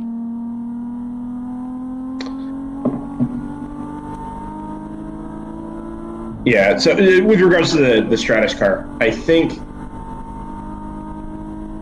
it did seem to be down on power. Remember also, we saw at Barber that car it's very I won't say in the wrong hands, but in less capable hands was just not up to the pace. There's a big gulf between somebody who can really push the car and extract the maximum out of the car and somebody who is maybe a little less experienced and not as comfortable in a downforce car. So that might be part of it, but also that was raw power. And the NV01 just didn't have anything. All right, let me float this question. I'm going to float it to Scott when he comes in too. What do you think is... Where do you think the driver matters more? Do you think it matters more in a car that is slower to corner or faster to corner? And I would say faster in a corner. That was my initial thought. Almost without a question. However, if you're in a car that's slower to corner, that means you're spending more time in the corners. Yeah, so I think my initial impression there is that it's slightly different skill sets. I think it is probably easier as a racing driver to adapt to a point and shoot style of driving, where let's say you've got a little bit more power. You're not quite as quick through the corners. You can either diamond things off and get the power down in a straight line, or bide your time in the middle of the corner and then really come in the throttle on the exit. I think it's easier to adapt to that style, certainly as an inexperienced driver, than it is to really extract the maximum out of, I'll call it a momentum car. I don't know that the NP01 is specifically a momentum car. It's definitely a downforce car, which means you've got to, trust the limit of what the downforce actually is and have a good understanding of how the car reacts at various points along the speed curve. And the same goes for cars like Miatas and MX-5s that are traditionally more momentum cars. Spec Racer Fords, same sort of thing. You have to keep the momentum up mid-corner, you've got to get on the throttle early enough, and you have to do that repetitively, because any small mistake or any small amount you give up in the corner is going to be multiplied at the end of the straight, because you just haven't got the power to make up for it.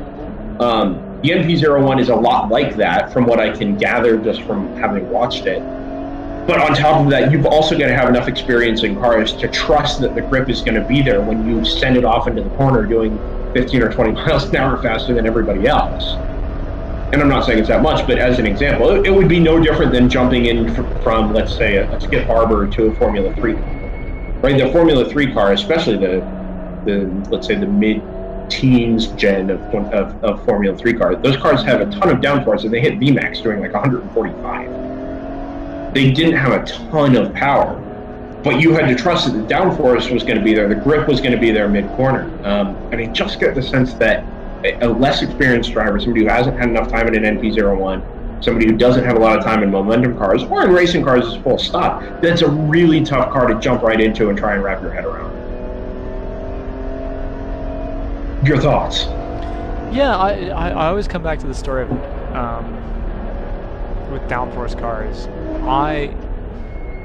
It's funny because I've never raced one in the physical world.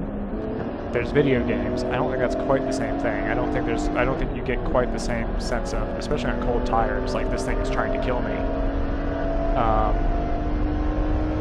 So it's tough to pretend like I have the right perspective. So I always come back to the story of Shigeki Hattori. But actually, though, I think it's who was it? Was it Marshall Furr retelling the story of? I'm not gonna say it because I'm gonna mess it up and I'm gonna. No, not now. Now's a bad time. That's very true. But the gist of the story was that basically he could never find a rhythm, because a downforce car, there's two elements to it, right? There's the mechanical grip, and then there's the aero grip. The car is meant to go faster because that's how it makes its aero grip, right? If you don't feel comfortable getting the car to that speed, you're never going to be able to get the car to that speed and beyond it, because you're never going to have the downforce underneath you. You're never going to warm the tires up enough.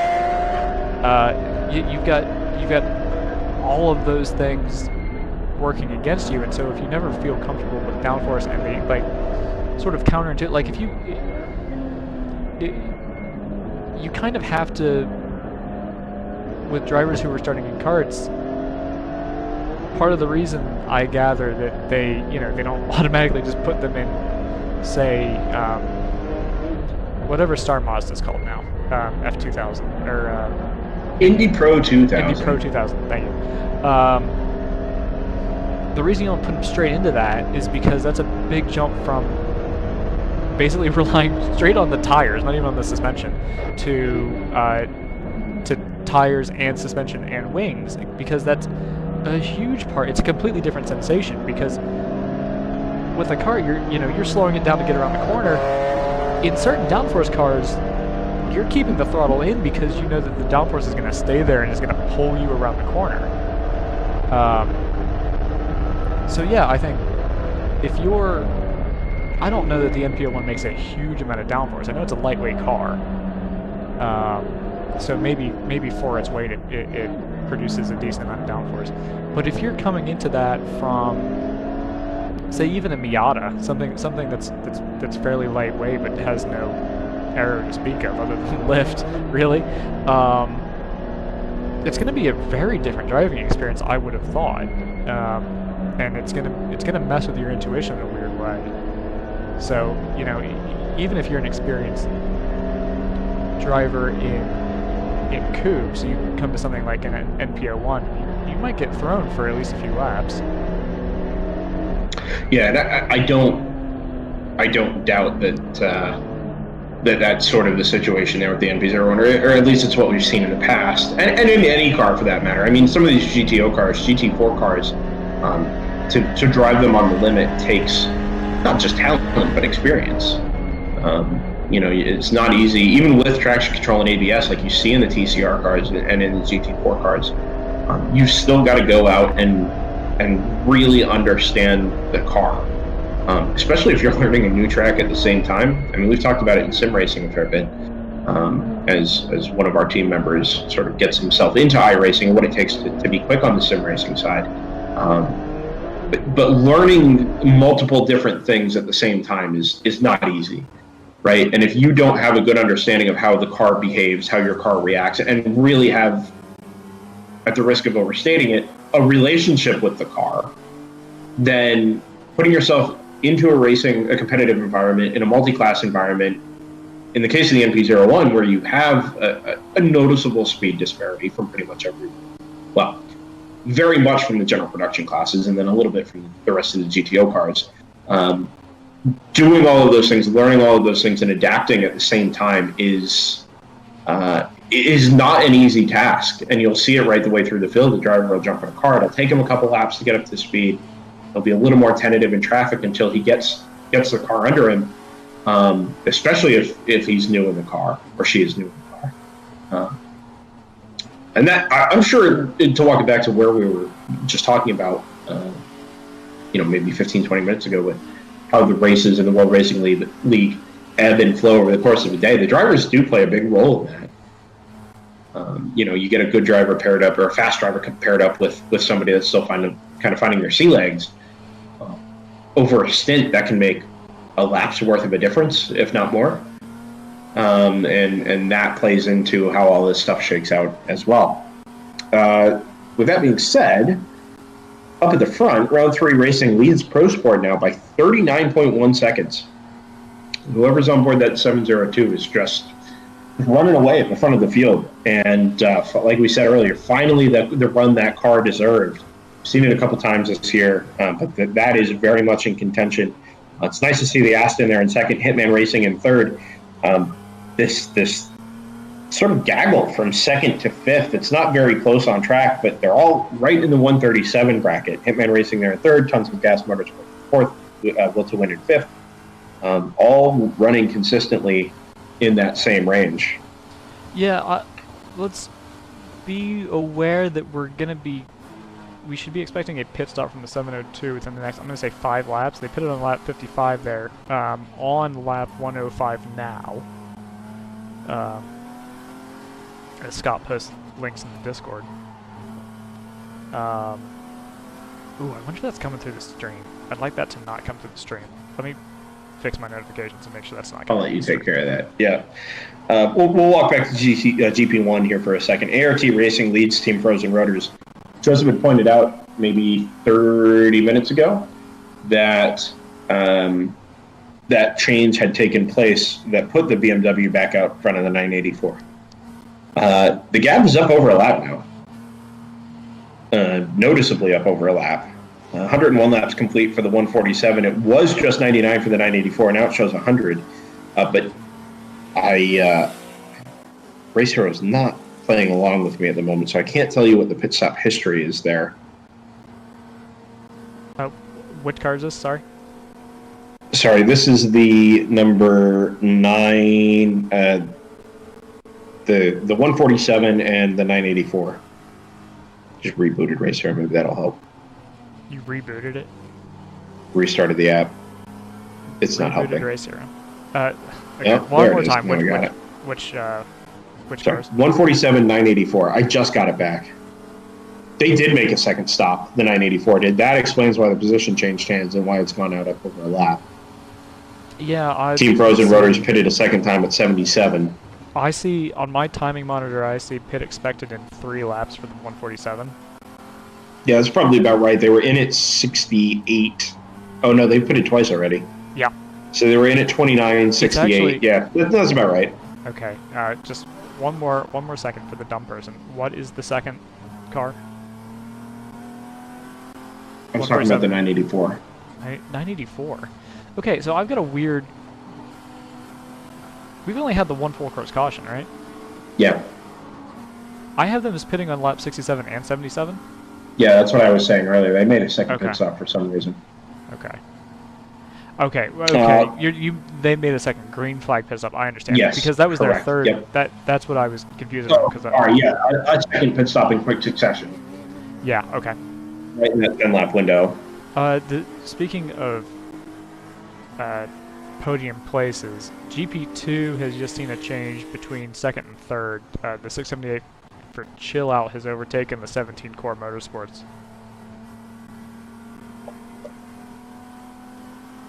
Okay. I'm not Sorry, I'm bringing sure. Scott up to speed here.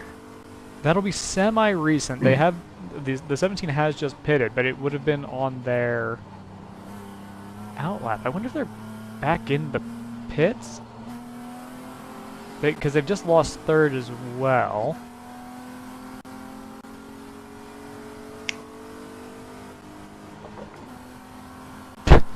I hate that title. Hate it so much. But that is how we're going to introduce him, because he's done this. And so this is his bed and he must lay in it. We will wait until Dr. Scott Michaels unmutes himself. What if we... Do we want to do another... I'm not set up for it yet. I gotta swap the ads out. Yeah, go ahead and get set up. Okay. And we'll do it. I can do that.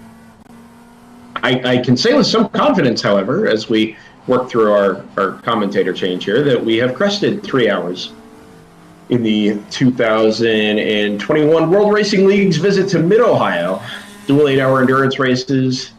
Today is number 1, 8 hours. 8 hours again tomorrow. Same time, 8 to 4, with a full grid of, I think we started today with 54?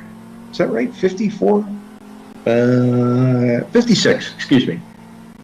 GT4, TCR cars, all kinds of, say, garage-built cars, MX-5s, MX-5 Cups, you name it, it runs in the World Racing League. It's been a really awesome start to the day.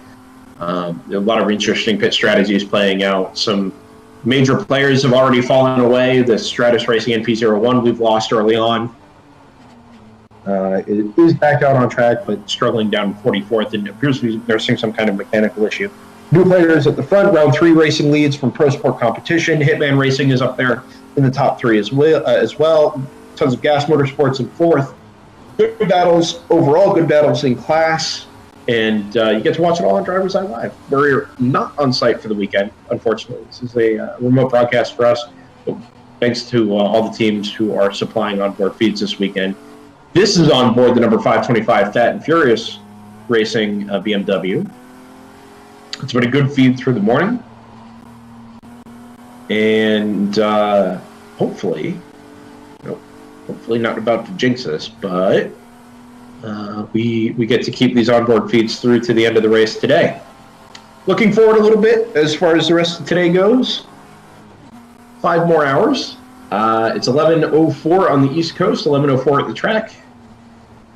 And we should get our checkered flag right around 4 o'clock Eastern today. Thunderstorms, he says. Unlikely. Tentatively scheduled for this or expected this afternoon, but like Joseph says, unlikely to happen during the race, we think. Yeah, it'll be later in the evening, and it keeps being... Well, now it's... At least the forecast is stable for around 5 p.m. So... I would say, you know, we should be good to the end of the race, but by the time the race ends up, you're probably going to want to put your stuff away. Because it seems like it's coming for us, and I don't know the details of it, but it might be another windy one. We had a pretty windy little storm blow through yesterday, so depending on how much energy is in the atmosphere, we could be expecting another gusty one today. So, you know, get your buckets, fill them with concrete. Do all the stuff you need to do to... Is that what you do for fun? I love it. I can't get enough of it. It's not terribly... I'm pretty lightweight, so sometimes I'll just stick my feet in them, just to make sure I don't go anywhere. So, looking forward to tomorrow a little bit, and not to get too far ahead of ourselves here, but It will be in. Oh, car stop to driver's right. I think that's the Will to Win Corvette. I think that might be. Oh golly, let's find the number here. Did that car even take the green flag today? That's not the right part of the track.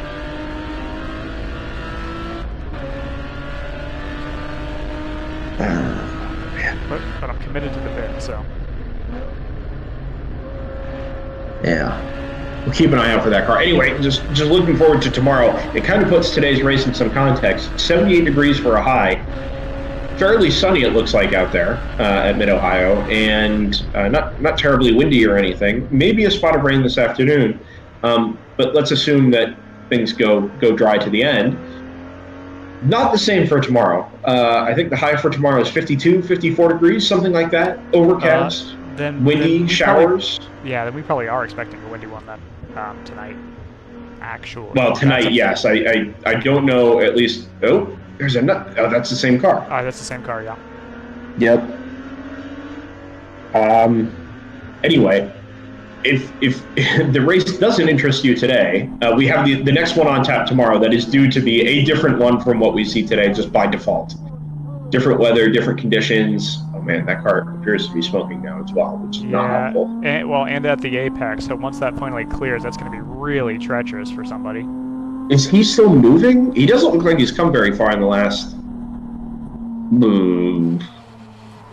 3 minutes or so since we first got eyes on him. He's back on board the 525.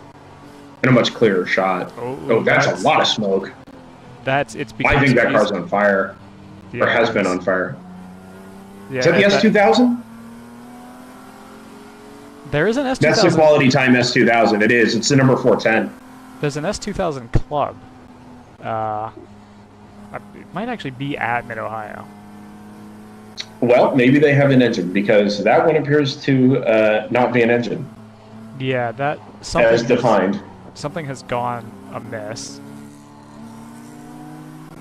Yeah, there was, I don't know if you caught the marshal, but the marshal had walked out from the station inside the Armco to dispose a fire bottle upon the hood of the I wasn't, at first glance, I wasn't sure if that was a marshal or the driver themselves. I believe it was a marshal.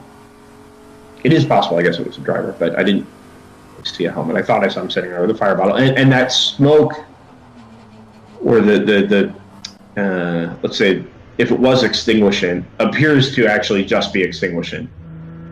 But it doesn't look like it's just still actively smoking. And if it were actively smoking, we'd be full course yellow right now. I'm actually surprised we haven't gone full course yellow. That car's in a bad spot right at the apex. Not sure that's just extinguishing. I think. Well, maybe. No, you might be right, Joseph. Maybe there's a little steam still coming off that car. Switch over to. This is a great opportunity for teams to get their onboards in the feed, because I'm just going for whichever one's closest to the accident. Oh, here comes the Hamacho safety truck, actually. And we are full course yellow now. Yeah. So there will have been a delay there, right? What you see on screen is probably 20 to 25 second hold. Right. And Race Hero will have gone yellow, at least real time for us, about 20 or 25 seconds behind, right? So that Hamacho safety truck may have been up at turn 5 or something when we actually went full course yellow. Second one of the day, 3 hours and 10 minutes complete. We've done 111 laps. And look who's taking advantage of it.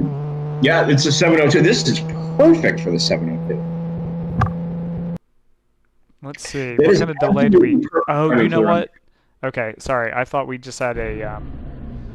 I thought I had a... hibernating stream. I appear to have a dead stream on the 702, so hopefully they'll be able to get that back up and running. That may just be a product of them having shut the car in the pit lane. It may be. That was... The timestamp I have is 11:06, so it was about 4 minutes ago. Oh, interesting. Okay. So they may have shut the car off and not pulled the camera back up, so hopefully on the next pit stop. Still... Race Hero still shows them in the pits, incidentally. So I wonder if they're in for a slightly longer Scott. Did you just say a slightly longer Scott? Scott, I did, because Scott unmuted himself and I saw his name pop up. A slightly longer Sounds like a good time for an ad. Oh, I need so much coffee. Well, let's get this transition done. You can run the ad, and then I'll let you two bring each other back. Huh? Or is that a bad idea? Is that a terrible idea? Oh, well, you should stay on for the transition, so that Scott has some idea what has happened in the last 3 hours. Oh, let's do that. Yeah, let's do that. I figured he was listening. That might be a tall ask. Who knows? He may have been in the fetal position. So, but we're still. We don't know. We're still gonna switch the ad because it's a good time to do the ad. Yeah. So I'm gonna do the ad. Let's say hi to Cooper Tires. Let's indeed. As your uncle, I want you to know that on the road of life, there will be rough spots, and they will chew up your tires. I recently took a road trip to Greensville to attend a chili cook-off. Rough roads all the way down. I drove there on these Cooper Discoverer and Duramax tires. You know, they're made with the durability of off-road tires, but for on-road driving. Without them, we might never know the winning bean-to-meat ratio of a good chili. And those are the things in life, my friend, worth driving towards. So go with the Coopers. Cooper! I'm hungry now.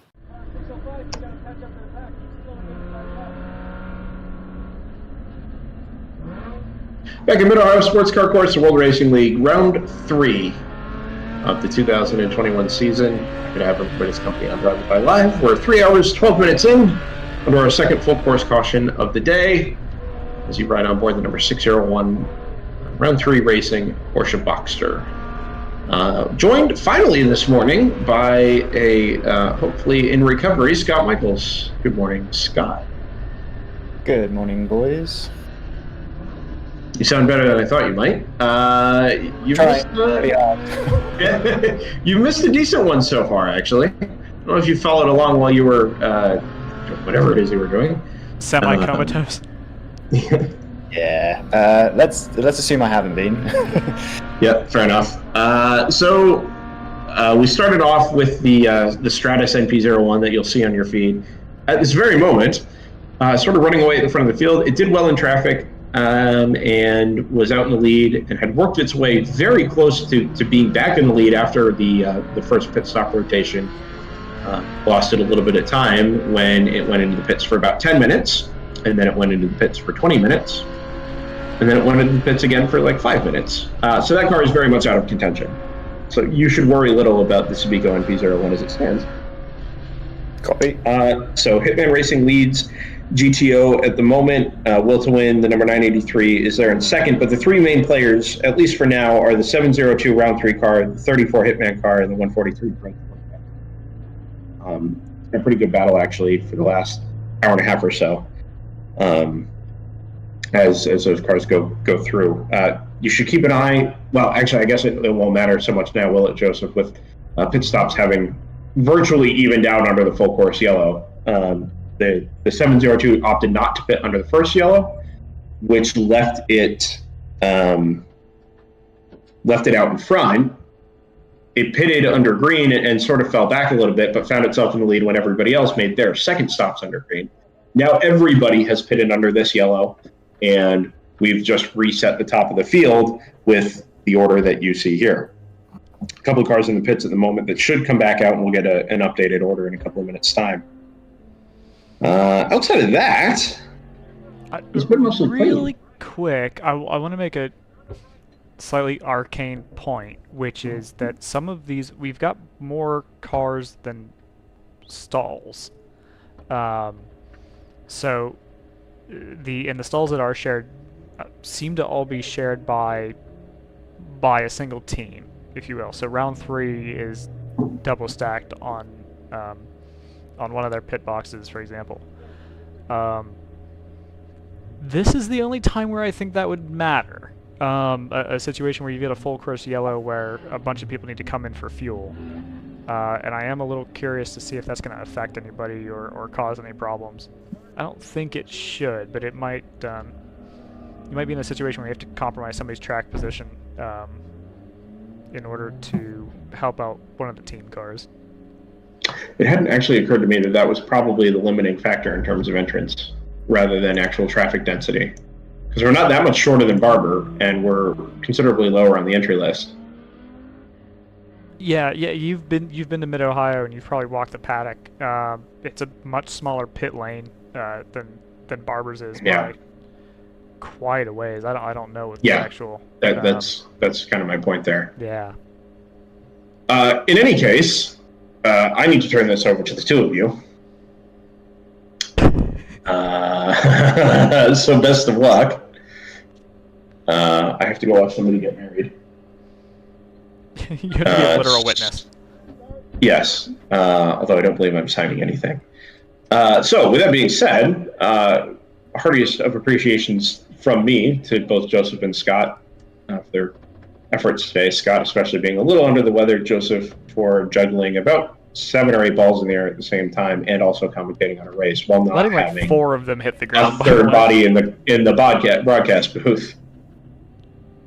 And of course, as always, to all of you for joining the party today. We get to do it again tomorrow. I'll be back with everybody tomorrow morning and another half race or so. But in the meantime, Joseph Woodrock, Scott Michaels are going to take it away for the last 4 and a bit hours from the 2021 Saturday race at Ohio for the World Racing League. How's it going, Scott? Yeah, not bad. How are you, Joe? Well, I haven't got my second shot yet, so I'm doing much better than you, at least in the short term. I think, as we discussed last night, I think sleeping through the worst of it was fortuitous for me. So I'm definitely on the other side, and hopefully, yeah, as we get closer towards the finish, I might perk up a little bit. Who knows? But we are playing. We are still obviously under a full course caution for a disabled vehicle on the inside of turn 9, which I don't think we ever actually got positive identification for. We do have the overall leader in the pits somewhere, presumably in the pit lane. So that'd be Hitman Racing, the number 34. So a broadcast question on that. We were provided an onboard camera for that car, right? But I can't get it to work. Is that me being? I also can't get it to work. So I think we're operating under the assumption that it's not on. It's a shame. Or if it has, then the feed's gone somewhere else. Which I don't think has happened, but possibility. So yeah, I'll run through the feeds that we do have. So Fat and Furious, number 525 in GP2. It's a good-looking feed on Facebook if you want to find it for yourself. There is I believe this is the 601 for round 3 racing, also in GP2. I should remind myself where these cars are in class. 525. Oh, we have just gotten the green flag. It'll take about 20 seconds for it to show up on our monitors, but we do have a green flag on track.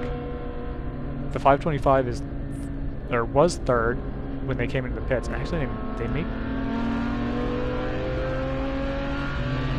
No, okay. Wow, okay, so we do have a green flag on these feeds. So this is the 525. They were third in GP2 as of the last lap. We'll see how things cycle through. So I haven't, just because I've been here for 20 minutes and haven't seen you cycle through. That 01 Audi in front, are you aware that they have their feed on Facebook? Am I, Scott? That was a question. Are you aware? There we go. Yeah. Okay, yeah, I was just, those that's one of the few feeds I found. So, yeah, it's good looking. Good I followed this last time. They tend to have very reliable onboard cameras. So, and following that really unique looking not 01 car. They are the 01 car. It's blanking on the name because we've been corrected on the name of that prototype car, haven't we? I forget. I think we were calling it an Elan last time. But it's not an Elan. It's been sold to a name. I'm gonna look it up because I want to call it like the Zydeco, which is not what it is. Yeah, it's on Race Hero. It's an Elan MP01, but we're pretty sure that's wrong, aren't we? Yeah, so it was. I'm sure it was bought as an Elan NP01, but the company has now changed hands, or the rights to the car have changed hands. So I'm trying to pick through some of the cars that I don't recognise so much from last round. Pro Sport Competition, Aston Martin. That car, I believe, was at Barber, but was an early casualty. Is that correct? Which car? The second place Pro Sport Competition, Aston Martin. I don't know if we had them at Barber, actually. You might be right, because it was a GT3 or GT3 style Aston Martin, wasn't it, that we had at Barber that had issues early, but this apparently is 2014 V8 Vantage, so maybe not. Yeah, I was thinking that the Aston was at Barber was the Core Motorsports one. Which I think they're entered, but I don't think they've started today. Yeah, that's another point. I loaded up the entry list that we were provided, and there were. I was pretty shocked to see there were about 67 cars on it. But I see that we haven't started anywhere near that many. No, and so there's. Ooh, sorry, I'm watching another. I'll switch over to it. There's a car to the driver's left of the 525 here, as well as the two in front. And there was almost a little bit of a coming together. But yeah, there were maybe, was it 10, somewhere between 8 to 12 cars that were entered that didn't actually start the race. So, you know, sometimes that'll happen because they're just buying space for the other car. You know, it might be a parts car or something like that. Or just an unused car that they may choose to use for spare parts if something happens to the primary.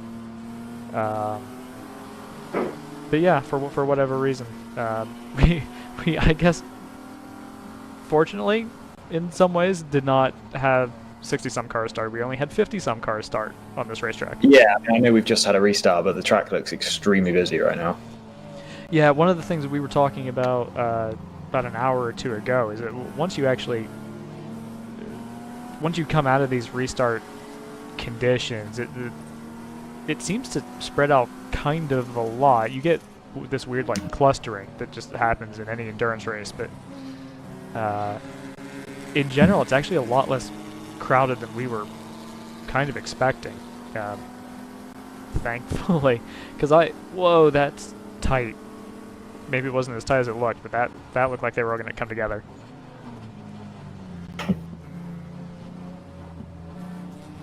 Was that a TCR spec Civic? That's a TCR. It's a TCR sticker on the. We're on board with. We're on board with the 525. Fat and Furious, but the Civic in front, I thought I saw a TCR sticker on, which I didn't realize that was. No, that can't be TCR spec. Doesn't look TCR spec to me. Yeah. That might be Pirelli Challenge spec. But I thought I saw a TCR sticker. Yeah. Oh, TCR used to be a Pirelli World Challenge class, didn't it? Before SRO TCR. Pass. If you say it confidently enough, no one's going to fact check you.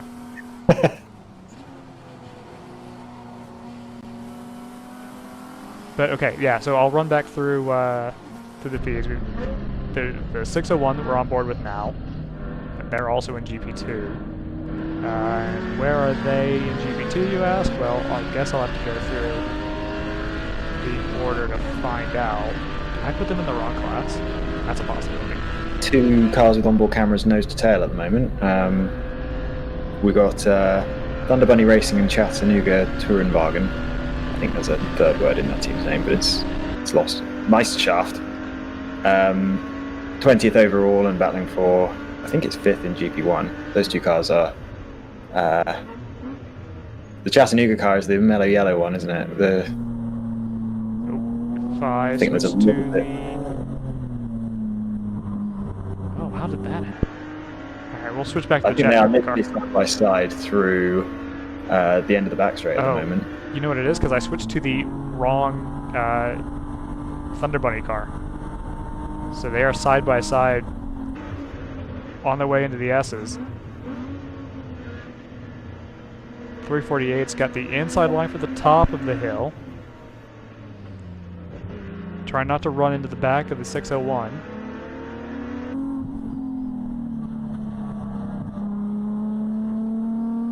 Managed to hold on to that place. Yeah, again, this is it's almost like oval racing, isn't it? Pick a lane. You might get lucky, you might not. Yeah, especially in that sequence, because you can hold speed over the top of turn 5. Yeah.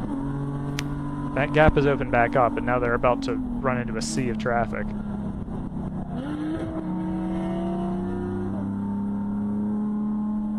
So, my sort of read on the current timing and scoring is that it's the GTO class that's kind of lost the most entries from Barber. Either that or they've lost the most entries from the first 3 hours of the race.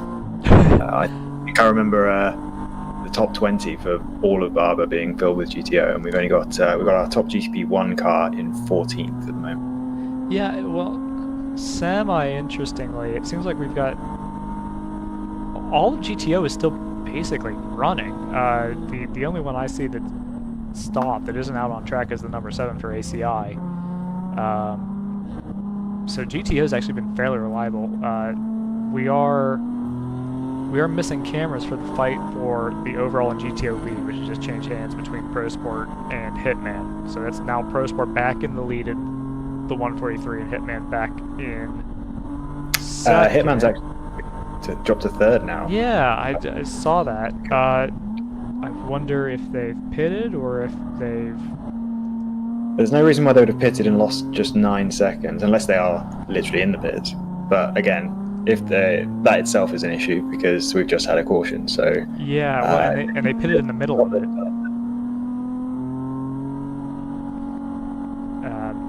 So that is interesting. What are the gaps? Because the monitor I use, I'm not looking at gaps. So they actually, every lap since the yellow flag has been over 1 minute 40, and a decent lap for that car. I mean, its best lap is a 34, so I think that car might be limping a little bit. Okay.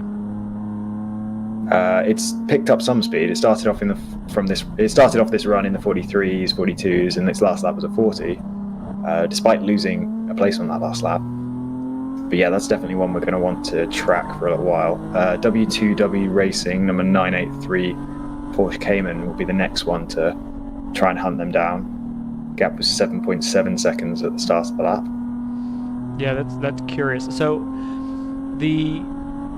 we followed the 34 across. Well, watch out! Watch out! The 34 is I'm blanking on the names, but it's a couple of driver coaches, and then I believe it's usually the coachees. So that may be down to driver. I'm not 100%, but that would make sense. That would make sense, yes. Let's see. We've got a couple changes for position, but they're a little down the order in their respective classes. But just talking about attrition, we've lost. The big hitter that I missed that we lost in GP1 would be PC Racing, the number 44. Was I think in the lead of that class for a little bit, but they seem to be out of it. They're down in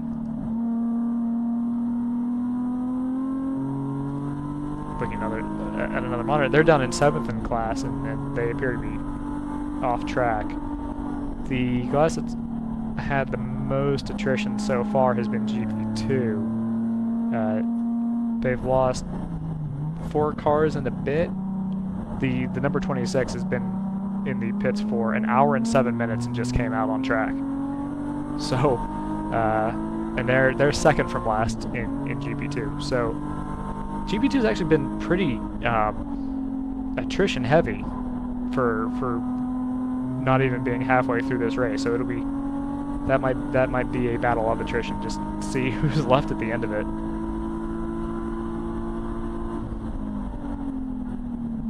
Well, we might get a good view of the GP2 lead battle here, because I believe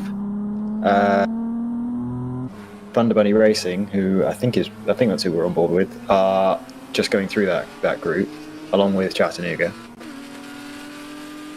Yeah, we're on board with the 525 right now, Fat and Furious. So they are third in class. Correct. I missed that I think the GP2 class leader, number 51, who were very competitive at Barber, I remember, may even have won. I think they might be a lap ahead of the battle for second in GP2, which is the battle I was referring to between Core Motorsports and Fat and Furious Racing. Yeah, we've actually got we've got 3 on boards in this little tussle. The 348, which is the Chattanooga car, and the 601. 601's a lap behind. And that 348 is in GP1, running I think 5th. So they presumably are also a lap behind. Oof. They are bouncing over the curbs. Yeah, not leaving a lot on the table. Trying to get through this traffic. No. Might get a bill from the landscapers.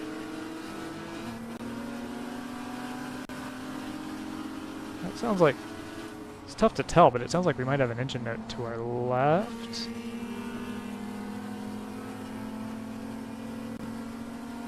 I don't know if we actually do have traffic here. This is really really hurting the Thunder Bunny car. Stuck behind these 2 cars side by side. Solid lunge to the curb there. Needed to be done. Yeah, so one of the things we've noticed with the 525 is they've had a habit of really diamonding the keyhole, which is not it's not a line that you tend to see at Mid-Ohio. You tend to see people just try to hug the apex as tight as possible. That's going to be close to contact. Just because it's, you know, because it's so off camber, your goal is usually to get out of there as quickly as possible. They haven't cleared that Mustang. And now... Oh, so actually the Mustang is for position with this car. Sorry, I'd got myself confused and thought we were on board with the 350. Oh, no, so no, yeah, I've just switched away, yeah. Yeah, the Mustang and the 525 were on board with. That was a race for position. Sounded pretty excited with that. I think the 350 is... it's a little bit hard to tell because all my streams are slightly different, slightly out of sync with each other. As far as from what I'm watching, these 2 cars are on top of each other, but they're very much not. I think the 350 might clear their way off the road.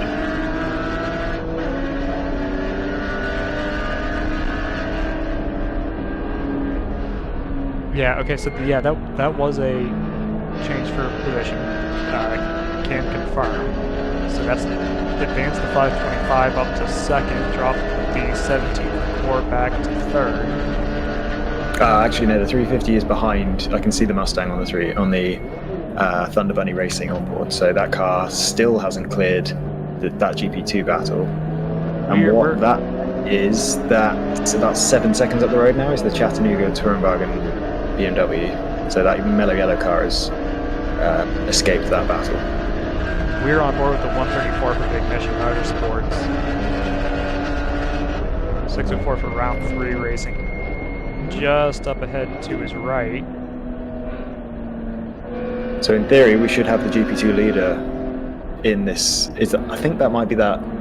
In the Is that silver red BMW? Choice Racing number 51.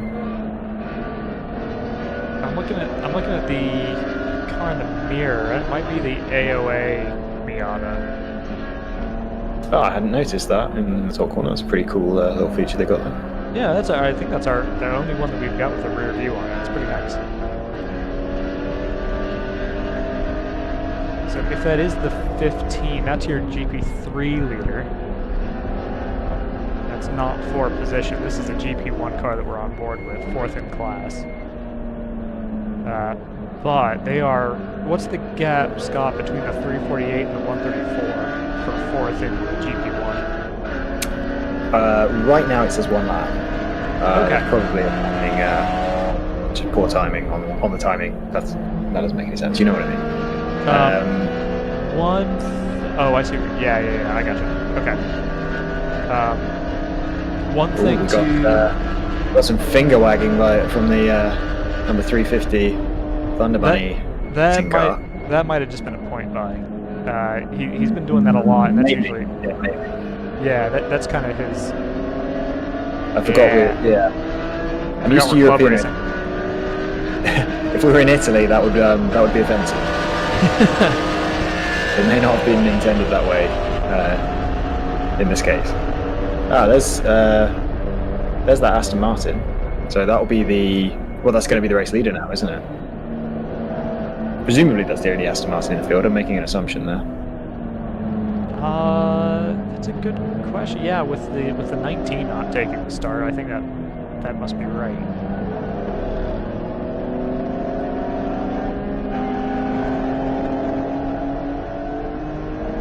So they have stretched out to 9.5 seconds of a lead. So that is they've roughly doubled that since I last looked. Hitman Racing, the pace is improving steadily. They've managed to get consistently into the 39s, other than the last lap, which I'm guessing was traffic affected. So yeah, I think your theory on student versus driver coach, that has some legs to it. Okay. They are really under pressure now from the W2W Racing Cayman. Last lap around, there was a 10th in between, and in fact that has now changed position. And Hitman Racing 3.6 seconds behind, so that was a poor lap from them. Managed the 51 is just blown by the 134, so we see where they are on track, making their way up to the keyhole turn. 51 being the GP2 race leader. Yeah. Let's switch over to the Thunder Bunny to the 110. So I think Choice Racing does have a lap on the rest of the field, doesn't it? In their class. They may.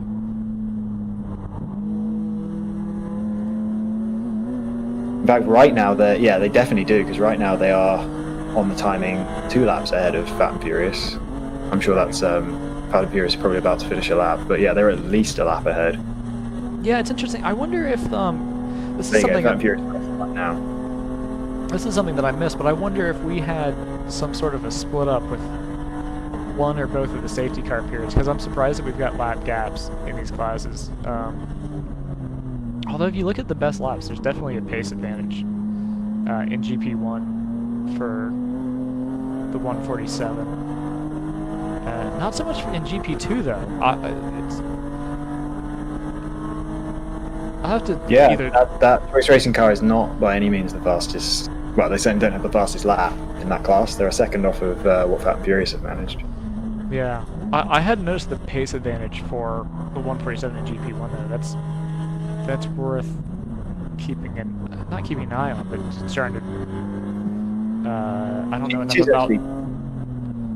GP2 is pretty interesting actually, because yeah, the 3rd and 4th place cars, their fastest laps are 2 seconds quicker than Choice Racing's fastest lap. So I think the only way Choice Racing are going to have got that 1 lap advantage is going to be luck with safety cars. I think luck or great planning, and sort of to that point, I wonder if that car has some sort of massive fuel advantage to be able to run a couple of seconds slower, still be able to pull out a lead like that. They didn't pit on fast. Yeah, I'm gonna look through the race hero stats and see if I can. None of them really pitted. Okay, they have made 1 less pit stop than Core. They've made 1 less pit stop than the field. The rest of the field made their 3rd pit stops under yellow though. So that shouldn't really be the differentiator.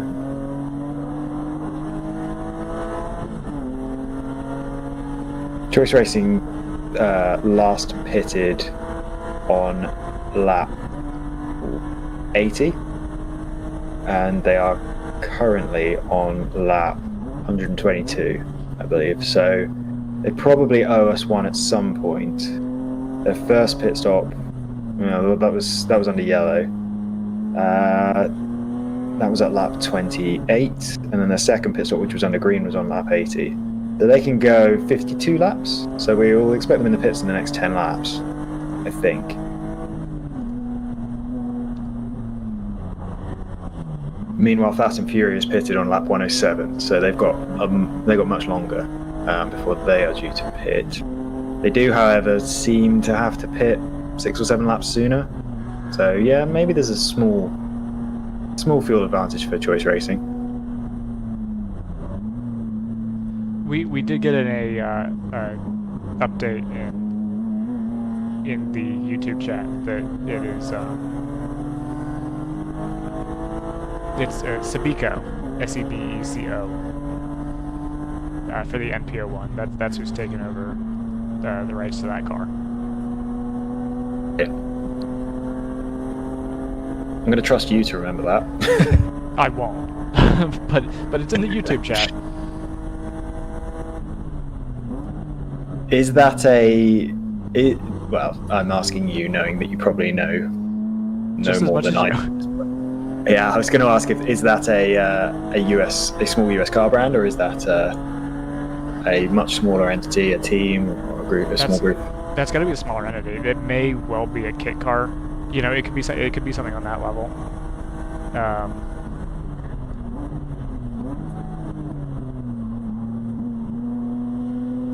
Did they have the extremely low rear wing at Barber? I don't remember that being a feature of that car. It's quite striking. Did they? It's an interesting, as a former race car aerodynamicist, it's an interesting design choice.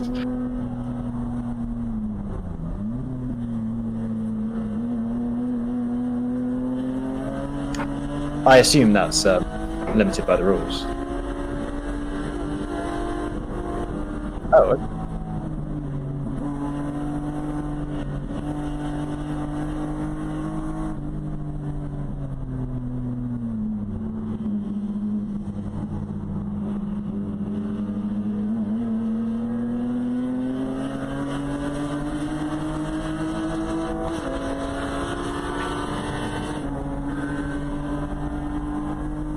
Yeah, there have been race cars with that level of design, particularly with a lower beam of a double element wing. It's quite an advanced aerodynamic feature to try to develop to actually get it to work. But if they've managed it, then good on them. Usually, you would only do it with a lower. Yeah, that's that, and sort of 90s F1, maybe early 90s F1. There were quite a few lower beams of rear wings that were in that sort of location, but yeah, only because you already had an upper beam and allowed to do it. So, but generally, I think unless you're going for ultimate low downforce, that's the 787B at Le Mans sort of look. I wouldn't have thought it's as efficient just because you've got so much of the body in the way, but obviously purely anecdotal.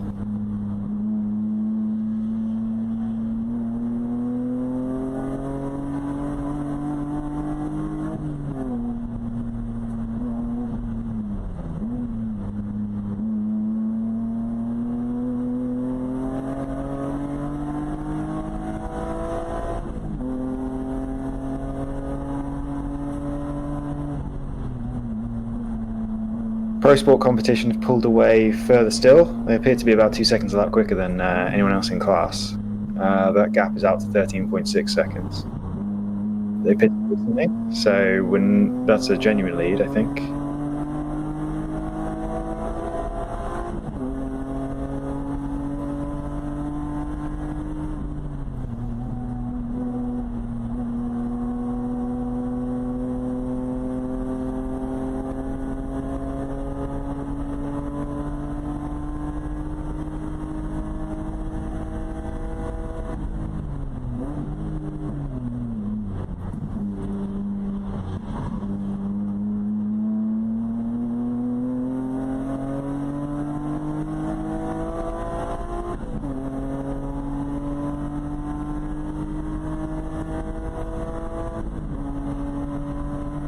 Yeah, I think the discussion's been about whether the power to weight formula works, whether that breaks when you get so far out of the envelope of where the other cars are.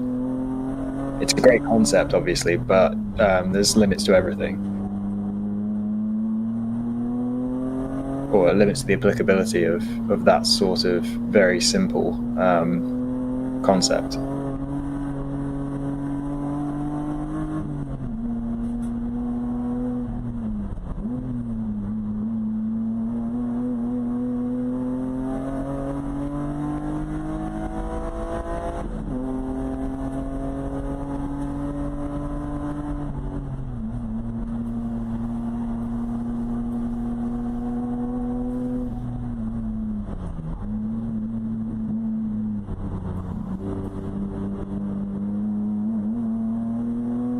Yeah, I'd go with that. Or at least isn't. There was one street legal.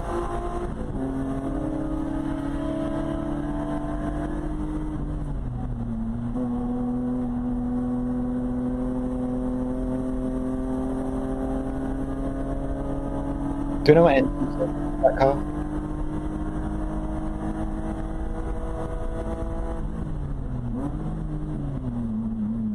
Do we have any idea what engine's in it?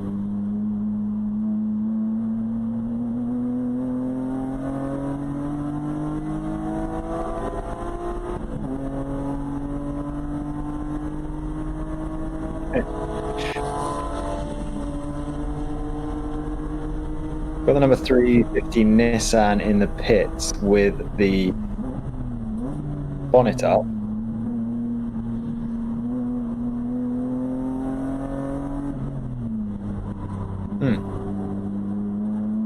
Does this the number 350 Thunder Bunny car is the bonnet going up is part of the regular maintenance of pit stops, or is this an issue?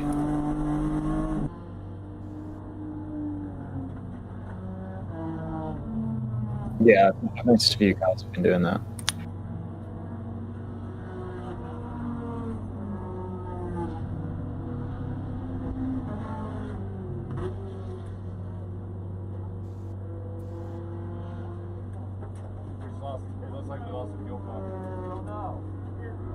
Hitman Racing is also in the pits. And that is actually Hitman Racing pitted about 20 laps ago, less than 20 laps ago, so they may be having an issue after all.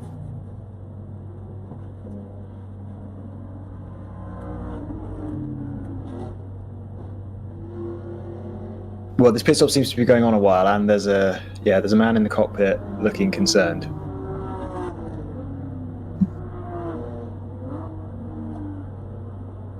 I've got all my sound off.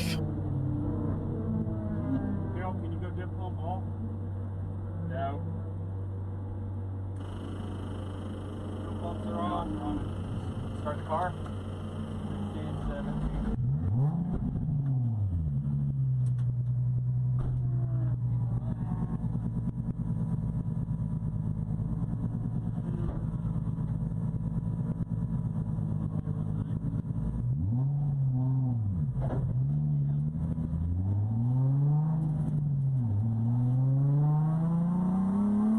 Well, we'll have to keep our eye on them. They're out of the pits now.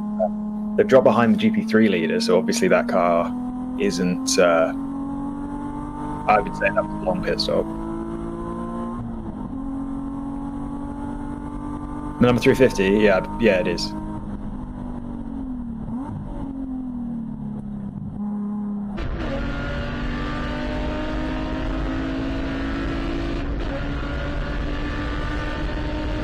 No comment. Hitman Racing's still in the pits. That feels like it's spending more time than it should there.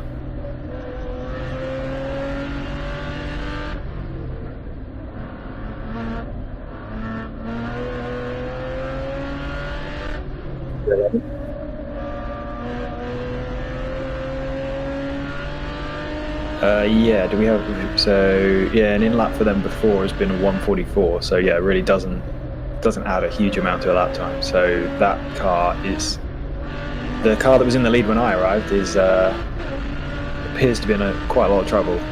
dropping through the field. The 01 Hammer Motorsports Audi TCR car has gone past, and now Old Fashioned Motorsports, that's the Ginetta.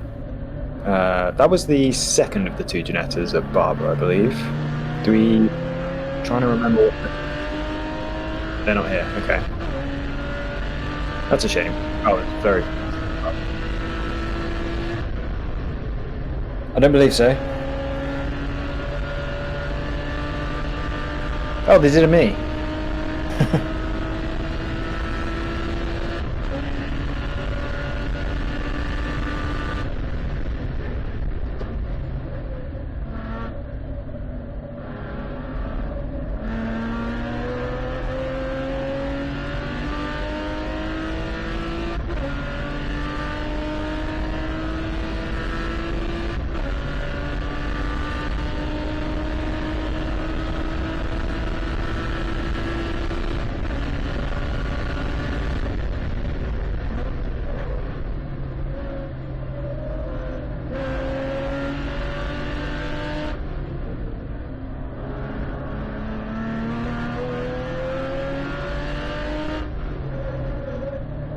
Yeah, and it's interesting you mentioned that because race 1 at Barber, which they won. I don't know if it was the 1 or the 01, but either way, it was Hammer Motorsports. They won that not through pace by any means. They were not the fastest car. Spent a lot of the race outside the top 15. They were never 3 laps down, which is what the number 1 car is at the moment. But I'd expect to see that car, if it has a clean run, move through the field and potentially get closer to the lead. It seems to have, race 1 at Barber, they put in some pretty extremely long fuel runs towards the end of the race, and we were pretty shocked that they made it. Apparently, they say they were pretty comfortable. So that car's obviously pretty strong as an endurance outfit. So yeah, we'll see. But 3 laps is an awful lot to try and make up.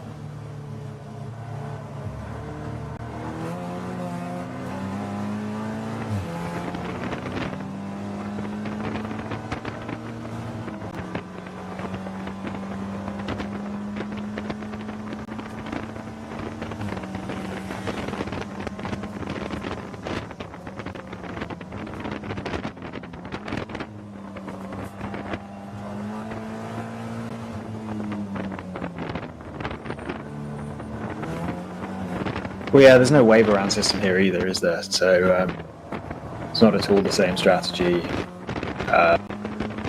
mindset as an IMSA race.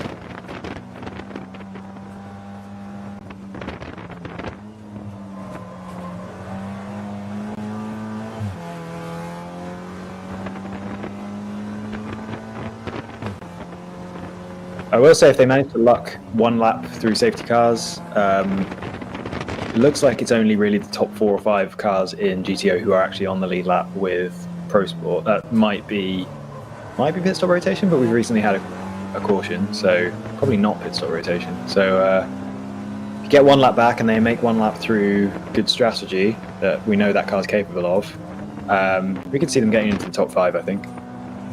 And their pace, I think that last lap may have been traffic affected. Looks like their ultimate pace is in the 36s, which is faster than most of the cars ahead of them. It's slower than Pro Sport.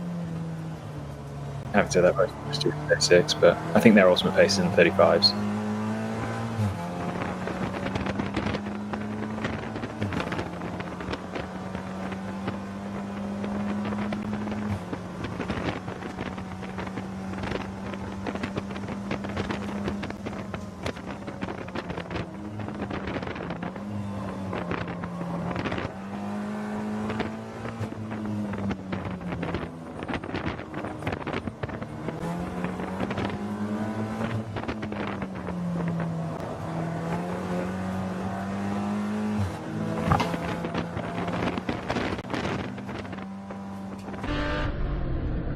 Unfortunately, that onboard is a Facebook feed, which can't rewind. There's the car. So I think it's an MX-5.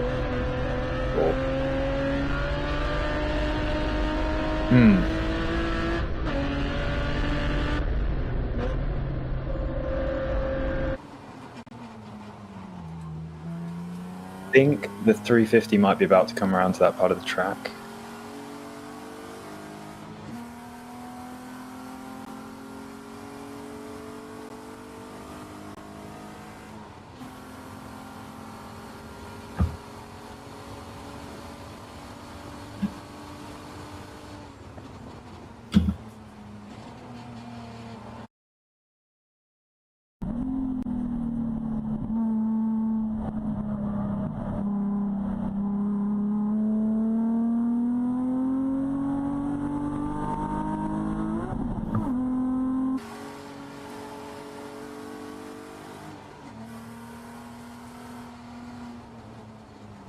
Yeah, it is.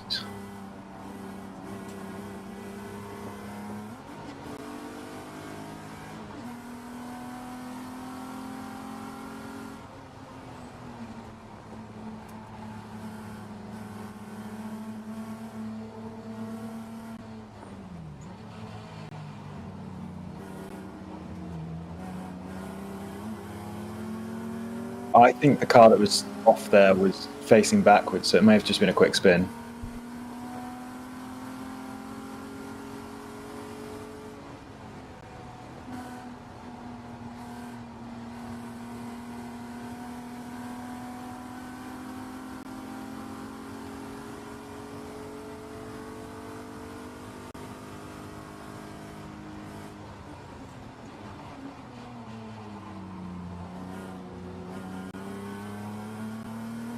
Core Motorsports, yeah, they were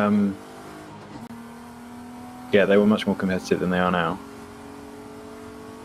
That car is the Mustang. So they were racing. Oh, who were they racing?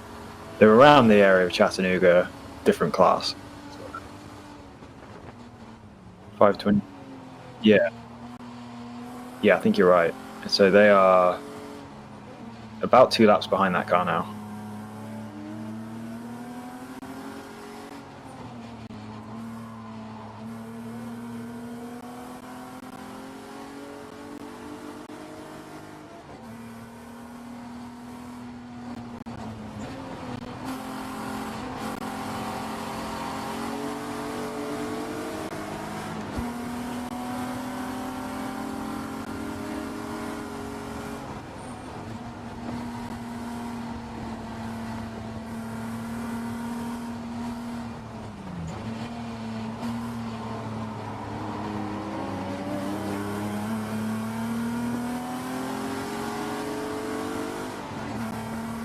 I wouldn't say that about the overall lead. I think at least in this Pro Sport is just walking away. Well, having said that, the last lap was much quicker for Tons of Gas, but Pro Sport appear to have on average a second a lap on average, maybe even 2 seconds a lap on Tons of Gas, who themselves are slightly stretching out from W2W. So those top three, that sort of whatever the opposite telescoping together is. That seems to be happening with our top three, and fourth place is the best part of the lap behind. So I think GTO, the rhythm is that is stretching out, and we'll see if before the next break in the action whether Pro Sport can, I don't know, put a lap on the field. It's going to take a little while. They're 24 seconds ahead right now. Another slow lap, 37.0. But yeah, I think as far as GTO goes, that race is stretching out.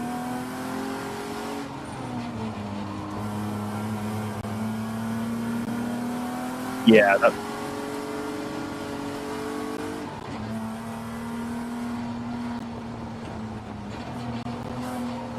that's interesting, because there's no reason why they would have pitted early for their second stop.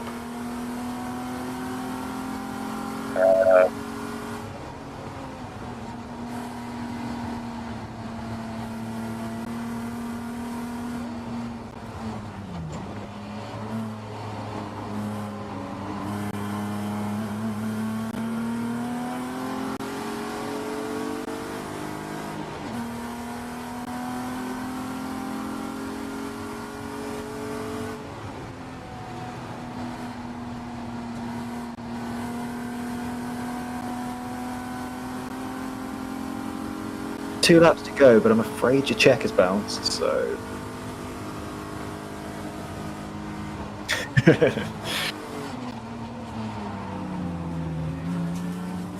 Oh wow, I've been scrolling down through the timing. I've just noticed the fastest lap of the race is at 30.7 by the Stratus car, which, yeah, if we're talking about unfair advantage, or possibly a car that doesn't really fit in a rule set, that is an extreme advantage over the rest of the field.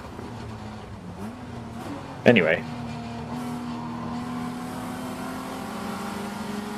Well, that car's been in the pits for ages.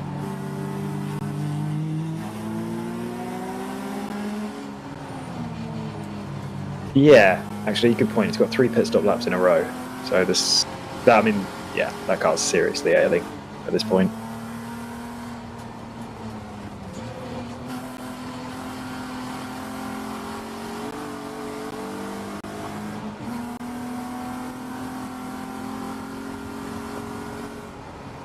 Potentially. It did run quite a few laps and was steadily getting faster.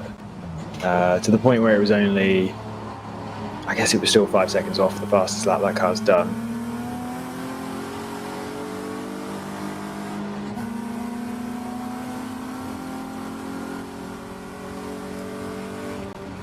Right, so that's a long pit stop.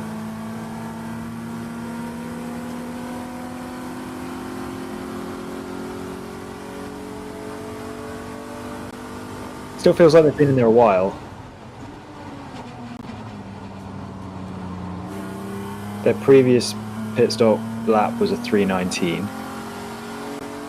Their in-lap was perfectly normal, exactly the same speed. Oh no, there they go. They've just crossed the line. 3:59, so 40 seconds slower than their previous pit stop under green.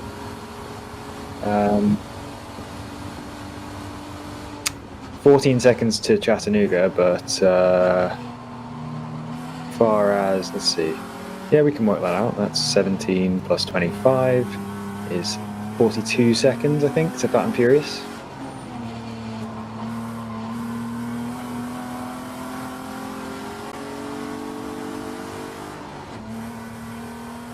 Yeah, good point.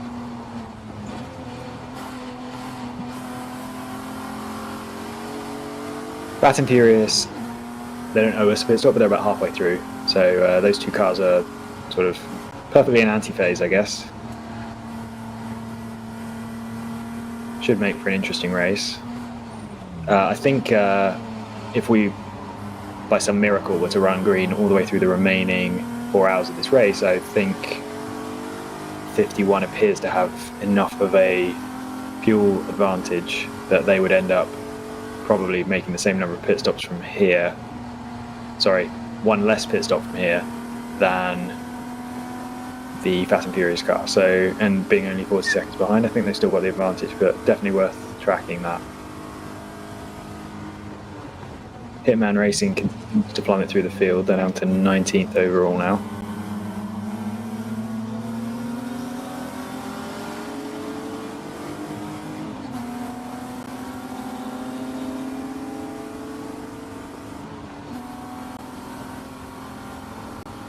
I did not.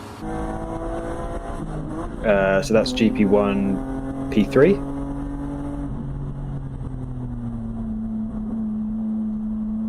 It is P4. Yep.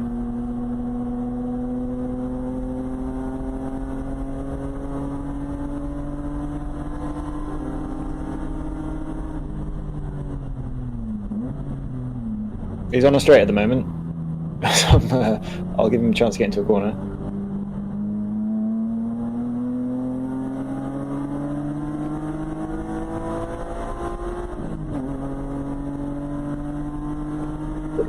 Not thinking. How long's that car? So this is the Chattanooga car, right? Number 110. That car's just pitted, so you'd hope he's not struggling, unless there was no driver change. But I think that's not really a thing, is it? That we don't see many double driver stints in this series. Question mark.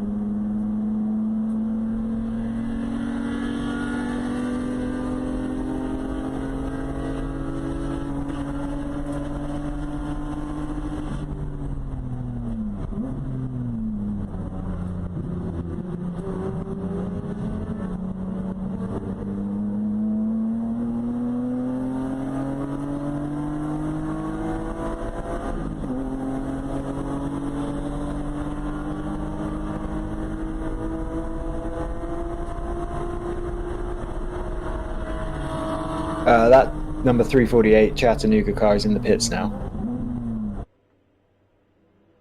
Feels slightly early. Let me just take a look. Yeah, it's definitely, they definitely haven't run as many laps there as they've. Yeah, that car can go over 50, and their last pit stop was less than 30 laps ago. So could be seeing another.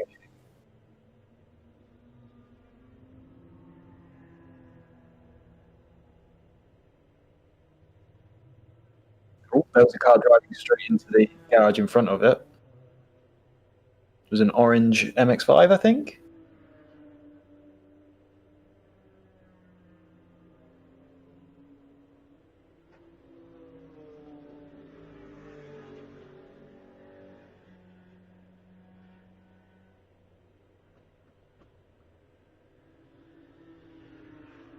That is an MX-5. So, and that car's been in the pits about 7 times in the last 20 laps. Yeah, we've got a good chance of being right on that one. String of 135s from Pro Sport competition recently. I say a string, 2, but that is, it's still not even that close to their best lap. But yeah, it's much faster than.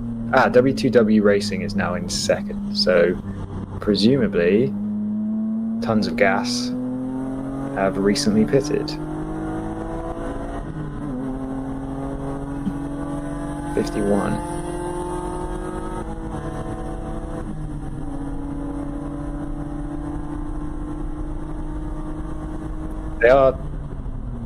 They are currently not in the pits.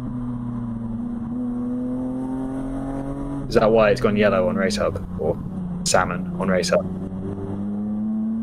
Sorry, Race Hero. What's Race Hub?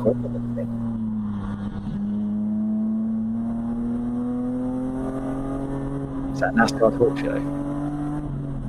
Yeah, I don't even watch NASCAR.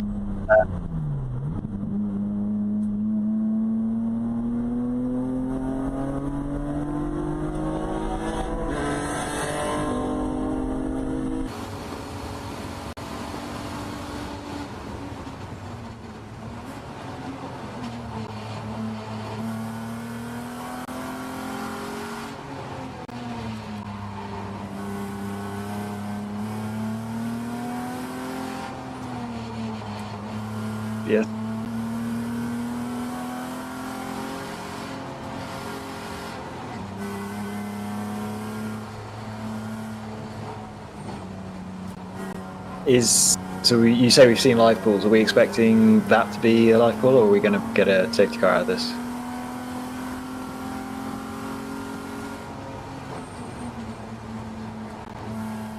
Having said that, actually, that's a question. I came back as we were under a safety car period. Are we doing code 35 still? Okay.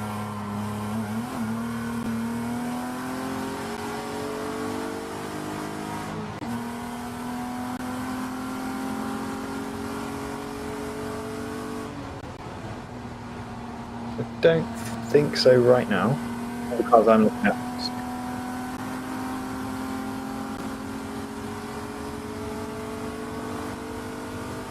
Oh yeah.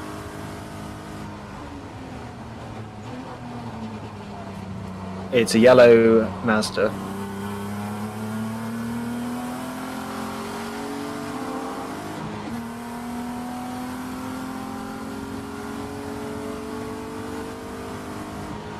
Well, we got 2 more salmon cars on Race Hero.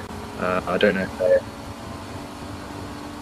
One of them is the car BMW Z3, I think, that's running dead last. So I'm guessing that it's done 6 laps, so 7 laps. So I'm guessing that's a bit of a timing glitch.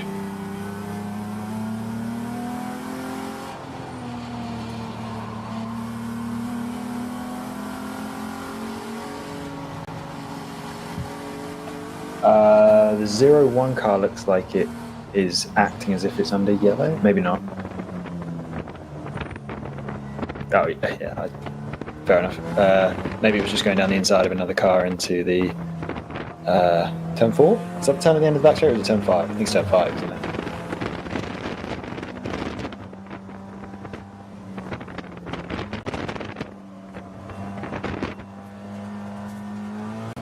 Yeah.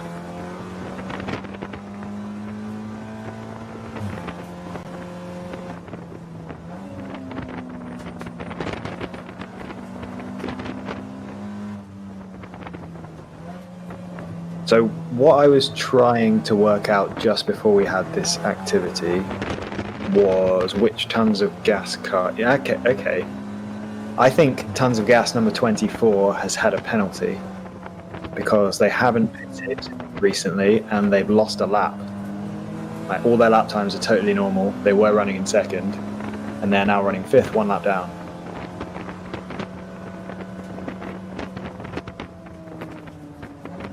So W2W Racing, their Porsche Cayman, has jumped up to second place. That car was also dropping away from Pro Sport, so I don't think that's going to change the story too much with regards to Pro Sport.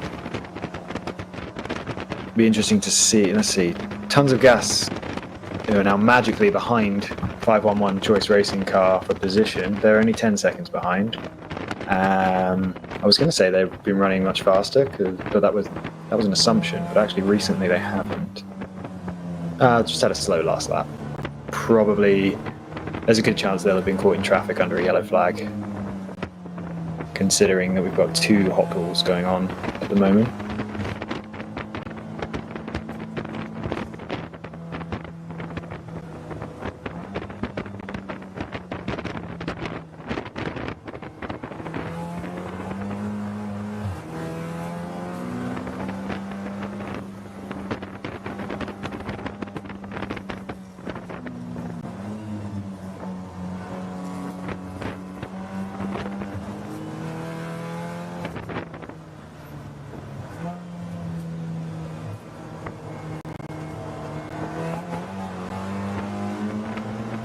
Just to add on a new chapter to the number 1 Hammer Motorsport story that we were talking about, I was projecting forward and thinking they may have a fuel advantage that could jump them up towards the top 5. They actually just pitted almost immediately after I said that, so they're not in a great fuel position. So they're down to 13th point, 5 laps off the lead. So that's going to be even harder than we were discussing for them to get back into a decent position. They're actually behind the GP1 leader right now.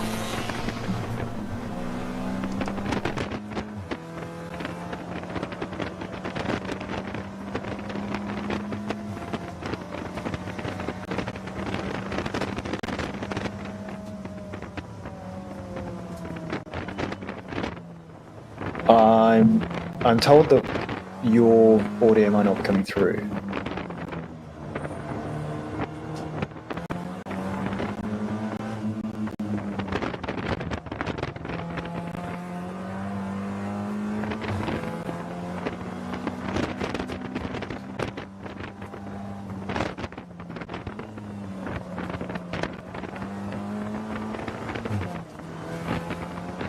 Meanwhile, that Core Motorsports, that's KOHR, confusingly, Core Motorsports GP2 Class Ford Mustang, that we were wondering if they were in a little bit of trouble. They've come in the pits again, and they're currently in the pits with pretty long in-lap, 3-minute 13 in-lap. So I think that Mustang might be on its way down the timing orders and might be staying in the pits a little while.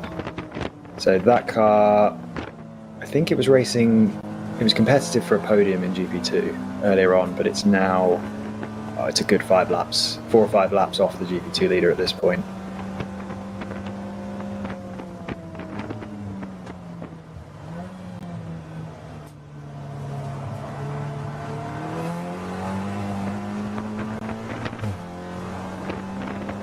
So hopefully this should now be visible, or audible. So I will have magically appeared to have come back. Let's hope so. Yeah. Looks like we've got, I don't know if we've mentioned it recently, but the GP3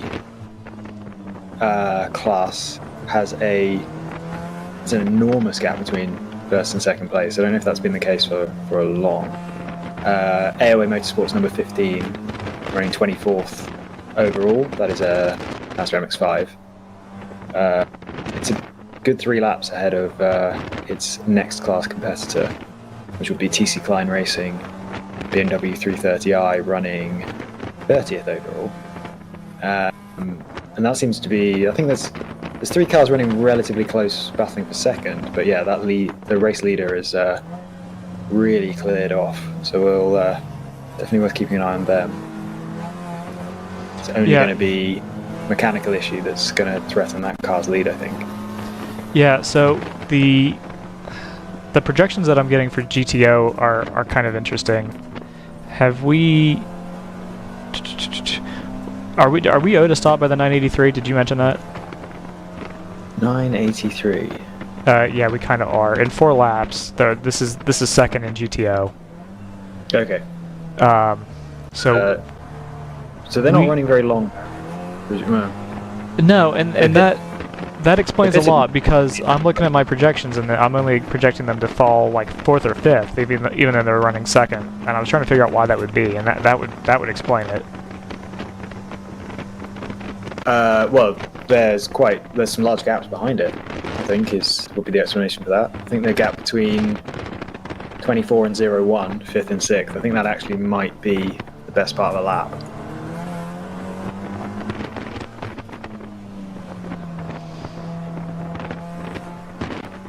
So we're not expecting Pro Sport in the pits about the same time, because W2W have actually pitted more recently than Pro Sport. Yeah, no, the 143 should be coming in soon also, but that's not, they've got so much pace that it's not really that big of an issue. Okay. The extra that stop, gap's out for 56 seconds now. Yeah, the extra stop that the 983 owes us could potentially cause problems later on in the race if they continue to run short stints, to the point where we actually might see the 01 leapfrog them, which is, I think, kind of interesting, as far back as they are. Yeah, so at the moment, well, what I'm seeing right now is that basically every car in the top 10 pitted on the same lap last round, because we had a safety car. So if your projections are saying that W2W is going to drop through the field, that presumably means that W2W is running shorter stints. Yeah, and that track was their second pit stop, which came under green, was on lap 71, which is about 10 laps earlier than most cars who pitted on that green flag cycle. So assuming that realistic data, then yeah. They're getting about 41 laps to a tank pretty consistently, it looks like. And everyone else, not everyone else, but a lot of other cars are making it like 50-some. Yeah, and that'll add up. They've only made 1 green flag pit stop, so we've only got a sample size of 1 to work with there. No, that's true. But I've seen multiple cars run that kind of stint length. Yeah, the 702, which similar car. They're both, well, 702 is a 2011 Cayman, and sorry, I'm watching the 350 have the world's biggest tank slapper through the final corner. Saved it. Well done. The 702 ran 55 laps on its first stint, and that's a very similar car. So, and that's the first stint, as in they skipped the first safety car, which meant they were the leaders actually for a while, because they skipped pitting on the first safety car. Yeah, it's interesting. I wonder why the W2W car would be running so much shorter than its similar Porsche Cayman.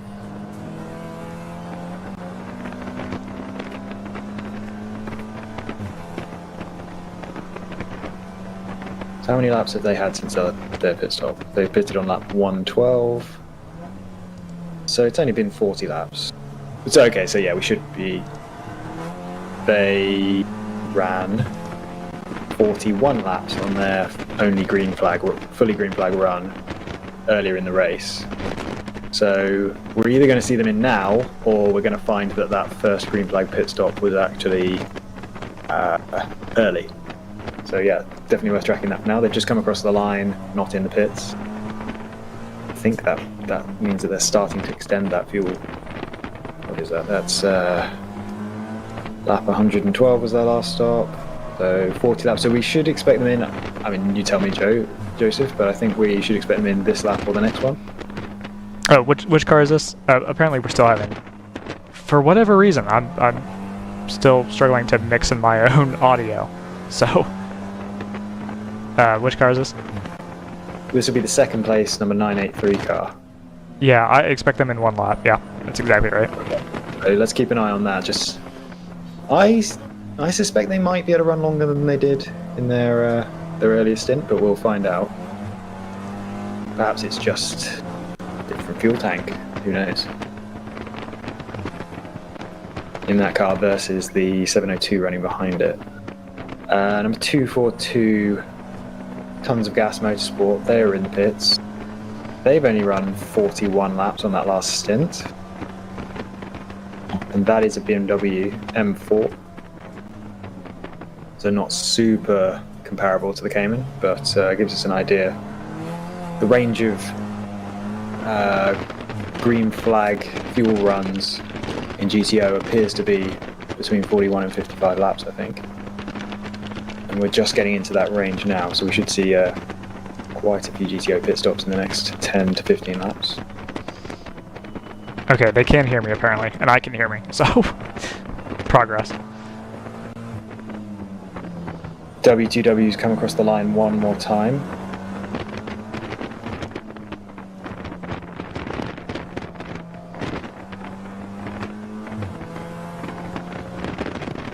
Yeah, well, hopefully they don't. I mean, if they are, you know, did you notice if the stop on lap, well, if either of those stops, I guess, were yellow flag stops? I know the one on lap 30 was. Yeah, the one on lap 71 wasn't. That was green flag.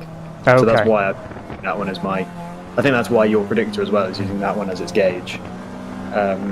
In theory, there's no reason why they would pit early at that point because the race was green for 80 laps through that part of the race. I just feel like based on what some of the other Caymans are doing, there may have been a reason why they pitted early.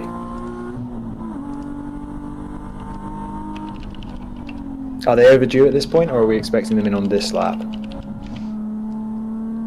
The 983, I think I expect them this lap. Okay.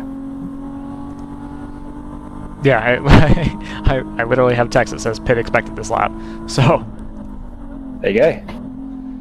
We wait with bated breath. yeah.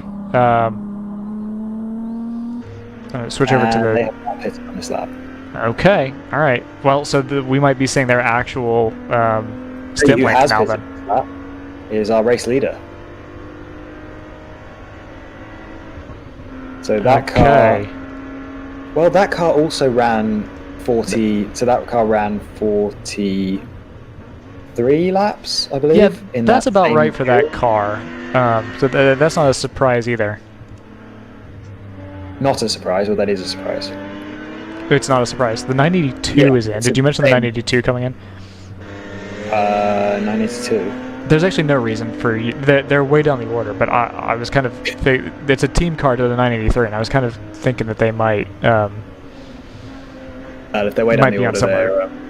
they're Yeah. they're going to have had issues, and they may still be having them. So, but yeah. Okay, Yeah. so it looks like actually Pro Sport is our. So your predictor, predicting that W2W were going to lose time to Pro Sport or the field due to short pit stops. It's actually Pro Sport, it seems, that is going to be in that position. We'll see how many laps W2W runs before they do pit. Let's see. I was already okay. So interesting. So The Hammer Go on. number 1 is in the pits again, by the way. I'm going through the predictions that I ran about 20 minutes ago, seeing how they've aged basically. Gone through again. Uh, Sorry, interrupt. yeah, no, that's fine. All relevant info. So the 147 is the obvious favorite in GP1. That's not a surprise to anybody. That would be followed up by the 984 and 134. So basically, as they run is how you would expect them to finish. So we're basically, if anything's going to shake up in GP1, that's going to be a mechanical, or it's going to be an error by somebody. GP2 is a little more interesting, but I I'm expecting this to be a little bit of a duel between the 678 and the 525. Again, basically like as they run. Who was that? I've got an interloper in there. Oh, that would be interesting. Those two cars are split by well over a minute at the moment. Are we expecting that to close up? I think I'm expecting. Let me take a look at. No, they've both been out for a while, so they're both due a pit stop at roughly the same time. No, 525 is in right now, actually. There you go. Yeah, 525 is in now. We should expect the 678. So 525 is Fat and Furious. 678 is Chill Out Systems. We should be expecting Chill Out to come to the pit very soon. Really, they're actually stretching their stints right now. So we're gonna keep an eye on that. But they should be on very similar pit strategies: 29.73 and 107 for the 525. 27.69 and 106 for the 678. So that they're awfully similar, but the 678 can run a little longer. Okay, worth keeping an eye on. But that would be the reason potentially why they might have an advantage over the 525. We'll have to see how that plays out, and we'll have to see how pace differentials and things like that ebb and flow over the next 3.5 hours. Okay, here's another point of interest with the GTO race. As I was trying to interrupt you there, which I shouldn't have been doing, I was just about to question whether Pro Sport competition has been in the pits for longer than we'd expect. As I was about to say that they crossed the line. However, their pit stop lap time was a 4:21, which is actually shorter than their first green flag pit stop, which was a 4:51.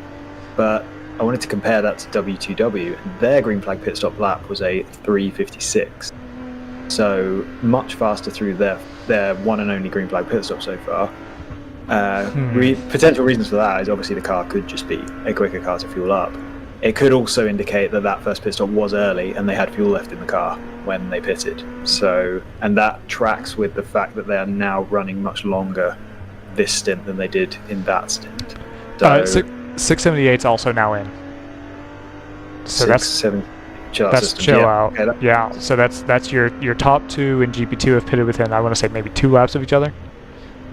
Let's compare their green flag pit stop times from the last round. 3:39 for Chill Out Systems and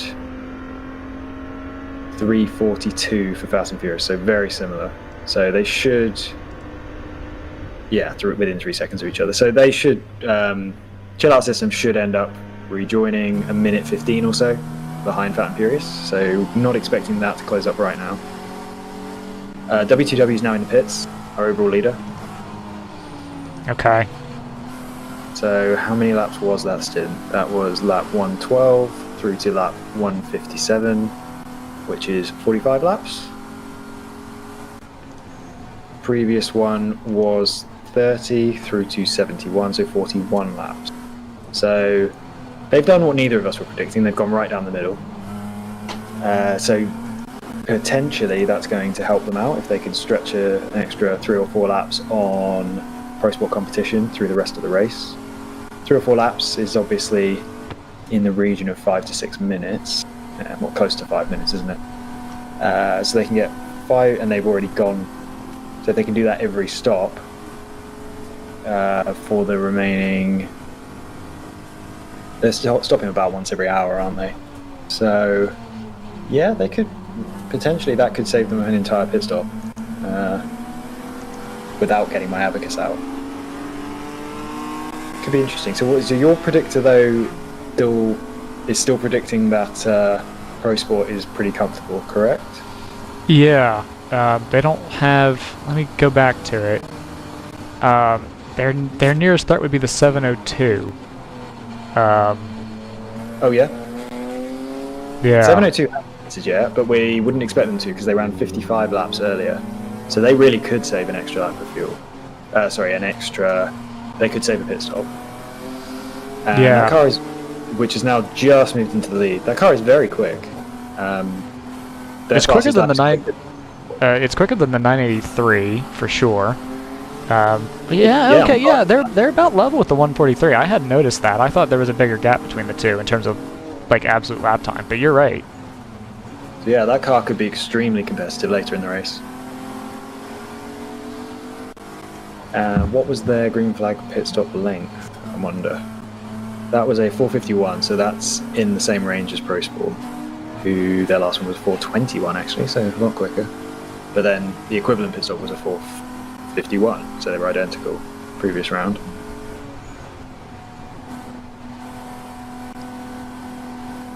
No surprises in GP3. By the way, no surprises. Yeah, no surprises in GP3 for what we would expect to see come out of that. The only thing that is a little interesting for the podium positions is the 605 seems to be in a better position than the. Excuse me. The 605 seems to be in a better position than the 93. Okay, so you expect that position to change at some point. 93 is TC Klein Racing BMW 330i. 605 is Round 3 Racing's Porsche Boxster. Could be looking at, well, actually, I was about to say a double victory, but yeah, we're talking about the race for second place in GP3, not the race for the lead. Right. AOA are miles ahead in GP3. Yeah, and that one looks pretty. That's another one where it's, you know, provided that they don't have some sort of issue or failure, and they should be in pretty good shape. I did mention that the number 1 Hammer Motorsport car came back in the pits after only 15 laps, and that pit stop was pretty long. It was a 5:06. They're back out now, running up to speed, but that car's now dropped down to 14th. So from being behind first place in GP1, they're now behind second place in GP1 as well.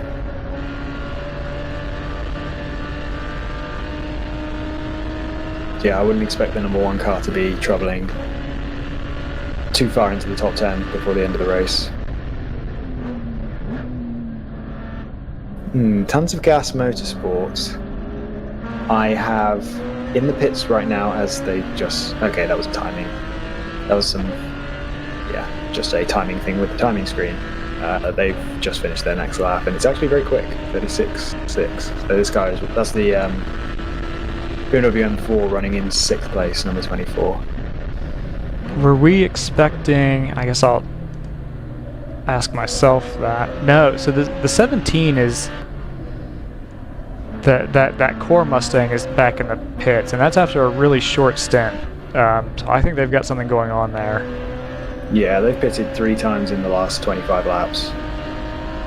Although none of the pit stops have been unusually long, which is interesting. In fact, the last one was pretty short.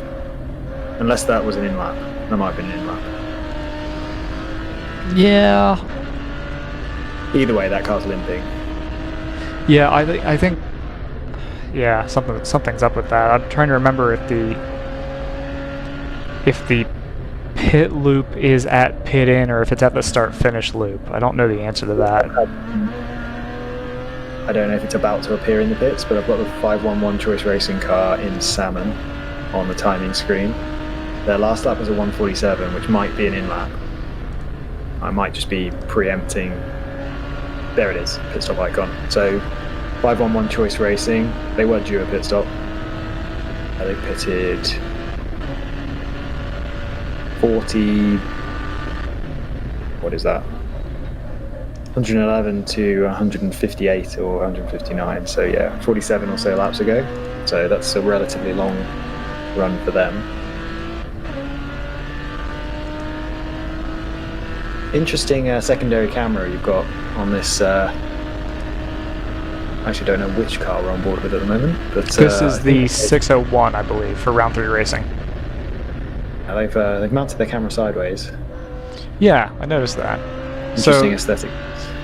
Yeah, so what you're looking at is the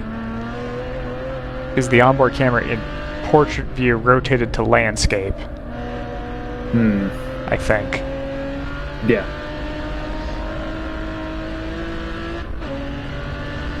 Let's see, there's one more. Let me try to bring the big mission feed back.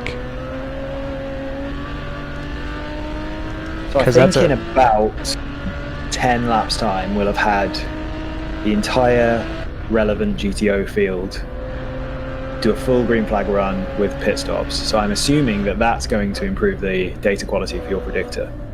So I'm going to make a request for a refreshed prediction at that time. I think we might get a pretty good idea of how things are going to turn out. Yeah, my game plan is to do it at the top of every hour, top of every racing hour. Okay. So that'll keep us semi-regular. It'll keep us, you know, we'll have semi-regular updates on these chance to win predictions, for example. Pro Sport and W2W have ended up very close together on the track. How has that happened? W2W's pit stop was way quicker than Pro Sport's. Full 1 minute 15, which is about how far behind they were before the pit stop, which is why Pro Sport is now 4.4 seconds behind W2W. So that's going to heat up pretty quickly. Pro Sports are much faster, at least a second lap on average, as both cars are about to come across the line. W2W sets a 137.2, Pro Sport 137.0. So that gap's closed up slightly. GP1 leader, meanwhile, is coming to pits.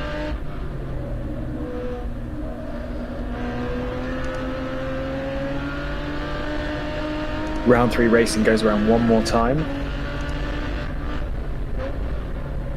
Yeah, I don't have. That'd be the 15 that's in the no GP1 leader. That's okay. Interesting. I don't know what I heard, but it wasn't that. Okay, I think that's normal. I'd expect our overall leader, number 702, round 3 racing, Porsche Cayman, to be in the pits anytime, basically. They did 55 laps on their first stint, but that included 3 laps of yellow flag. That's in 3 laps of safety car. So, and they are 52 laps into this stint, although that also includes 3 laps of safety car. So I'm expecting 3 laps. Yeah, which is exactly what my monitor says. So I think that's dead on. 983, obviously we just saw. Same for the 143. Ooh, the 01 is in the pits. Did we call that out? I just did. Okay. That car. So that car is kind of our benchmark operator for going long, or at least that team, I suppose. And 702 have gone longer. So this 702 Cayman is obviously very good on fuel mileage and very good on lap time as well. So I wonder what. I think it might have just been a weird strategy choice that's dropped them. I think that car might be the class of the field, to be honest, 702. But for some reason, it's really good. First safety car, which I think is what has dropped them. I can see that they were leading for a while. They had to pit under green 25 laps after everyone else had pitted under yellow, and it dropped them to 13th, and they've kind of been clawing back since then. We've got a driver change on the 01. If you ask me from who to whom, okay, that's a little bit of language. If you ask me from whom to whom, I don't know the answer to that, but we do have a fresh driver in that car, so it'd be worth keeping an eye out on their lap times to see how they do. What do we know about Hammer Motorsports? And that's an arrive and drive team, correct? I believe that's right. Brendan's in closer contact with that team than I am. Oof. Sorry, I was just watching the 350 on board, and they had a 3 wide into turn 4 with a Porsche Cayman going through the middle, which is pretty wild. Round 3 racing have gone around again, 163 laps complete. So this is on board the 702, and that was the car I was just talking about, the Cayman that went through the middle. Yeah. We've had this come up with Sarah Montgomery in the car before, and it's turned out she wasn't in the car. A bit unfortunate for her, because her name was there when the car was comprehensively stacked at Barber, and I called it as her crashing the car, but apparently she wasn't in the car at the time. So I'm not sure that's what I would say too. Just plausible deniability. Just be like, yeah, we weren't updating the thing. Don't worry. We don't know who it was. Some guy just came in, drove the car, threw it in the wall. So is this the overall leader then? Is it? That is right. Yeah, you see position in class is one. I think position overall is also one.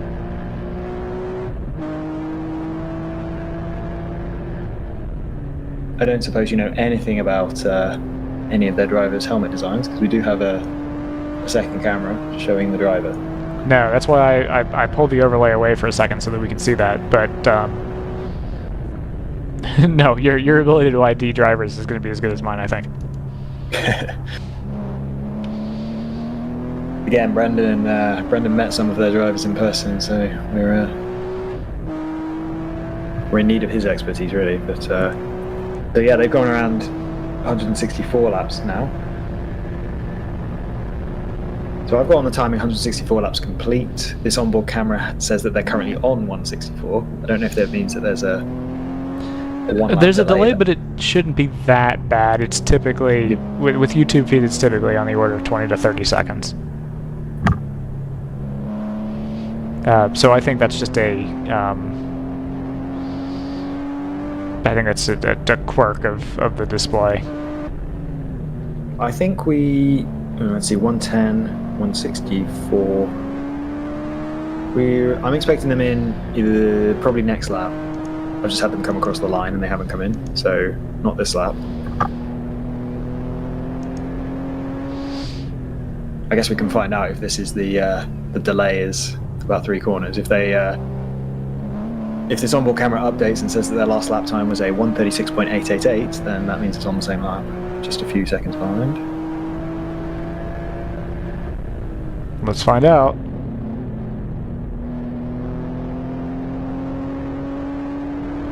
Oh, actually, there's a timestamp on the bottom here. You see it says 12:43. So, which is the current time to the minute, at least. And then I'll There just... it is. Okay, so yeah, this camera is about 20 seconds behind reality then, or at least behind the timing screen. Yeah. Okay. The timing screen is pretty. If you're there at the track, you can kind of you can watch a car pass the timing beam, and then within pretty short order, actually see that be reflected, like on the order of a couple seconds, be reflected in the timing. We might be about to see a change per second overall, because at the line, Pro Sport was 0.3 seconds behind, and there it is. Sure enough, yeah, they were 2 seconds a lap quicker on the previous lap. And now on that lap, they've taken position, and again, we're 2 seconds quicker. And this is Pro Sport competition, Aston Martin versus W2W Racing's Cayman. Round 3 Racing just crossed the line again. They must be right behind this battle. Having said that, the onboard camera shows nothing but clear track ahead of that Cayman, which goes around for yet another lap. So they're running even longer than they did on their first green flag. Their first run. Oh, you know what it was? Okay, so both of those. Okay, no, I'll hold that thought.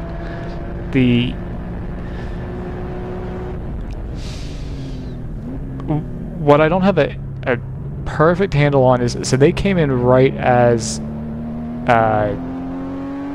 that was the yellow flag that you came into. Yes.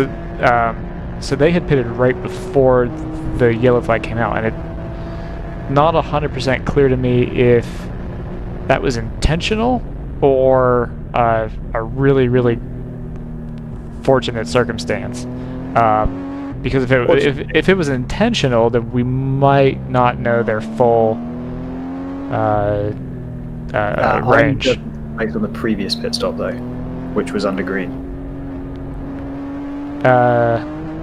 Yeah. Okay. But advantage with a couple green or a couple yellow flag laps. So maybe that's part of the explanation. So maybe their current fuel run also has a few yellow flag laps. No, that's what I'm saying. Is that they might. Not previous, but their first run from lap 0 was to all lap, green. Yeah, okay. It wasn't all green. There was a yellow The flag. middle stint was, though. The middle stint from 55 to 110 was all green.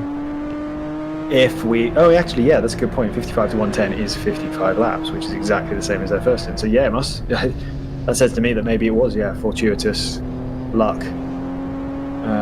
Then again, this run has been longer than 55 laps now. We've gone 57 laps. I don't know this for a fact, but some of the cars that maybe don't have,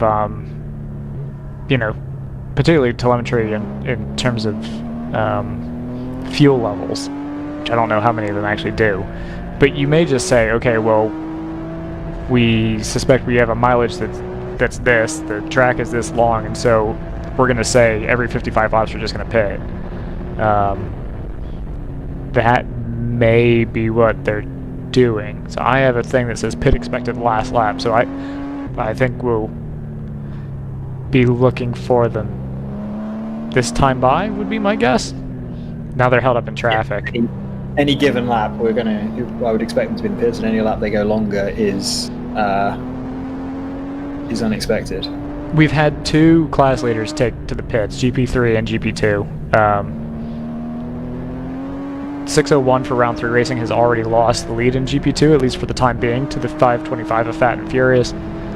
GP3 leader, number 15 AOA, is just taken to the pits, so we'll be awaiting that. Are they going to dive to the pits on this lap? No, it's a tight line through the carousel, so one more.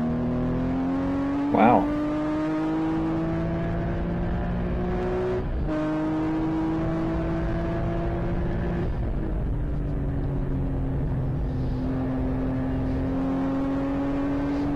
Now there's 3 hours and 12 minutes to go. Let's say round 3 goes to 60 laps, because that makes the maths easy. That means they would be doing an hour and best part of 40 minutes, if you include the pit stop. That means they can do this on one more stop from here. I don't believe any other car can.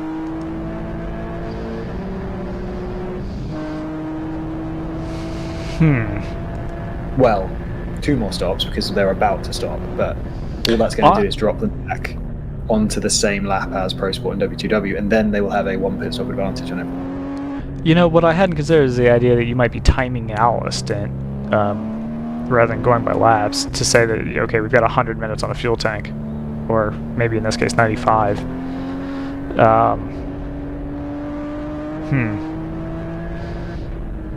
It's going to be curious. It's going to be close. I'm not sure it is. I think this might be this car winning the race, all other things being equal. No, I mean in terms of fuel, I guess it's also, you know, if they're evenly dividing the stints up, maybe that's the answer. Maybe that's not necessarily their range. It's just that's, you know, that's the convenient. That's the only thing that makes sense with them skipping the first yellow flag, and they still haven't pitted. Yeah. No, this will be. It's good timing for the updates at the top of the hour too, because that'll give us an updated fuel run length for this car. Been hanging out with this car, expecting them to dive into the pit lane. They haven't done it, so we got to be on board with them until they pit. I'm sorry, but also conscious of the fact that we've been talking. Oh, it's sorry, I just put 2 and 2 together. That we've had a comment in the YouTube chat that it's Brad McCall in this car. Okay. May I suggest they just get rid of that driver field or there? Or update it. I would be happy with an update. That'd be nice, but it doesn't seem to be forthcoming. It might be if Brad gets out of the car. Maybe it'll update to be right just by virtue that maybe Sarah's getting in the car next. Yeah, it's broken clock is correct twice a day. Yeah. Type of deal.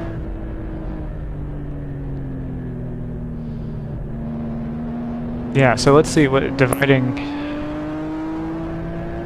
Would that be dividing the race into fifths? Is that the effect of that then? I think they've got 2 more stops to do. Yeah, and they've done 2. So yeah, 4 pit stops, so 5 segments. That makes sense to me. Okay.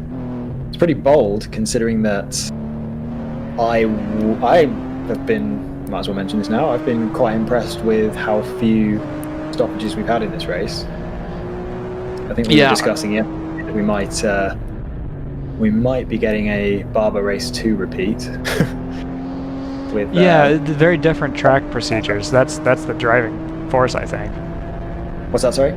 They're very different track procedures. I think that's the driving force. You know, the marshals here seem to be a lot more willing to go out and do these hot polls. So we're not having to do the Code 35 business. Yeah, it's one of those things where they have the Code 35 available, so they maybe feel like, why wouldn't we use it? This has implications, doesn't it? This is the 983 that's in front of us. Or no, is this the one that's further down the order? Nope, 983 is third place. Okay. So I did say that as I was tracking Pro Sport and W2W coming across the line, it did seem to match up quite nicely with when the 702 was coming across the line. So yeah, I guess the 702 was running 10 seconds behind or so at that point, and they've now hunted them down, which is no surprise. That W2W car isn't on the same pace as Pro Sport or Round 3. So yeah, that car, I don't have a good feel for how that car managed to get into a really good position early on in the race, but I don't think it's quite got the legs to keep up now. Ooh, we've got a slow car to the right. A 2 car coming the pits this lap. As we got a slow, is that a black MX-5 going around? That looked like a BMW to me. I think every time there's a car, it's going to be like, you're going to assume it's an MX-5, I'm going to assume it's a BMW. Well, if we do that, we've got about half the field covered. Yeah. If we had Brendan here and we got him to call it as a Cayman, we'd pretty much have 90% of the field covered, I think. We've got this weird thing going on. I don't know if it's a weird patch. Oh, you know what it is? It's probably switching over to Wi-Fi. It might be a device that switches over to Wi-Fi. That's a guess, but we have this repeated thing where the car will come into the pits and then we'll lose the feed from it. No, I'm 100% going to go with the Cynics option and say they're doing something extremely illegal. Okay. It seems as likely as anything. You know, it's either switching to a Wi-Fi ad hoc somewhere in the pit lane, or they're violating every rule in the book. Okay, so based on the first pit stop, this car should be 30 seconds slower than Pro Sport through the pits. I think it's been running slightly faster, but not significantly. So we should see this car come out of the pits probably the best part of the lap behind Pro Sport, and if I remember correctly of what the gaps were before, and I think it was about 1:15, something along those lines. But I believe that car has one fewer pit stop to make after it gets out of the pits, and I think that's going to put it effectively well out into the lead.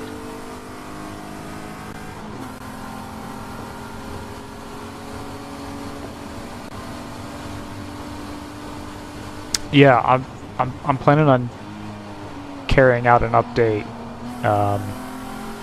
like I said at the top of the hour, and I'm really curious to see how these projections change. Because you could have sold me on a bet for the.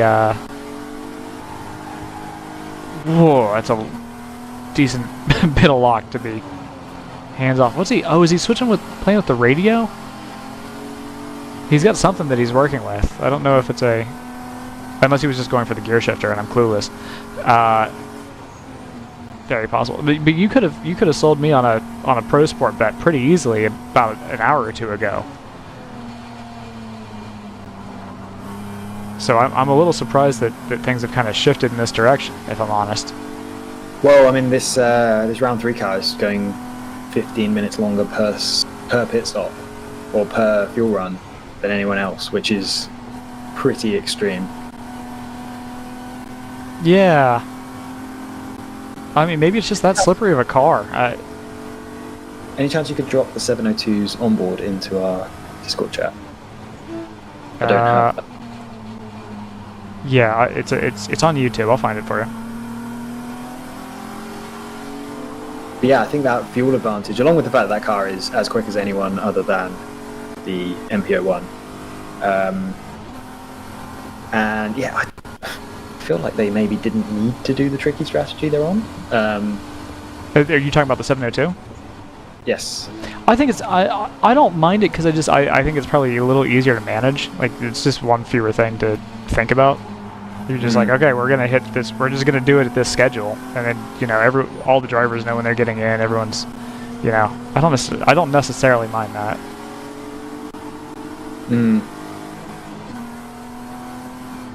I don't know. You seem unconvinced. I'm not actually sure what the pit stop regulations are under safety car, but my assumption is that if you come into the pits while you're behind a safety car train, get your pit stop done, you come out of the pits, and you go straight back. You catch up to that same safety car train. So you get a free pit stop. Am I anywhere near correct on that? That's a good question. I would need to... You could at least top up, for sure. I don't know if you would necessarily... Let's see. So a caution lap is about 2 minutes and 45. So it's not quite double a race lap, but I don't know. I don't think you could get a full service stop. I don't think you could fuel the car. I don't think. Well, I think you could. If that were the case, would you pit 2 laps in a row? That's kind of what I was getting at. Is like if you were being really shrewd, I think that might be, and that actually answers the question from earlier. I'm glad you mentioned that because we had the 59 pit on back-to-back laps during the first caution period, and we were trying to figure out why they would do that. But that would be the answer: is you're just filling long enough to avoid going a lap down, then you come back around to the tail end of the lead lap. So maybe. Although I would have thought they were leading at that point, so no, I don't know. Who else is doing that though? I've What's not that? seen a single other car with 2 consecutive pit stops. Yeah, I'm kind of convincing myself out of that as I describe it. Given that we know that they were having mechanical issues later Yes. on, that seems like maybe more of the obvious answer. 702 is back out. Yep. Okay, so what was that lap time? That was a 4:37, which is long, but roughly matches what they did first round of pit stops, so that all makes total sense. They are 6th? Huh. Have they just lost a lap? Yeah, I think they've been penalised. No. I don't think they've necessarily lost a lap. I think they've lost a lap in the pits. They were 1 lap ahead, and now they're 2 laps behind. Yeah, but they also had a 4-minute pit stop. That's enough time for that to happen. That's enough time for that to happen in combination with, the timing display issue of when a car ahead registers a lap before the car behind, and then you artificially think that there's a lap gap. I'm going to disagree because their pit stop lap has been deleted. Well, that's If you look at time. inconvenient.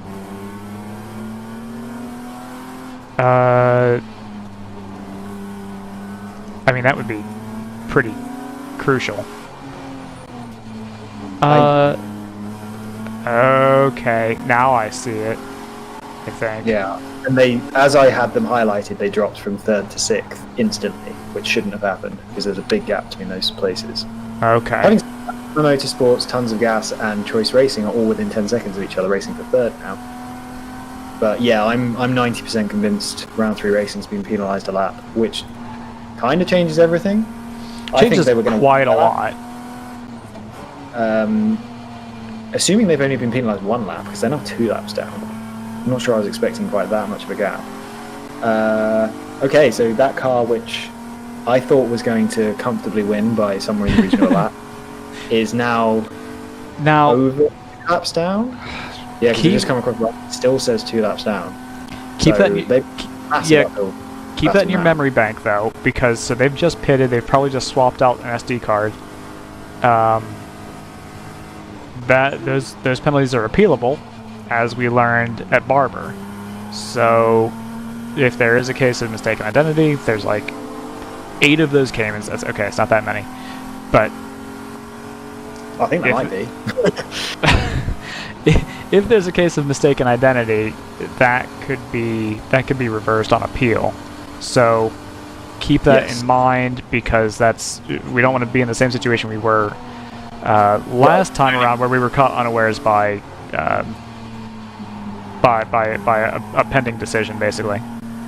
Yeah, we can only report on what we're seeing, but we do know that car, who was the other car that lost a lap while I called them earlier and I've forgotten who. I think it was one of the Tons of Gas cars, wasn't it? Lost a lap. That sounds right, because yeah, that does sound right. The 24 maybe. Yeah, it was because they dropped from second to fifth on a lap that they were not slow. So yes, so those two cars are running. Now, yeah, those two cars are now running not nose to tail, but they're running in the same position on the timing screen, fifth and sixth. Both have lost a lap due to a steward's decision, we believe. So yeah, that's worth. No, and I agree with that now because I have. There's the same sort of quirk in timing that I described at Barber, where a car will go missing, come back, and basically with like no fanfare. There's no indication that they lost any time, anything like that, and that's kind of no, okay, all right, no, well now I see that they lost 3 minutes and 9 seconds, but that's from the pit stop, so I will make the point real quick. This 525 is just put in the fastest lap in their class and their own personal best at a 138.32. So they're booking it. That's the car we're on board with right now. Nice. If I can make a suggestion for onboard cameras, the number 01 is 4 seconds behind the number 511 for third overall. And they were half a second quicker on that last lap. Request fulfilled. So the 511 Choice Racing, which is our team, they were leading. Was it GP2? They were leading earlier, but they've yes, GP2. That 51 car, which was the GP2 leader. The team car. Yeah. This is their sister GTO car, which is running third overall and obviously third in class. Sorry, not. We are looking at the back of, or at least 4 seconds up the road, the 511 Choice Racing BMW. Okay, so this camera is on about a 30-second delay. Yeah, sounds about right. To hunt that car down. I don't think neither of them are due a pit stop anytime soon. I think 10 seconds behind this Hammer Motorsports car is Tons of Gas Motorsport, the 24, which is the car that about an hour ago was given a 1-lap penalty. And then 40 seconds behind that is Round 3 Racing, which is the car that just had a 1-lap penalty and has dropped from being my pick for the win to not so likely to win. Wow, hot take. Yeah, no, I was about to say that as I realised that you've either just run or are about to run your predictor, which would probably be a much more trustworthy source than... Sometimes sometimes in this kind of thing, like I think our own punditry is almost as good as that. It's just, the predictions are mostly just for like, what are we missing? But I think we've kind of gotten all the bones out of GTO for now.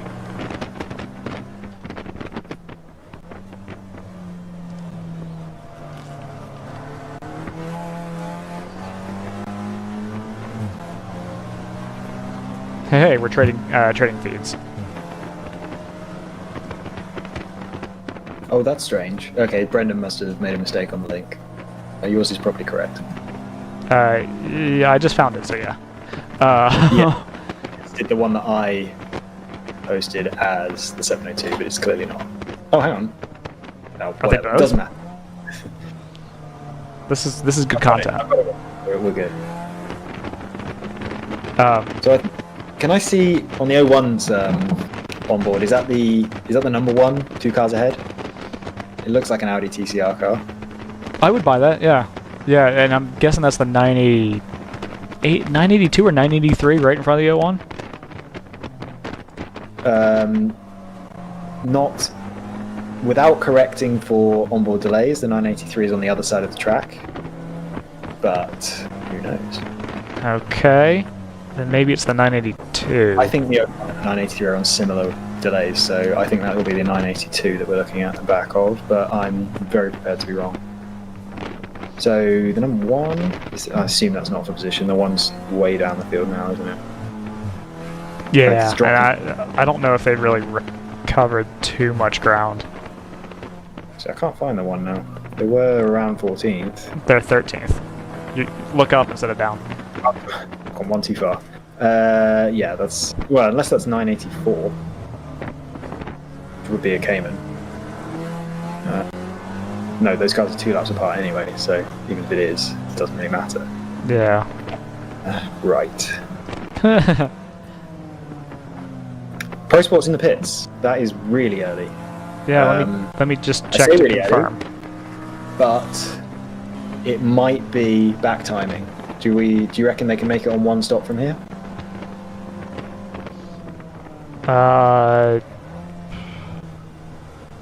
Be close, but just by intuition. Let me think about that. Sorry, if you're watching the 01 there, the yellow Mazda ahead didn't turn right at all through the keyhole. Let's see. So I have them as pitting.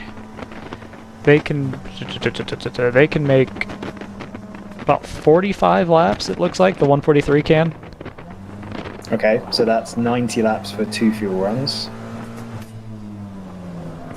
Yeah. Yeah, easy. Easy, they can make it on one stop from here. So that is back timing. But not even back timing. That's... Now I'm trying to decide if I think that was a mistake or not. I think the answer is no. I disagree with you. I've got them at being able to do 2.4 hours. Oh, no, 90. I'm thinking... Yeah. Hold on, so, yeah, so just under 3 hours to go. That's going to be 180 minutes. No, it's going to be close. I've got them at 145 minutes for 2 fuel tanks. Yeah, I think I agree. I think this feels unscheduled. Let's see. Just Spirit of the Race Award goes to the number 199 Ramey Motors Racing Pellegrini Performance car. They have come back out after just shy of 2 hours in the pits. What is that car? That's it's a Porsche Boxster. 01, easy path through on the team car. Yeah, let's keep an eye on the 143 because I think that's off sequence and I think that could be a big deal. Yeah. Oh, if it's off sequence, it's a very big deal. Unless they've got something in the locker, fuel mileage wise, that we haven't seen so far this race, they're not making it on one more stop. So this puts them out of contention if it's not scheduled. If that's not the case, essentially. 702. Now that car. Okay, so that car. Initially, I thought that car was going to win easily. Then they'd lost a lap, which puts it right in the range where it was on target to end up racing in the last 5 laps for the win. However, since the pit stop, that car has been much slower. So okay, we're talking 4 to 5 seconds a lap slower, which thoroughly drops it out of contention. If that is going to be his pace for the next hour, so that's worth seeing. So it's we can see that there's a driver change. So that car, between its lap lost and different driver, I think something's wrong with that car. That's got a mechanical issue. That BMW just flew by. Well, that may be it. Maybe it isn't the driver change then. Maybe it's a mechanical issue. I don't think it's a severe mechanical issue because it's obviously still catching up on some of the cars ahead of it. I think it's a Miata ahead of it. But I don't think, unless I haven't been paying enough attention, I thought that this car kind of went like stink on the straights, more than you'd expect. Yeah, I must admit I was about to say the same thing, where I don't consider a Cayman to be the fastest car on the straight in this race, but I also don't consider that BMW that just blew past it to be the fastest car on the straight in this race. So, yeah, that doesn't look quite right. I mean, it's lost 2 seconds of pace over the last 2 laps. Maybe that was traffic, but... well, as I was saying, it's actually, since its pit stop, it's been 4 to 6 seconds off what the previous driver was doing. But somebody's had an off at the carousel. I'll switch to a camera that's... Pro Sport's out of the pits.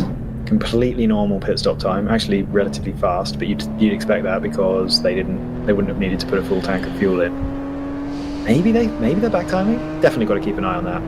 So that car isn't a bit right at this point, particularly as it's a lot faster than W2W. If they have to pit twice more, then they are out of it, I think.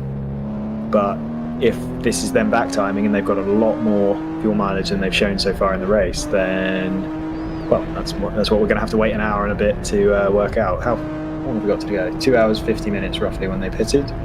So if they can get to an hour and 25 minutes to go, then they're going to be the hot favourite for the win. If they can't, then WTW, I think, is going to be our favourites. Having said that, I don't think they're that far ahead of the 511 Choice Racing car. A minute or so, and Choice Racing appears to be quite a bit quicker. So it's going to be an interesting race. Got a lot of cars still in it. Yeah, it's, well, what we were talking about, I don't remember if we were here at the time, but what Brendan and I were talking about is somehow, because everything is, everything is budget on some level. Every car has amateurs either in it or on it. There is, there seems to be this kind of reversion to some kind of weird mean every single race.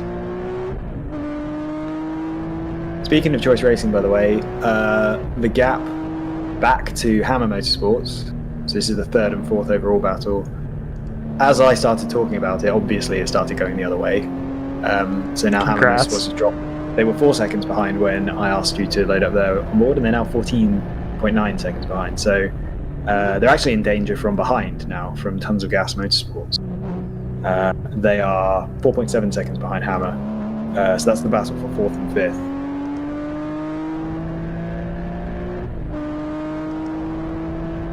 Meanwhile, actually, round 3 racing, just backing up my comments about their pace, they've lost a place to the other Tons of Gas Motorsports BMW. Their number 242 has passed them and pulled, I think it's pulled 5 seconds on them in 2 laps.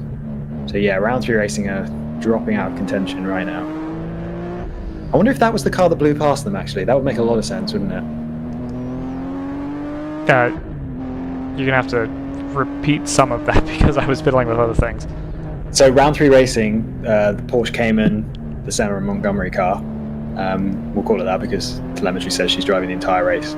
Sure. That car, which has been going up to 6 or 7 seconds a lap off the pace since its pit stop, and since it lost a lap to the steward's decision, they've actually lost a position to the other Tons of Gas Motorsports car, number 242. Okay. And that car, and they've just gone through another lap. That car's yeah, okay. No, I see what you're saying. Okay. 6 seconds quicker. So this is round 3 racing, I think, dropping entirely out of contention. This would have been really interesting if they'd not got that penalty, because the pace that car has, whether it's a mechanical issue. Oh, and sorry, and the point I then went on to make was you saw a BMW absolutely blow past the 702 car.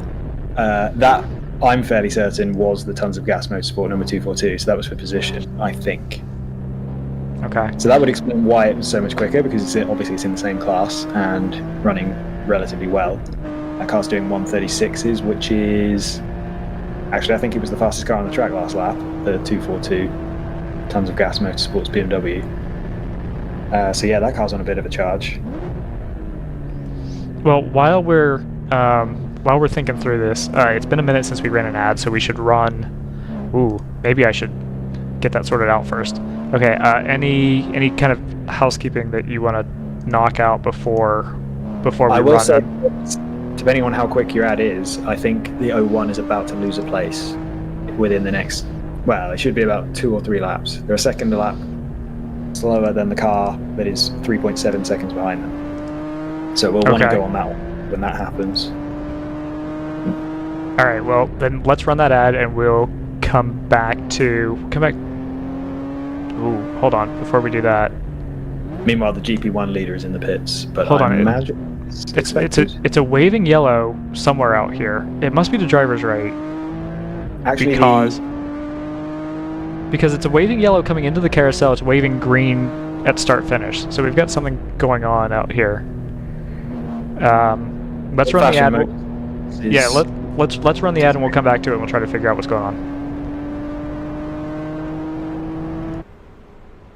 Hey, your Uncle Cooper here. Once upon a time, there was a girl named Goldie. My niece, your cousin. And Goldie didn't know which tires were right for her.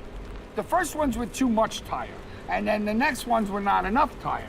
Anyway, long story short, Goldie found the Coopers, and they were just right. What a happy, practical ending. Go to sleep. I love you. Go with the Coopers. Cooper!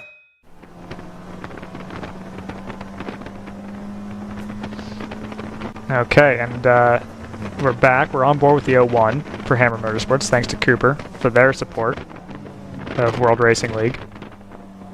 And Okay, so yeah, go ahead. in terms of P1, let's just clean that up quickly. ART Racing, the leaders, just pitted. That's an early pit stop, but again, we're kind of in that range of the race where teams could be thinking about back timing, so that's not necessarily an issue.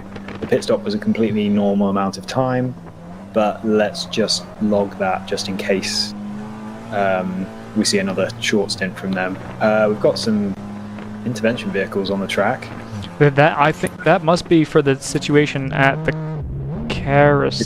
It's the Janetta that's being dragged, Okay. which makes sense. Old-fashioned motorsport are disappearing down the timing sheets. Split Decision Racing's also turned salmon. That's a GTO class BMW M2. Yeah, I'm glad you pointed out that was a Janetta, because I, again, would have defaulted to a BMW there. Yeah, that was 100% the old-fashioned car. Yeah. No, I buy that.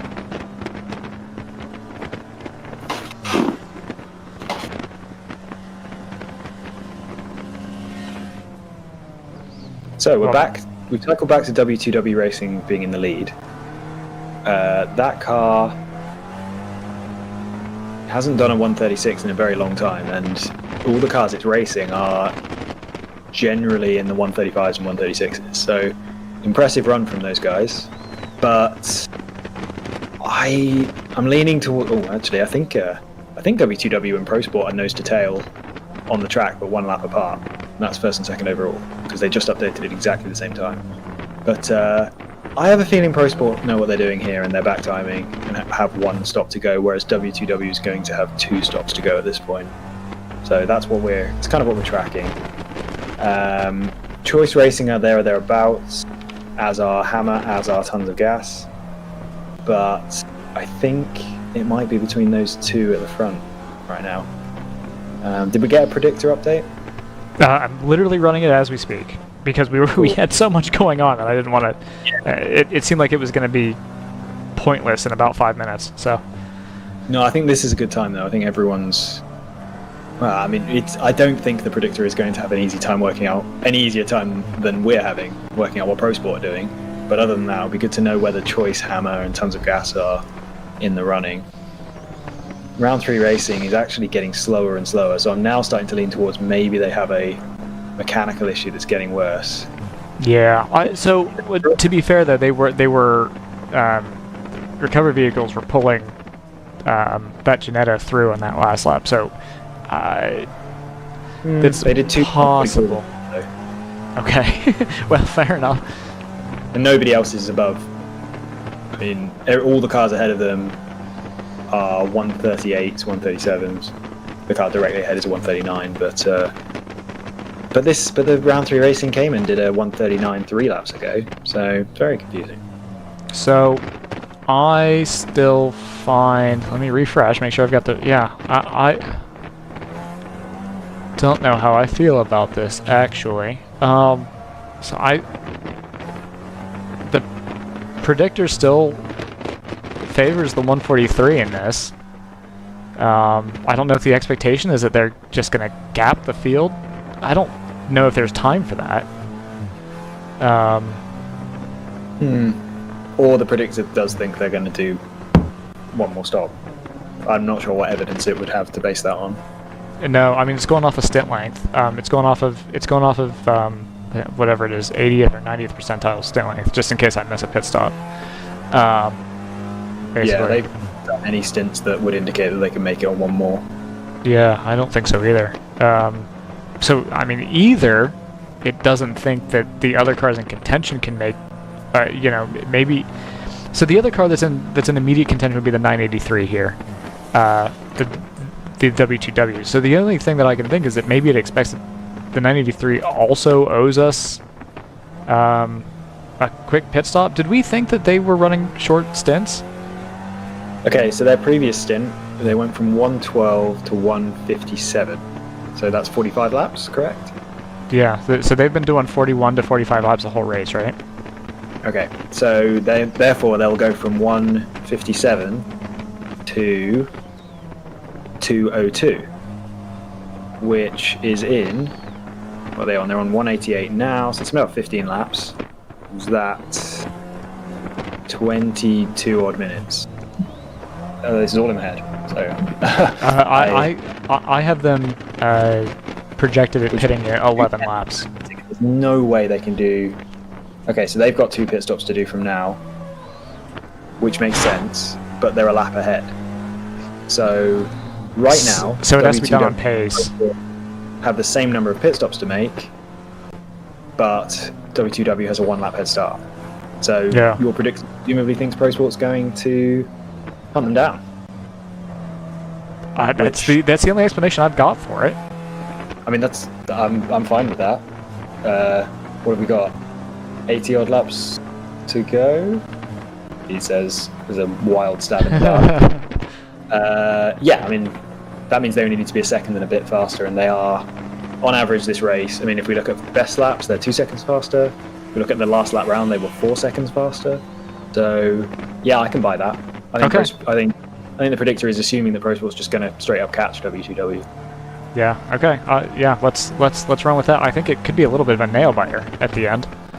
Could be. Well, yeah. If things go that way, then we're going to expect the lead to change on the track in the last hour, which should be fun. Yeah. Yeah. They are 1:30 behind now. And then so yeah, they're running about 5 seconds ahead on the track at the moment. And GP1 still looking very strong for the 147. I would say basically no change there. Yeah, ART Racing, presumably not the GP2 squad. Strong favorites there, and then you'd expect Frozen Rotors second, and then I think looks like it's going to be a little messier between that last podium position between the 110 of Thunder Bunny and the 134 of Big Mission Motorsports. So keep an eye on that if you're following the GP1 podium battle. GP2 is looking pretty strong for the 525 for Fat and Furious, and I don't think that's going to be a surprise looking at timing. Yeah, they've got... glitched slightly. It's saying they just did their fastest lap, but they clearly didn't just do their fastest lap, so I'm not sure what that's about. But yeah. Either way, they're pretty close to their fastest lap, so...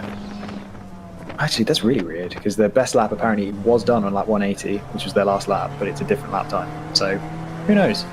Oh, you know what? I wonder what the chances are that their best lap was when it was disallowed. Potentially.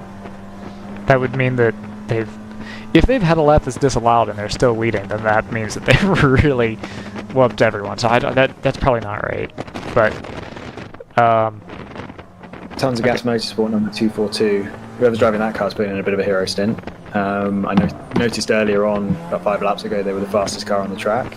They've just set their fastest lap of the race, and they are by far the fastest car on the track right now. 525 in the pits.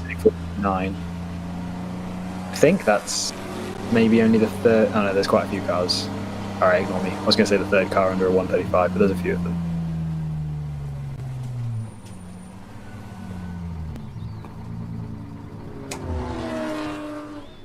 Okay, shutting the car off. I'm guessing, let's watch the helmet in the driver's seat. Doesn't look like he's going anywhere, so not a driver change for the 525.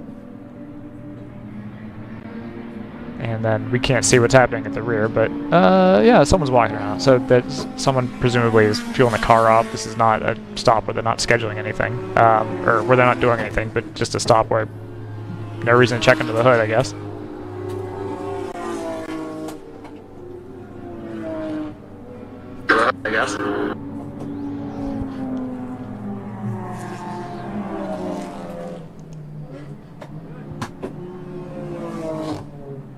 Anyway, GP3, looks like we're putting the number 15 for AOA Motorsports as strong favorites, and then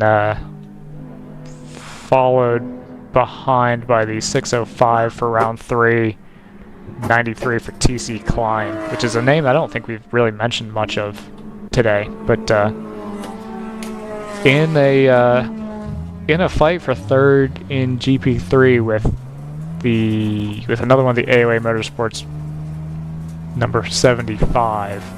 I think that's all the classes. I don't think I missed one. 525 sent back out. Pretty quick service. We've had a question on the YouTube chat. Sam Michaels would like to know what you're wearing. No. Well, thanks for asking. I'm wearing some Calvin Klein loungewear. Oh.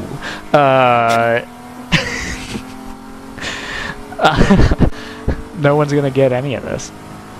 Sweatpants, t-shirt. It's all about being comfortable when you're working from home. I second that, particularly when you've been artificially given the flu. It's not a flu, Scott. Is it not? No, it's a completely different family of viruses. Oh, okay. Yeah. And something new? Whew. You can see why the 525 is so fast, because they're clearly pushing.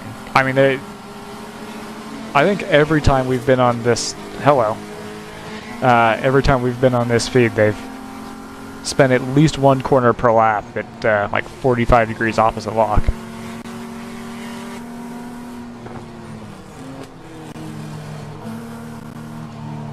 I've got them in the pits on timing. Does that mean that they're heading for the pits right now? No, that must be last lap, presumably.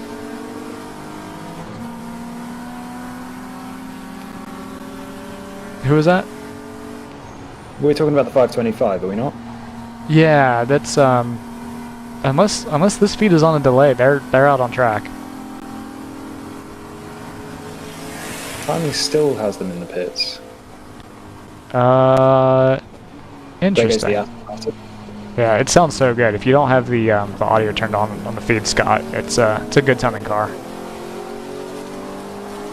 Interesting. It's the V8. So yeah, I mean, I've heard plenty of them while following the World Endurance Championship in Europe. At least that engine or a similar engine.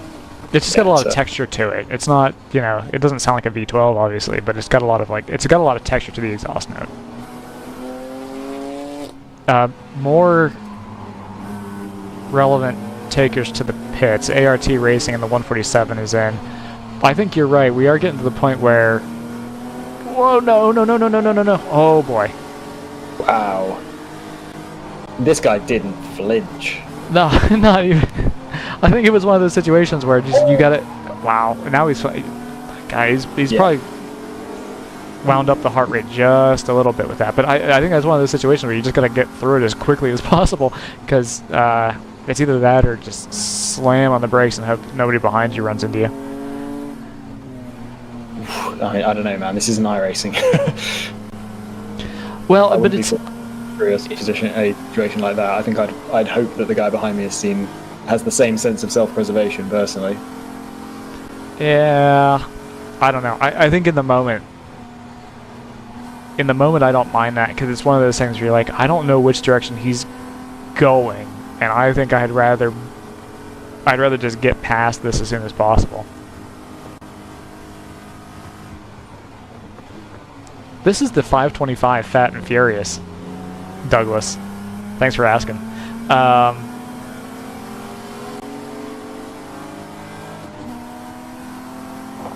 This is your leader. I believe it's still the leader in GP2. They might have been overtaken while they were sitting in the pits. Chill Out Systems has passed them. Yeah. Okay.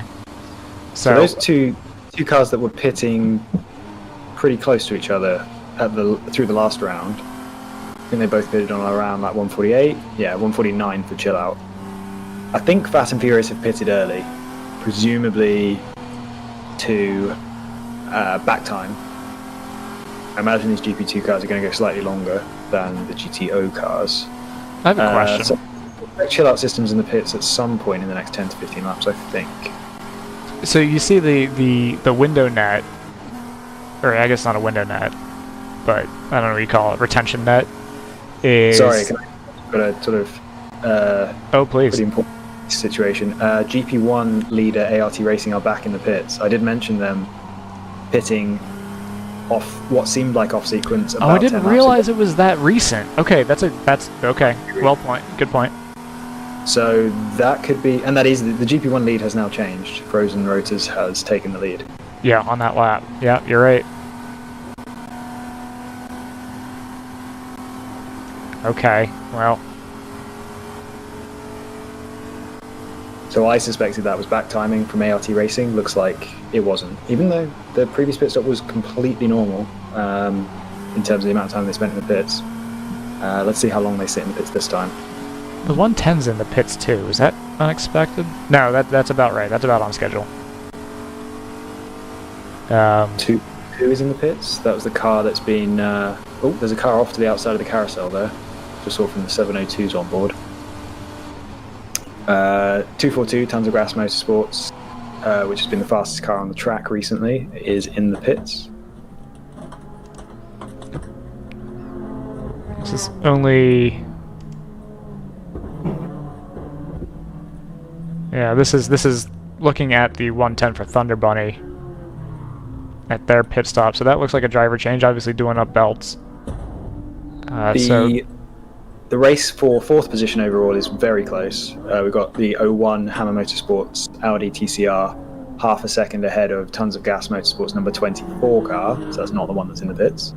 There was an awfully close situation between the 01 and a green, white, and black Miata. Yeah, that's what I was oohing about. Did they touch, or did it just look close? It kind of looked like impact to me. Okay.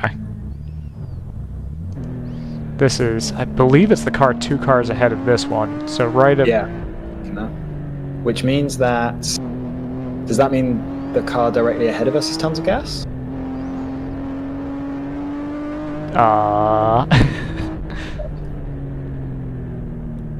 What is this? Can we get ahead? Is it the 1-3? 134, I think. Yeah, that would be Big Mission, which we've lost the feed on that for. So that... We've got the MX-5 in front of us, but ahead of that car, I think, is the battle for 4th overall. I would buy that. Yeah, it looks like the TCR for sure.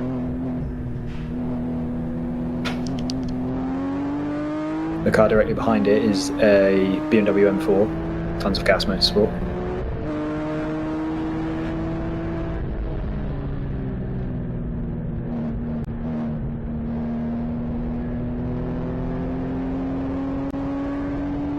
Pro Sport competition, Aston Martin has closed down on W2W. It's now 1 minute 15. I think last time we checked in it was 1 minute 30. So that car is continuing to be seconds a lap faster.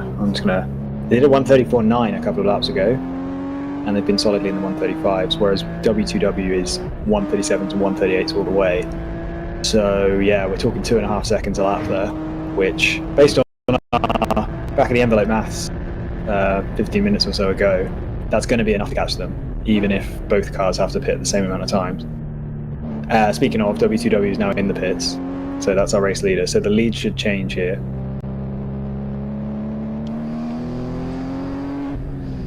Yeah, do we have... So the 147 is back out on track. 6 minutes, so that was not quick. Something has happened there. Do we have a gap in that class? We need to spend some time on board the 348, by the way. They are in a fight for 3rd in GP1. I actually know it's a fight, but they're trying to hunt down.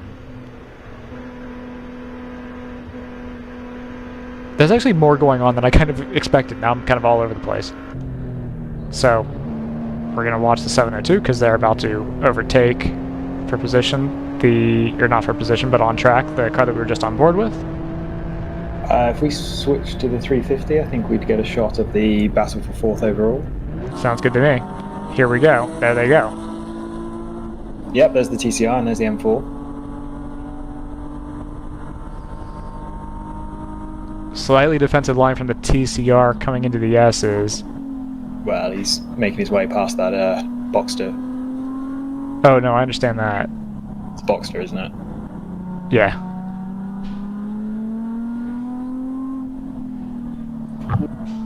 So where... God, where... Okay, so let's take a look at... 242 is still in the pits. That seems like it's been there for a long time. Okay, so the gap now, let's really quickly returning to this GP1 lead battle. 147 is back out there, but they are in the ballpark of 2 laps behind the 984. That's even as quick as they are relative to the others in their class. That's going to be tough to claw back. Alright, Tons of Gas, number 242 has completed a lap out of the pits, but it's been 2 minutes slow, so that car, 1 minute slow.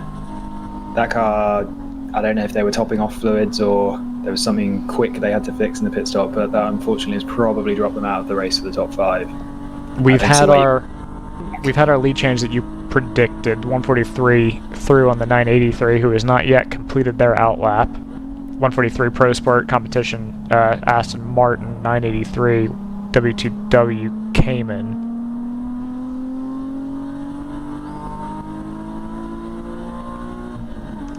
So let's see, next stop for the 143 should be in about 25 laps, so call that 40-45 minutes from now. Yeah, and that's not going to be...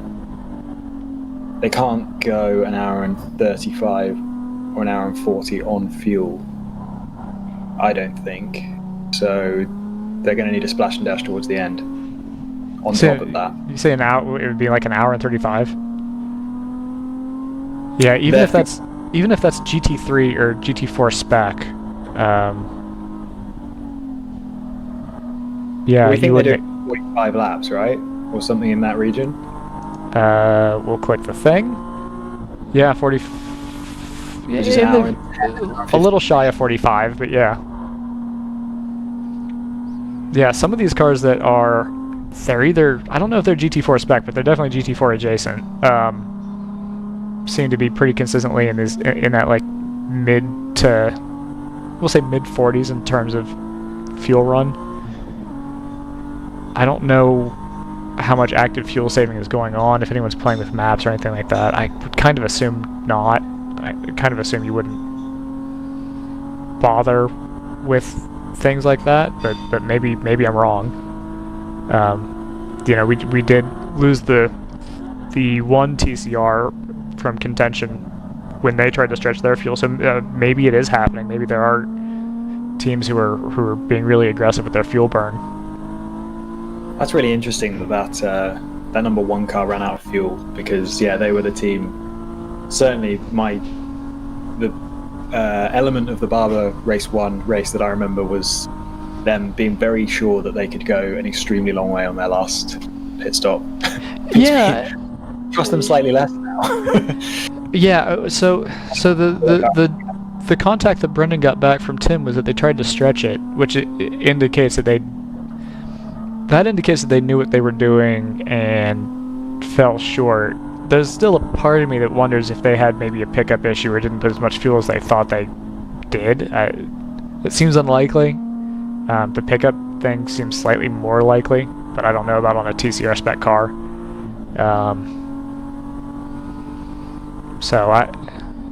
But my mind is, there's still a little bit of uncertainty for me in terms of what actually happened there, because I'm surprised that it happened that early in the race, you know. I guess maybe that's when you're the lowest information in the race. You know a lot less about how much. It might have been their first fuel run, actually, first or second fuel run. So maybe you're just in the situation where that's the first time you've tried to run that tank dry in race conditions, and just get bit making the wrong estimate. So I think are about to see the number 24 car has entered the pits. They've just done a 146, which that's roughly in line with the kind of lap time a car would make when they're on an in lap. So we'll see when that updates. This is the car that was, they've now turned salmon. This is the car that was right under the rear wing of the 01 Hammer Motorsports car for fourth. 348's gone dead in the pit lane. Had to be restarted. Which car were you referring to? The 24? No, 4 Tons of Gas Motorsports running fifth. Yeah, okay.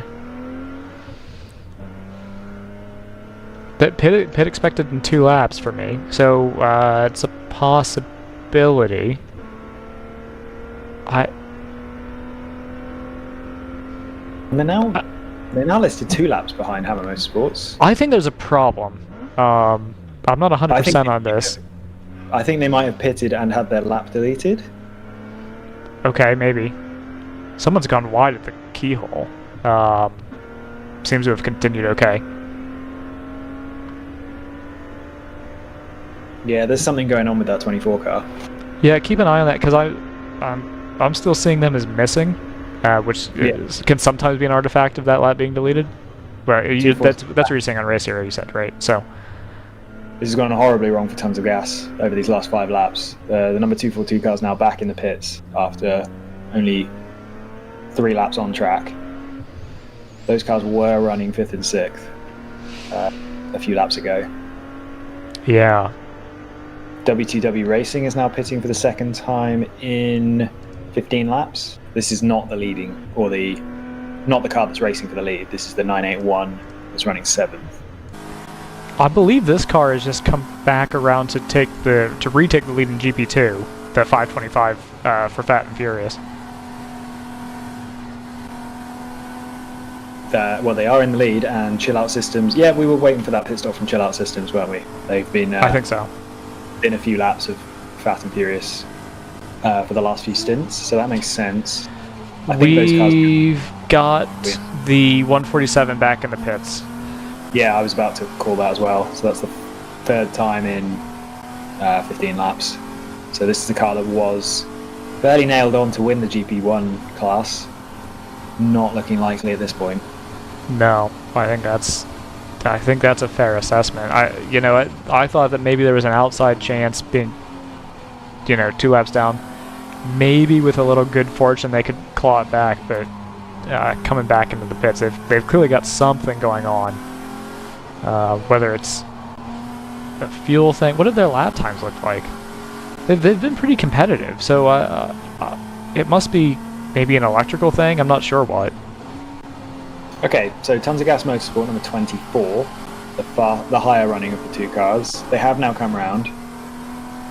Race Hero is listing them as in the pits. I'm not sure I believe that, but their last lap was a 526, which is slow, but not super slow for a pit stop. So I don't know what's going on there. We're going to have to keep an eye on that one. Which car is this? Number 24. Oh, yeah, okay. The kind of middle child in terms of standings in the WTW camp, the 981 is also in the pits. It's not a car that we've really called out much today. I don't know if we've called it out at all, actually. About 3 minutes ago. Okay. Yeah, it's the 2nd pit stop in 15 laps or so. So that car doesn't look great for that car. Don't think that will be. Oh, they're out of the pits now. Apparently they've just finished the next lap, and it was a very short pit stop. 2:19. That's the shortest pit stop lap I've seen. 5:11 for Choice Racing is in the pits too. That's about 4 laps ahead of schedule, but nothing crazy. You made the point about half an hour ago. This is the point where you start to back time, and so obviously, if you've got one more stop to do anyway, if you're out on track on low fuel and you've got 2 more stops to do, you can take them at this point basically whenever. Correct. So, because I don't know, maybe the NPO1 might be the only car with a fuel tank that's small enough to need to worry, but I don't even know if they're circulating right now. I haven't seen them in a second. Put in a 137.7, which is a very competitive lap. So Yeah, there's definitely a long pit stop for that car, and it was behaving oddly on timing, but does look like it might have lost a minute in the pits. And considering that car there or thereabouts with the race for the back end of the podium, that could be them dropping out the top 5. How's round 3 racing number 702 been doing recently? Yeah, that car doesn't have the pace it had when it was leading an hour or so ago. It's in the 39s, 40s, that kind of range. That car's, its fastest lap is a 33. It's more than capable of 35s and 36s. So we don't know if that car's struggling. I mean, if it's struggling with a problem, then it's been struggling for a while, but it's not getting any worse. So yeah, I think that car... Big contact between the 525 and the 85. Something flew off of one of these corners. The 100% made contact, unfortunately. That's going to be looked at, I fear.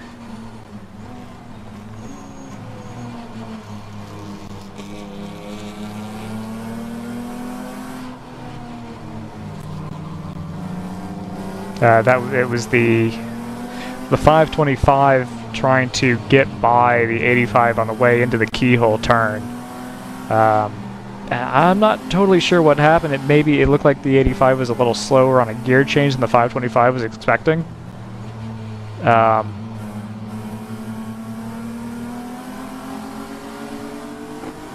Yeah. He's coming back up to him now. Let's see if this goes any smoother. Yeah, he's gonna take him around the outside of the carousel. This should be a little less eventful.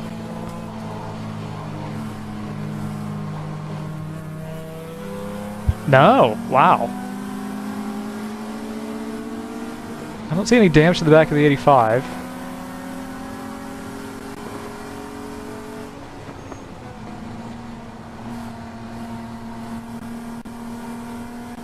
I was the teammate to the GP3 leading car. We haven't talked about that class in a while because it's been... Well, we're waiting for the AOA number 15 car to break, otherwise it's going to win. Yeah, right.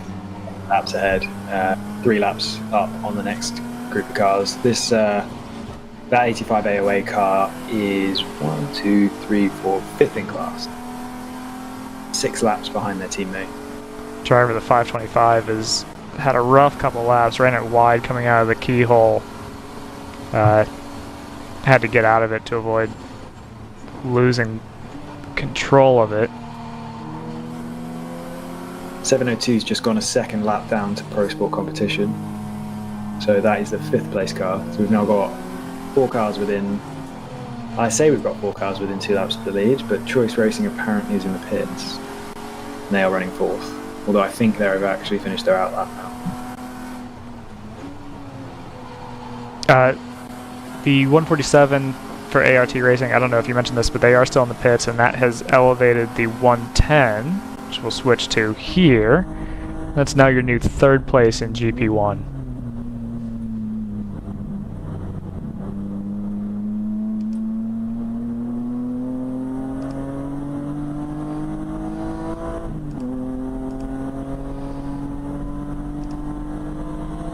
Pro Sport continuing to stretch out their current lead. We think they have one more pit stop to make than W2W Racing, but they are, on the last lap they were 4 seconds faster.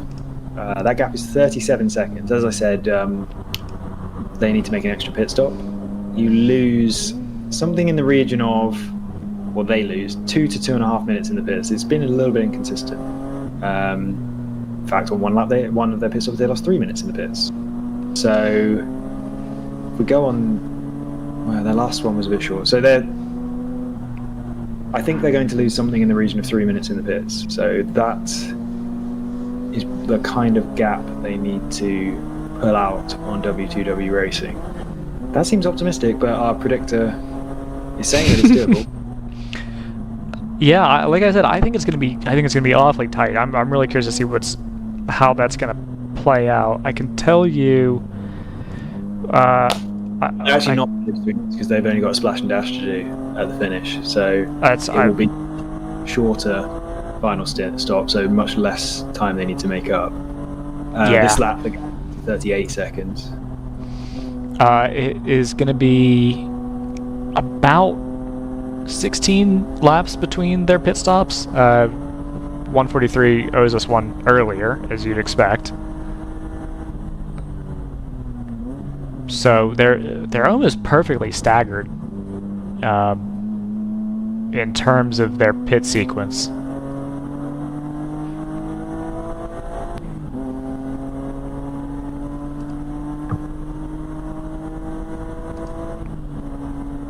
Maybe not quite offset, but we'll say they're off. Yeah.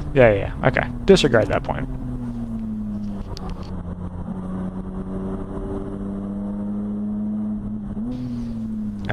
ART continues to fall down the order, so that's elevated the Chattanooga Tourenwagenmeisterschaft up into 4th. There's only,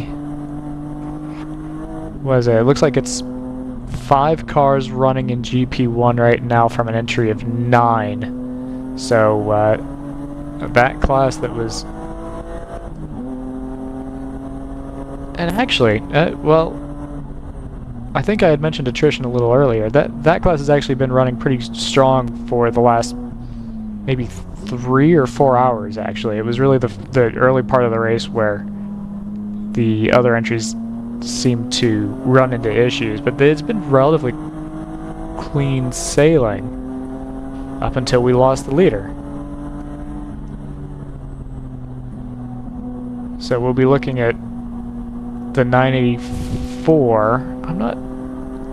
I just noticed I think it was the 85 AOA Motorsports Mazda going slow on the start-finish straight. Its last lap was a 2:08. So that makes sense that car might be limping early on in the lap. Not sure why they wouldn't have pitted, but this is I think it's the 5th place, maybe 6th place GP3 car. 2, 3, 4, the 5th place GP3 car, teammate to the leader.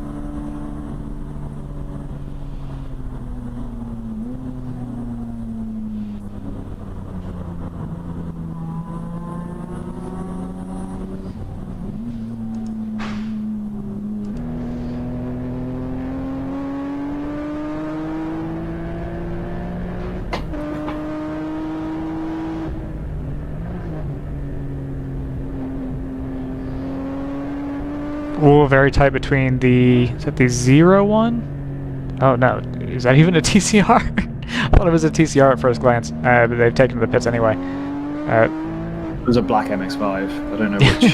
So not a TCR at all. No, not at all. Yeah, you never really want to be on the brakes on the exit curb. That's not ideal.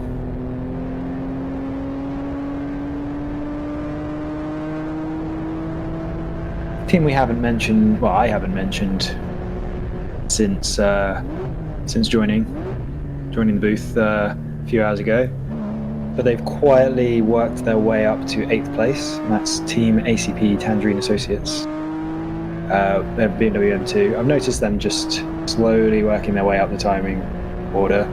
They're up 6 places from their starting position, and yeah, over the last few hours they've managed to work their way from 12th up to 8th, so just wanted to pick out the first team in the order that I don't remember talking about so far. Hammer 01 is just entering the pit lane.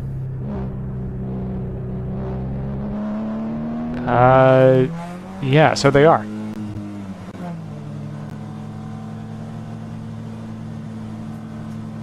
So let's see. So are Hammer Motorsports doing a barber and running really long? So their previous pit stop was on lap 162, and we're now on lap 207. So that would be 45 laps. So no, that's a very, very normal. That's our baseline. Everyone can run at least 45 laps kind of number. Driver in the 01 is staying in.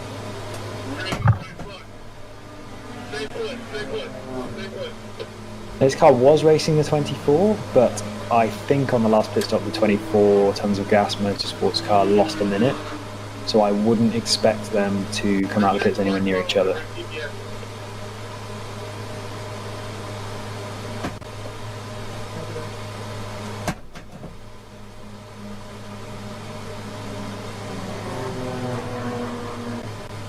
Gap for the lead is up to 40 seconds. Still think Pro Sport. To be honest, I don't have much of an idea how much they need to pull out. I would guess a minute to a minute and a half. Plenty of time. It feels like we're right at the end of the race, but 2 hours is still a significant amount of time for them to pull out a gap. So we'll see if I assume that gap's going to keep creeping on out. It's going to be very interesting when they make their last splash and dash, because I haven't really. Oh, this is hold on. Sorry, this is a tire change for the TCR. I wasn't surprised. I wasn't expecting that at all. Oh, they run treaded tires? Yeah, it's DOT required. Interesting.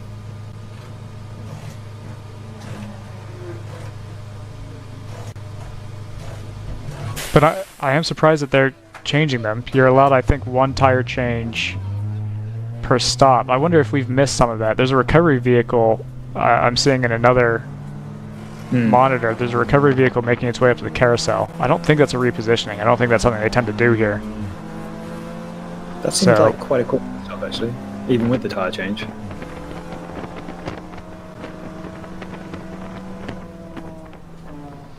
Chill Out Systems has gone salmon, and they are a car that we've seen pit recently. So that could be, that's something to, yeah, they've now lost second place in, sorry, it's a GP1 car that's passed them, but that's not a car we're expecting to be in the pits, so I think that could be an issue there. Yeah, let me try to get you. We've got a car off to driver's right at turn 1, off in the gravel trap, and that historically has. I think there's one way off on the escape road on the outside of the keyhole as well. Maybe it might have been. Oh, interesting. But just got a glimpse of that from the 702s on board. Okay. That 85 I reported is going slowly has gone salmon as well. You said the 85 is going slowly? A few laps ago, I noticed on the front straight, that Mazda was way off the pace, and it had done a 208. Okay, recovery vehicle to the right. Oh, that's the 85. That's got to be the 85 then. Okay. Bright okay. Yellow. Nice 5. So driver's right. There's a car off. I switched cameras just a little too late to be able to catch it, but there was a car off to driver's right there. And you say you think you saw somebody off at the keyhole also. Yeah, kind of. When this car gets halfway through the corner, I would be able to look to the left and see them in the escape route. That car there? That almost looks like another one of the AOA cars. I don't know if it is. I guess I shouldn't speculate, but that looked like a blue Mazda. That might be the 75. Let's we'll go on board the 702 and maybe we get a slightly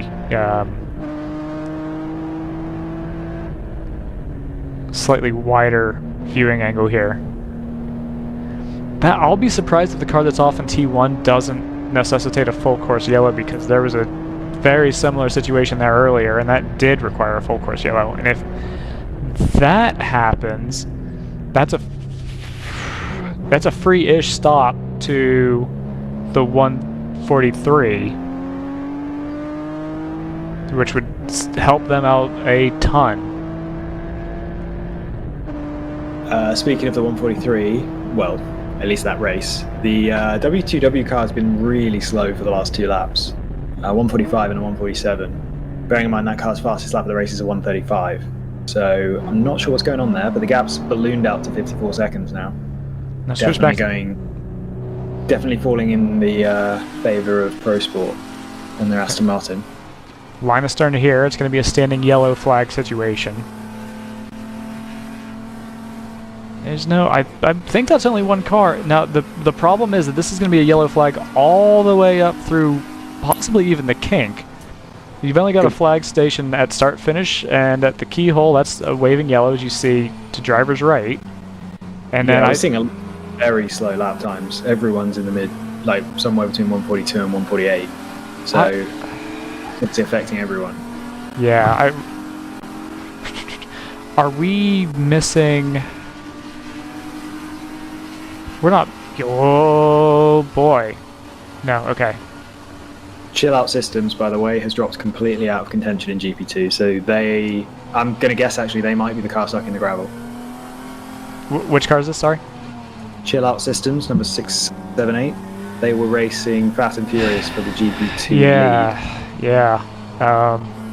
Wow, that would be a big deal, obviously. Mm-hmm. And they did not.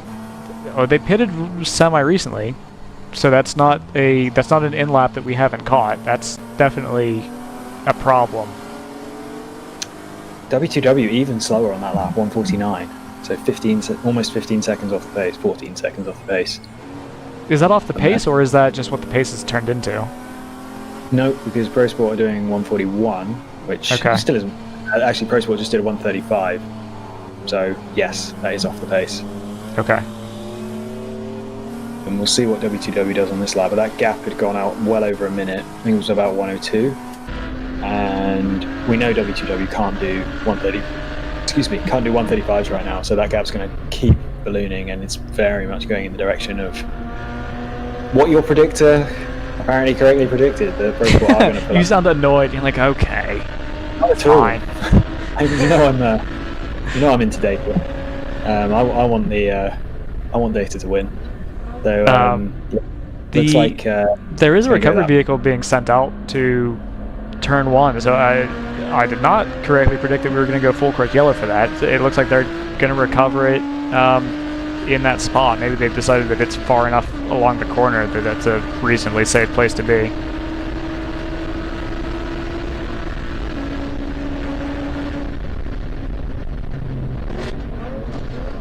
Just a conglomerate on the way into the S's, and there's your overall leader making their way around a ton of traffic. Another 149 from W2W, so they lost 14 seconds. They actually lost 14 seconds to Pro Sport on that lap. Previous lap was about 8 seconds. So I'm not sure what's going on with W2W. They are one of the slowest cars on the track right now. Which is this the second place, number 983? Yeah. Okay. So it's the one that it's the salient one, basically. Okay.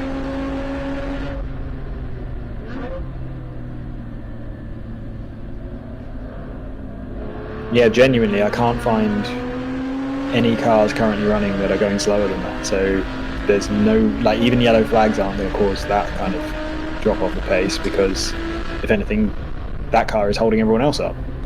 Yeah, curious to see. I mean, it's going slow enough that we should be able to catch it on one of the. I'll switch back over to the 01 for a bit, and we should be able to come across it at some point. This driver just got a. There you go. Seems to be getting a bit annoyed with the BMW in front of it.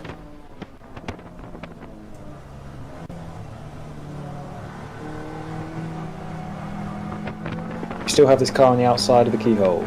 No, I think that car's cleared off now. Okay. Maybe his irritation is with the fact that there is still a yellow flag at turn 1. It's an AOA Mazda. I don't know if that will be. Do we know if the 85 and the 15 are the same paint scheme? I think that was the 15 that you just passed, the black one. So there's a black AOA, there's a yellow AOA. I think the third AOA, I don't remember what color that is off the top of my head. I think that would be the 75. The 85 is definitely yellow. I remember that.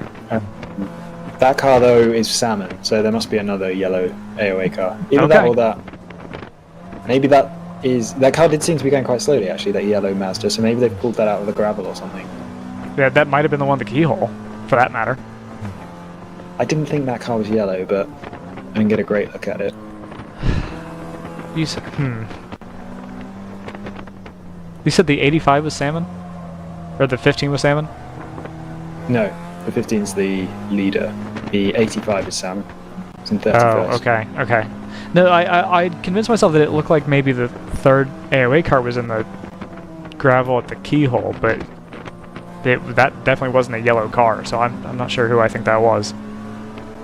144.8 last lap for the 983, so that lap they lost 8 seconds to Pro Sport competition.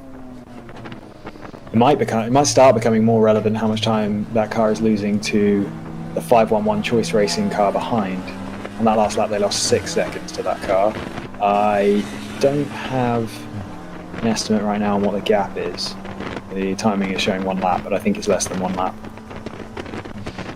We have it changed for position in GP2. The 508 for Wild Motorsport is overtaken the 604 for round 3 racing. I believe that's on track. I don't think that was a pit stop rotation deal. I'm wrong about the gap between second and third. It's more than a lap. W2W Racing just came across the line to make it on timing. It says 2 laps, but that means it's Right. a lap and a half signs. So maybe not super relevant how far behind. Choice Racing's just come across the line, so I think it's a lap and 15 seconds or so. Choice Racing pitted quite recently. W2W also pitted fairly recently, talking the last 15 laps or so. So yeah, I don't think W2W is actually, well, yeah, they've managed to correct their lap times now. We've got a 140.0 out in that lap. Still 5 seconds slower than Pro Sport, but if they can keep that pace up, they're not going to be in any danger of losing second place overall. But I don't think they've got anything for Pro Sport competition at this point. I think GP3 leader is in the pits. That's the 15 AOA.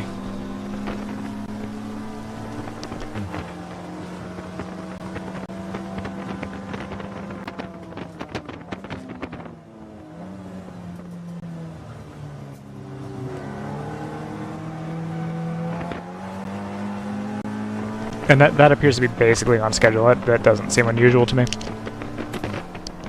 How long is that car going on fuel? It's pretty normal. I think it's the 45 lap sort of thing, isn't it? Yeah. So yeah, closer to obviously 50 in their case. It looks like they can stretch it, but the GP3 cars aren't that much slower, are they? 41.9 is their fastest lap, so it's not like they're running the same number of laps because their lap times are so slow. Their stints are enormous. It's not hugely different to the GTO numbers we were looking at. 37.8 is that lap for the 983. So I don't know where over the course of 4 laps they probably lost 40 seconds there. But they've managed to correct it now and get back to normal pace. So very confusing. That might be the difference though. 40 seconds I suppose they probably didn't lose 40 seconds unnecessarily. They maybe lost more like 30 seconds unnecessarily, but or I shouldn't say unnecessarily. I'm sure there was a reason, but that 30 seconds could be the difference at the end of the race. 75 is a yellow AOA MX-5 as well, by the way.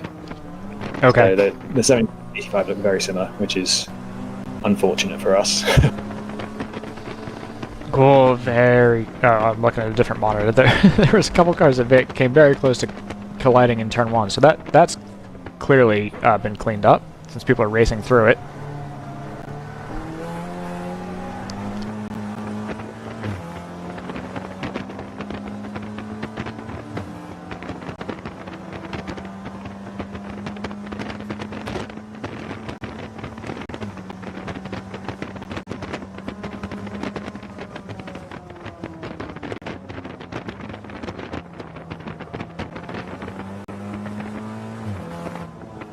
The gap for the lead is out to 1 minute 30, and in fact Pro Sport is right behind W2W to put them a lap behind. Right, so how long do we have in the race? We've got 1:49. We think that the Aston can go 1 hour 15 or so on fuel.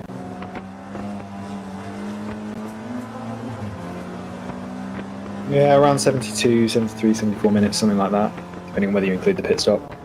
So there's no way they're going to make it another 35 minutes to that point. But it's going to be interesting to see how close they get, because that's the amount of fuel they'll need to add in the last pit stop.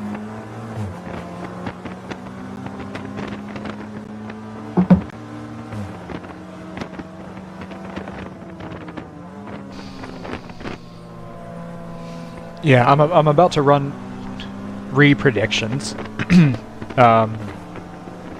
We'll hopefully get an updated sense of the race. I don't know. Have we learned anything? I don't think we've learned anything that changes our priors. I think things have happened. Cars have gone missing and broken down.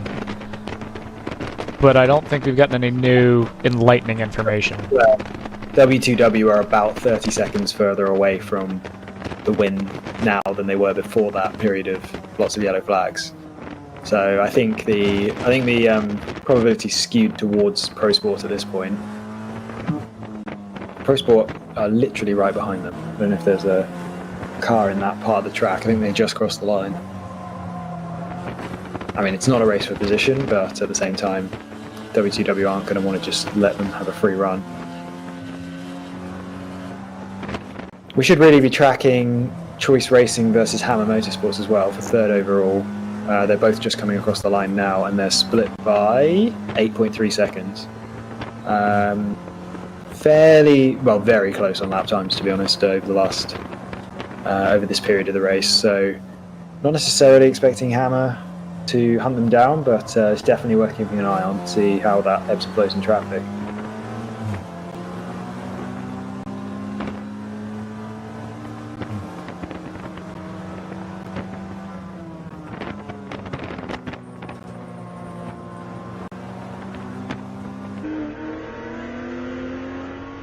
The number 702 Round 3 Racing car is the next one in line, 5th place, 26 seconds behind Hammer Motorsports.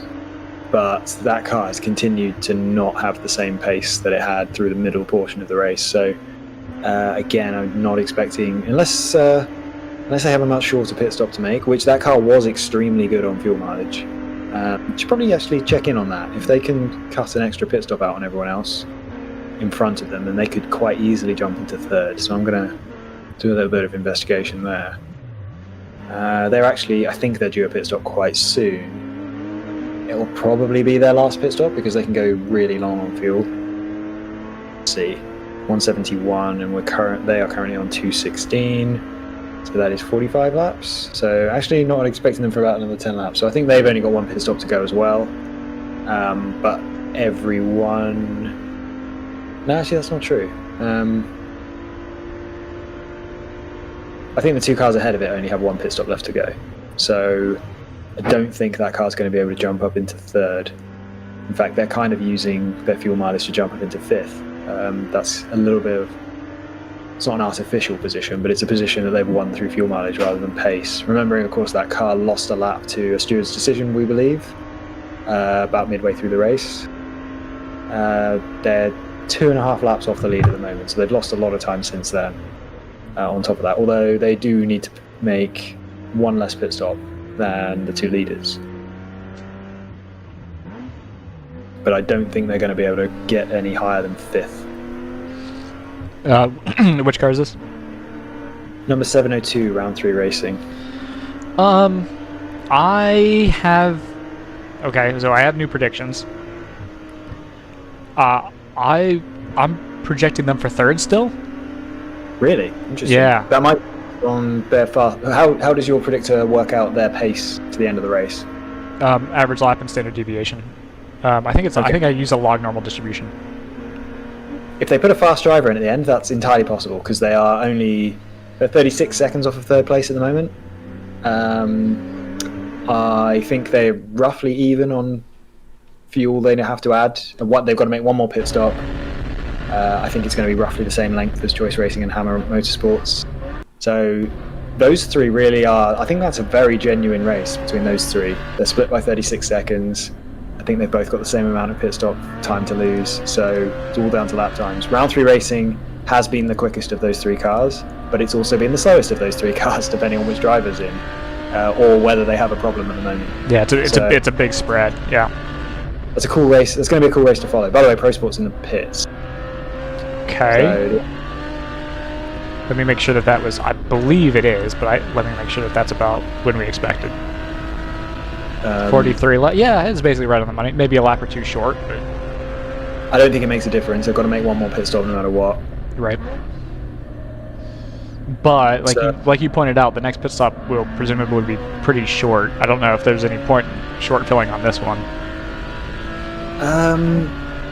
I might short fill on this one because the next one might be under yellow flag, in which case you might as well you might as well get your pit stop out a bit earlier because, if you can bank the long pit stop and hope that it comes under safety car, you save a bit of time. But then if there's a safety car, everything closes up anyway, so what difference does it make? You could go either way with it, I think. probably, I imagine they won't overcomplicate and they'll just fill up at this point. So in GTO, I'm still calling the 143 for that. Do you have a gap at the finish? No, it's all probabilistic, so it wouldn't mean anything anyway. So I would have the 143 on top, 983 W2W in second, and then it's looking like either the 01 or the 702. Interestingly, I have the 511 most likely slotting in fourth or fifth, so we'll see if that pans out. Do we have percentage likeness of third place for each of those cars? Yeah, we do. So it's about that. That also considers random events like cars breaking down, for example. But we're looking at basically 73%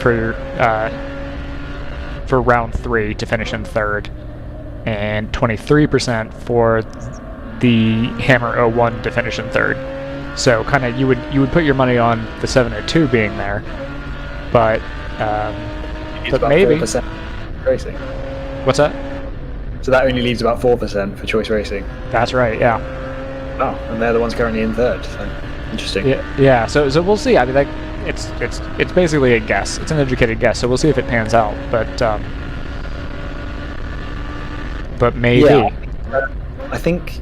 Well, it depends who gets in. It depends whether that round 3 car has an actual problem or if it's just driver variability. Or if it's driver variability, it depends who they put in for the last stint. But if they don't put their driver in who was capable of 35s and 36s early in the race, I personally don't think that car has much chance of third. But we'll see how this works out.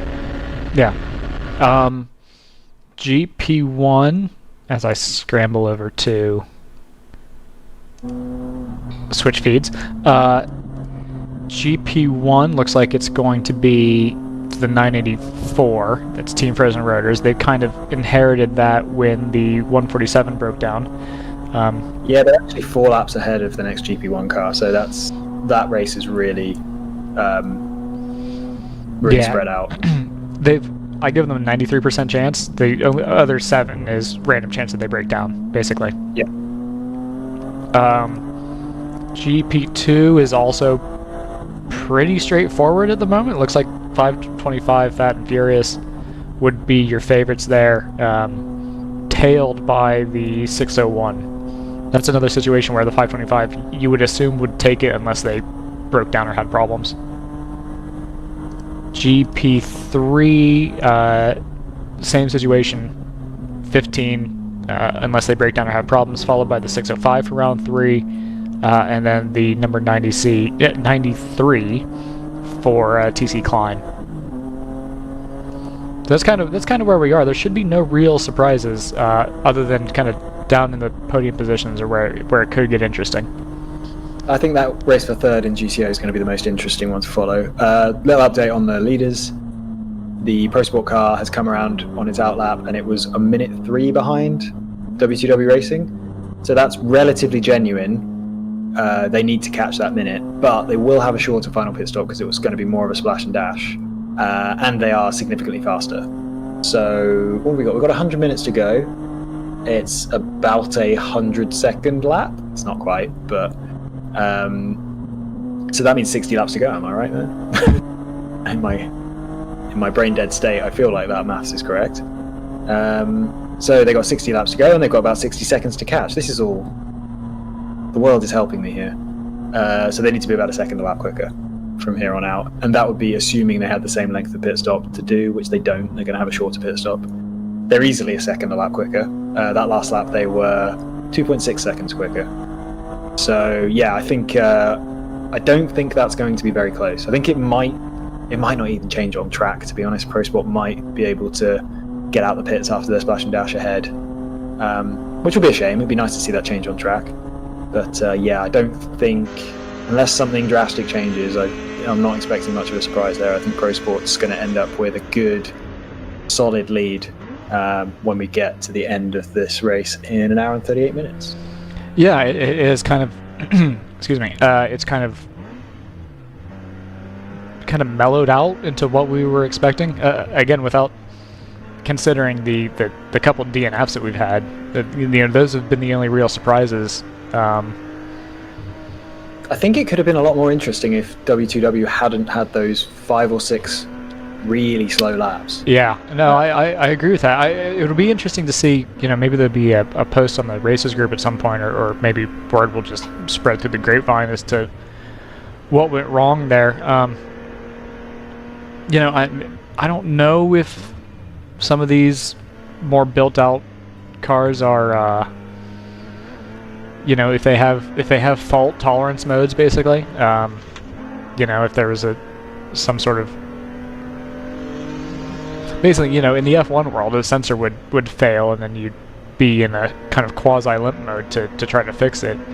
I don't know if that applies to any of these cars, but some of them are built out enough that I wouldn't be shocked.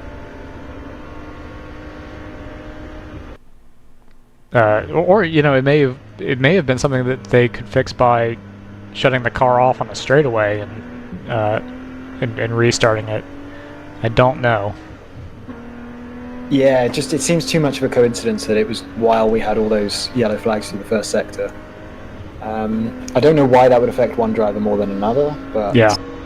Unless we get to a point where Pro Sport suddenly loses a lap because it turns out they were yeeting past other cars under yellow, and that's why they weren't losing as much time. But the W2W car was clearly losing. It was the slowest car on the track for that period of time, so yeah, very odd. I'd be really interested in finding out what happened there.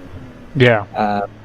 Same with a few of the penalties we've had, although as it turns out, I don't think any of them haven't affected our race for the lead. I think round 3 racing would be comfortably in 3rd place had they not lost their lap.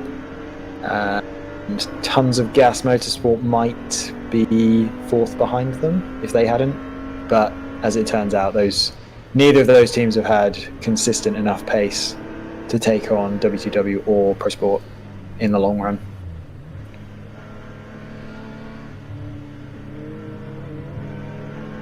Yeah, okay, well, you see on the bottom right of this screen that the 348, this is the mellow yellow car trackside, they're 4th in class. Do we have a gap to 3rd? I should look at my projections to see if that's anything. Not to 3rd. They've got 58 seconds to the car ahead, but it's a GP2 car. Oh, well, now that car has 20 seconds up to 3rd in GP1. So it's a minute 20 from 3rd to 4th in GP1. That's going to be curious. Let me look at that before I make sure I've got my background. Quicker as well, or at least it was on the last lap. Yeah. So what's interesting is I'm projecting them to overtake Thunder Bunny. Or sorry, not Thunder Bunny. Big Mission. I'm projecting them to be ahead of Big Mission. That doesn't make a lot of sense. Big Mission's just pitted, less than 10 laps ago. Sure about that? Yeah. I'm not either. Curious about that. I'll look into it a little bit. As well. They are much faster on fastest lap. Not a lot of evidence to support that hypothesis. Yeah, I'm curious where that came from. I wonder what would have sparked that, because I've got them with a shot at. What's going on here? I've got something. Yeah, I'm projecting Big Mission to maybe to need an extra stop. Does that track at all? Nope, they've pitted much more recently than Chattanooga.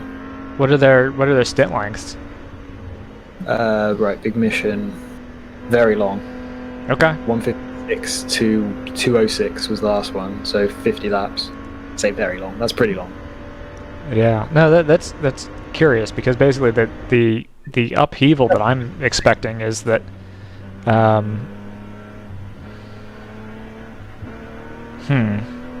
Yeah, no, it seems fine. Basically 50 laps on the dot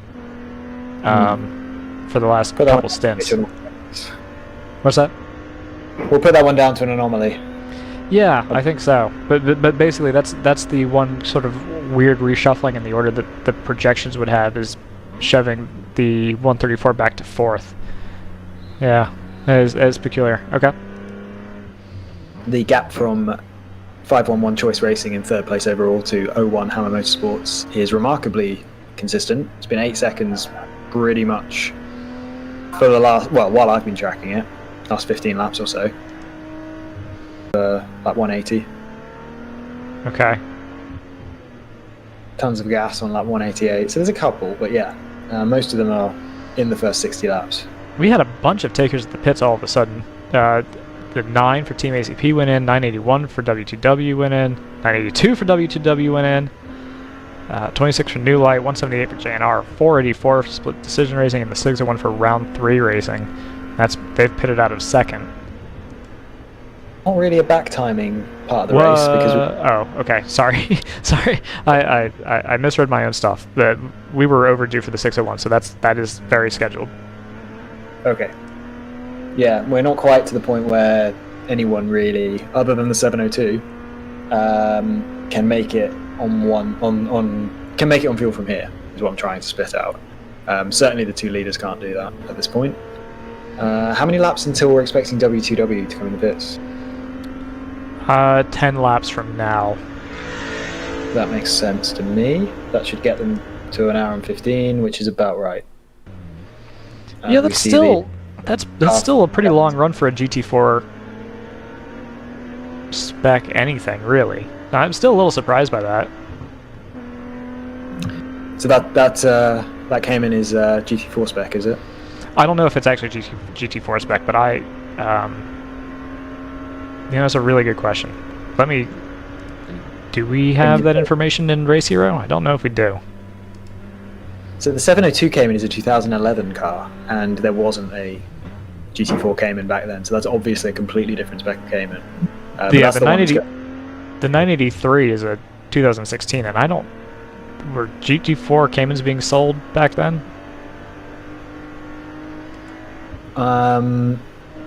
Pass. I think that might be.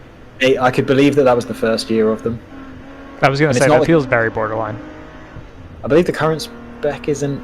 Is it the MR or is that a different spec? As in the Mantle Racing version. I don't know if that's an NLS only spec or if that's been adopted as the GT4 Cayman. Not sure. Not my area, but. Yeah, Yeah, I guess it's probably not totally fair to assume that these are GT4s, but or even being run to, at GT4 richness. I don't think that's the right word.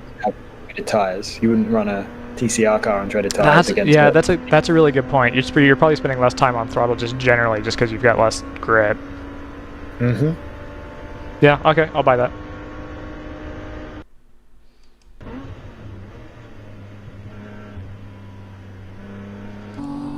Hang out with the 350. We haven't been on board with this car in a minute. Bringing up the rear in GP1, but I think it might be the only Nissan in the field, actually.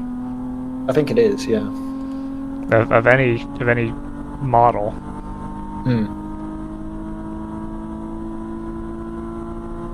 And are they in a fight for 4th? I'm not sure that they are. I think they're just kind of turning laps and scavenging where they can. Yeah, it's about 2 laps back to 4th. So these guys aren't really in it for anything, but they've got the track time, so no harm in being out there. The Team ACP car has I think it's actually an anomaly. It seems to the last 2 pit stops. It's come in the pits. It's had a really long lap, and then the next lap, which is a normal looking lap, has been marked as its pit stop lap. Yeah, I think I can. I know what you're asking, and I think I can either positively or negatively confirm that. Pit assignments, as found on the World Racing League application, available for Android and iOS devices. Yeah, they are actually the first car before the timing loop. Okay, that makes sense. Yep.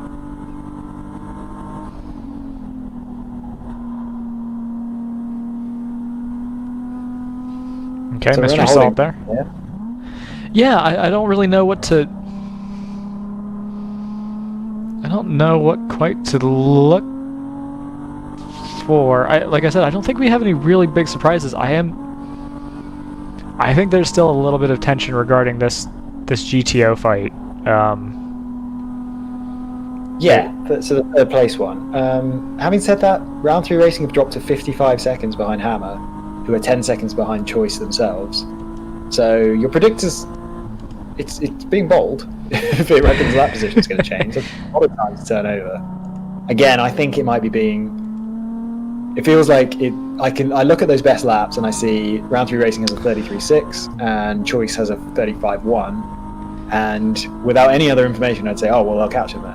But that just hasn't been the reality for the last like 3 hours. That car hasn't been the same pace as those two ahead of it. So, but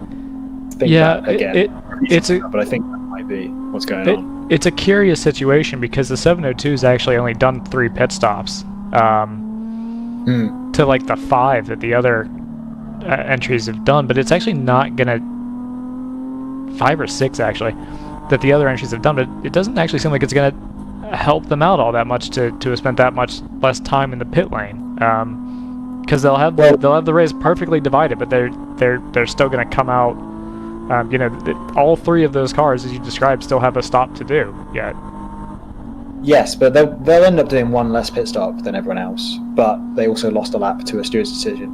Yeah, I suppose that really is the difference. So the 702 is in the pits now. Yeah, and the car hasn't been fast either. So, other than that one stint. So yeah, it's been a sort of a car with mediocre pace. It's pitted 1 less time, so it should be able to finish on the podium, but they lost a lap for some reason. You would expect, depending on how if they've got an arrive and drive situation, how they've structured that, you would expect them to put their, the closest thing they've got to a ringer would be going in the car for this stint. Exactly, that's correct. So yeah. So this will be something to track. I still think 55 seconds is such a long time to overcome. Yeah, I think that's probably right. Second, I think, from this point. Yeah, by now. Yeah, I think that's right. And I think they're going to have a longer pit stop as well, because they've pitted first out of those guys. This will be their last pit stop, I think. They're the one car that can go from here, I believe. But presumably it's going to be a full pit stop, whereas Hammer and Choice might not have quite such a... might not be spending so long in the pits, so there might be even more than 55 seconds to overcome. Now, are we... I haven't been tracking... Oh, well, there's the... Okay, so the gap is coming down to 3rd for the 01, so that answers that... Or no, maybe it's oscillating a bit. Yeah, it's been oscillating between 8 and 12. Okay. It's a pretty close race. It's a shame they're not nose to tail, because they're very, very closely matched. Yeah. Yeah, it is one of those things. I mean, you would hate to see a problem big enough to bring out a full course yellow, but if one did come out, it would really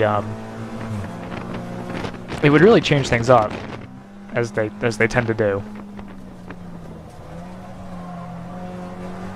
Well, I never want to wish for a safety car under any circumstances. So, but I get your meaning. Yeah. Be nice if we've got an hour and 20 minutes. There's plenty of time to catch 10 seconds. So be interesting to see. Yeah, we'll see if Hammer can find a few tenths a lap and chip away at that. But yeah, as I say, it's been completely even for the last couple of hours between those two cars. Let's watch the dash here. I'm kind of curious about what we think this red flashing is that comes up. Is that that you're in neutral? Is that what that is? That you're in your mid gear shift? You know what would be great is if either of us drove the iRacing version of this car, we'd probably be able to work it out pretty quick. Yeah. Where's Ryan? I'll ask Ryan. I would. I think I remember from the iRacing one, the couple of laps I've done, it has a pretty obnoxious shift light, but it looks like it's not timed with when the driver is shifting. Well, no, you can see the LEDs across the top will blink when it's time to shift. So that's what that's doing. Yeah, it seems to come right after he clicks the paddle. Yeah, that's interesting. Wonder if there's like some sort of weird sensor fault going on. In my mind, like everything's a sensor fault. But then maybe what's that? Just can't trust sensors. No, you really can't. That's why you need like 3 of them parallel.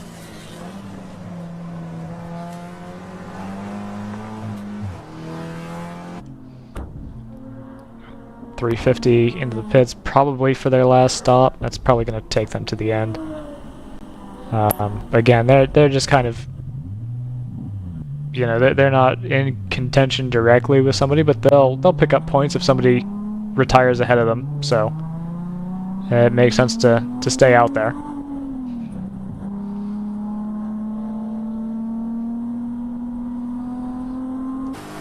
.38 seconds between W2W racing and Pro Sport competition, so that's come down from just over a minute when Pro Sport left the pits. Nothing unexpected there. How many laps have we got until W2W's due? I'm guessing about 5. 4. So close, but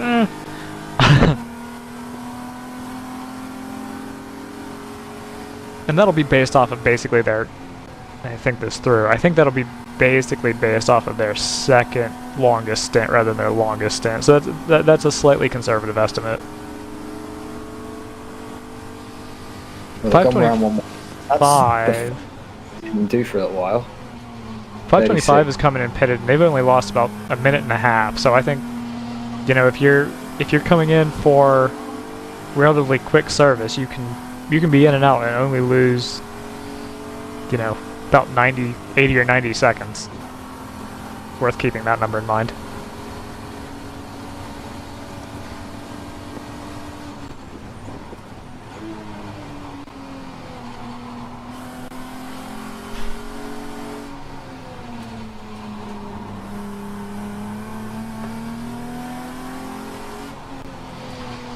The 702's gone missing. Something's happened.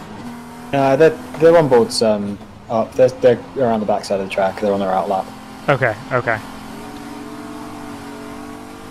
They didn't trip the. Well, okay. Maybe you'll get the notification this time that they 5 trip seconds timing across the line. Okay.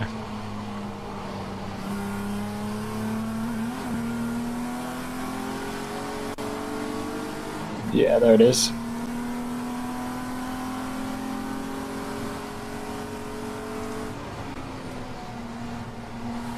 That was a long pit stop though. 6 minutes and 10 seconds is a couple of minutes longer than I would expect. Yeah, so maybe they've excuse me, maybe they've more or less given up on trying to claw their way back up there. Which, as you said, it sounded like it was going to be pretty tough sledding given the position that they were in. They weren't really making up time. Alternatively, maybe they do have a mechanical issue that they're trying to sort out.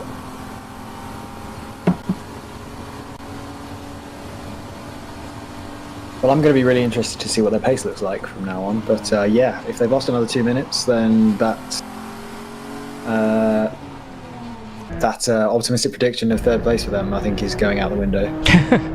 They can't all be winners.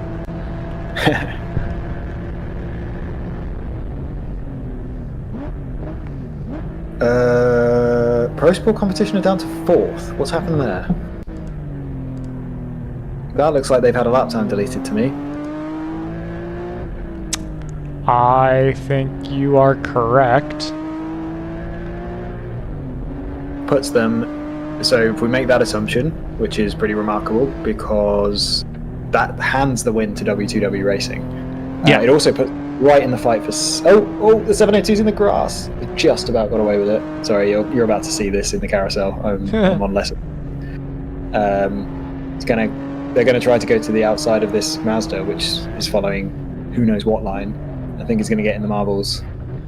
Oh yeah, just There you go. sounded like just lost the rear a little bit. Yeah. Yeah, so Pro Sport are now right in the fight. They're 8 seconds behind Hammer, who are 8 seconds behind Choice, who are in second. As I say that, W2W Racing comes in the pits. I assume this is them back timing. When they exit the pits, it's going to be 1 minute 15 or so to go, which is bang on what I think they can do. I don't know if I'd be cutting it that fine if I didn't have to, but yeah. Yeah, I think you're right. I think that's because that's a 40. They're about to get absolutely freight trained by Pro Sport, I think. The O1 car. There's we've got a stop on the outside. I see that too. Yeah, well, it's the outside of 5, and we're about to come across that. Who are 3rd in GP1. Well, obviously my script knew that they were going to have a mechanical issue, and that's why I put them 4th. Yeah, we'll see if that's something that they need to be recovered from. This also comes back to the 350, which is still circulating and trying to pick up points. If it is something big enough that the 134 needs to, they needed to spend a lot of time in the pits as opposed to something that is, you know, maybe, I don't know what, maybe a loose wheel or low on fuel or something. That elevates them to 4th. 01 on board? Sorry? Can I request the 01 car's onboard camera? You may. I think we're going to see, unfortunately we don't have a rear view. Actually, you can see the rear view camera. I think what you can see floating around in the mirror there is probably the Pro Sport Aston. Ooh, okay. Yep, that looks like an Aston to me.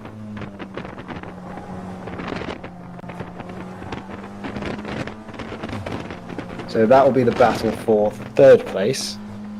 Now that Pro Sport has for some reason lost the lead due to penalty.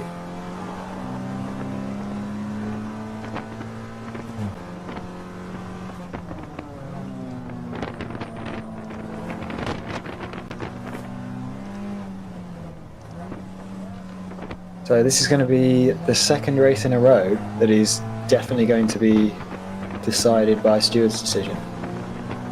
Assuming that's what's happened there. I can't see anything else that would have happened to cause Pro Sport to drop back to 4th place. Their lap times look completely normal.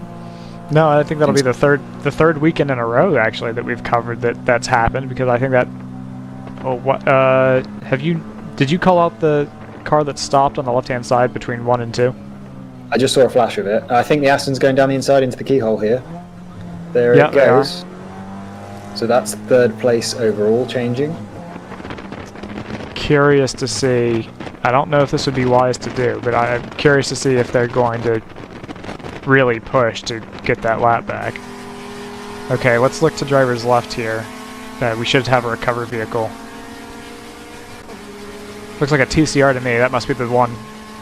Yeah, could possibly be the one. Yeah, it's not the 0 one because it's still circulating. Okay, so we've had W2W out of the pits. They should be good on fuel to the finish now. They're still in the lead. I've got them only 21 seconds out of Choice Racing, but I think Choice Racing are going to owe us a pit stop before, well, they're definitely going to owe us a pit stop before finish, there's no doubt about that. 12 seconds back to Pro Sport, so that'll be the next. Pro Sport are almost out of sight of the 01 car already, so that's going to change pretty quickly. So I think Pro Sport's still going to end up 2nd. They were scrambling a Homaltra safety vehicle to driver's left. Oh, so the 134 got it rolling and then ended up parked under the Honda bridge between turns 6 and 7. I'm not sure you should try to make this pass. Okay. I assumed that we're in a green flag position at that point, going past the 34 Hitman BMW.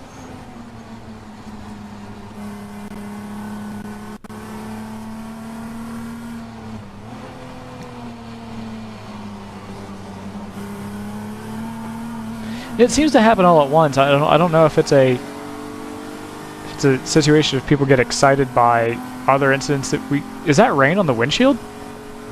Or is that just grease? That looks like rain. Difficult to tell. It's certainly not pouring. Let me look at the radar. Only one way to find out.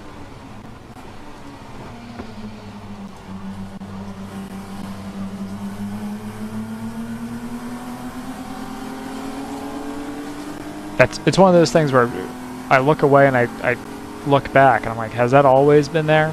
Or I can't see evidence of any rain on any of the other onboards I'm looking at. it's okay. It does look a little bright, but I know it's in the area.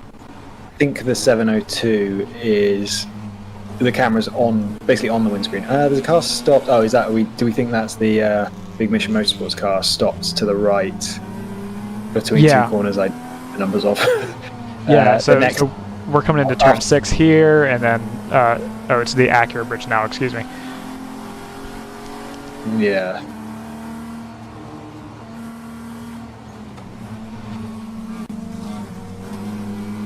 Awfully close to contact. That Avoided it, but not by much. They did not seem to know that this car was coming down the inside. Yeah, that seems to be a theme. It happens in every form of racing where both entities think that they're entitled to the line. Yeah, I think that and half moves that you don't really set up properly possibly are the two reasons you get a bit of confusion in situations like that. Yeah. Yeah, that is usually the common theme among really both sides. That must be the 350. Is it the 350? It's the only Nissan 350Z in field, so yeah, I wanted to make sure I wasn't calling it wrong. I wasn't expecting it to blow by that fast, to be honest.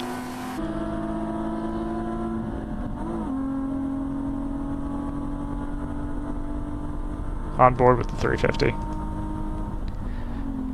8 seconds between Choice Racing and Pro Sport competition for second place. Pro Sport closed in by 2.5 seconds on that last lap, so that position's very likely to change soon. That if you go to the 702 camera now, you're going to see, which is the car right ahead of the one we're on board with now, but you're going to see the intervention vehicle pulling the Big Mission Motorsport BMW back to the pits.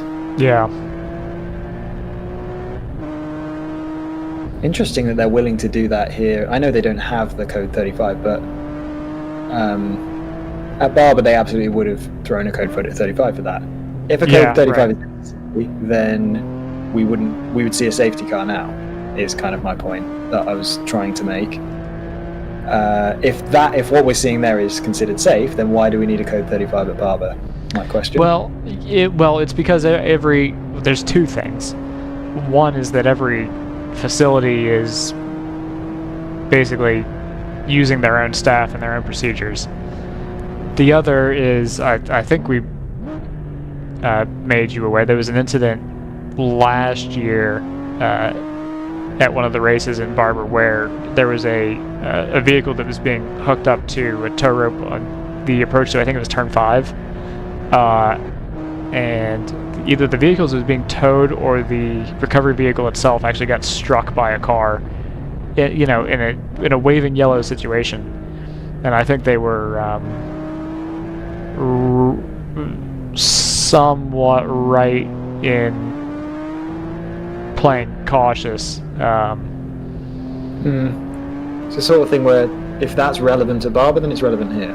So yeah, but it's not. But it's not the tracks. It's not the league's decision to implement that. It's a condition of the track. Right. There are other tracks around the country that do that. VIR is apparently one of them. I'm sure there are others. I think there's some tongue-in-cheek concern that it might be spreading across the country. But as we saw in Barber, there's issues with enforcement on things like that. If you don't have multiple speed guns around the track, there's ways to game it. It's the same sort of deal as a VSC or a code 60. Well, less a code 60, more a VSC, where you can still end up with situations where people are going full tilt around the track. It's not really solving. It's addressing the problem. It's not necessarily solving it. Got a race position update.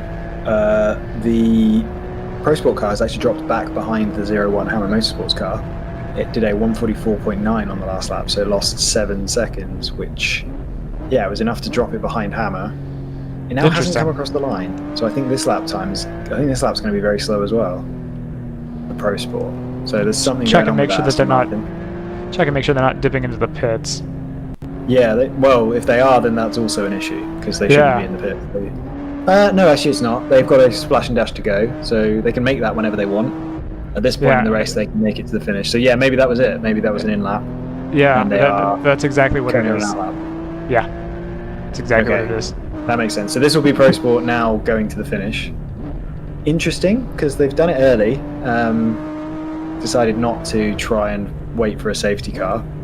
I guess considering what we've seen in the last half hour or so, safety car seems unlikely. Yeah, it seems like we're going to need a pretty substantial issue to bring out a full course yellow at this point.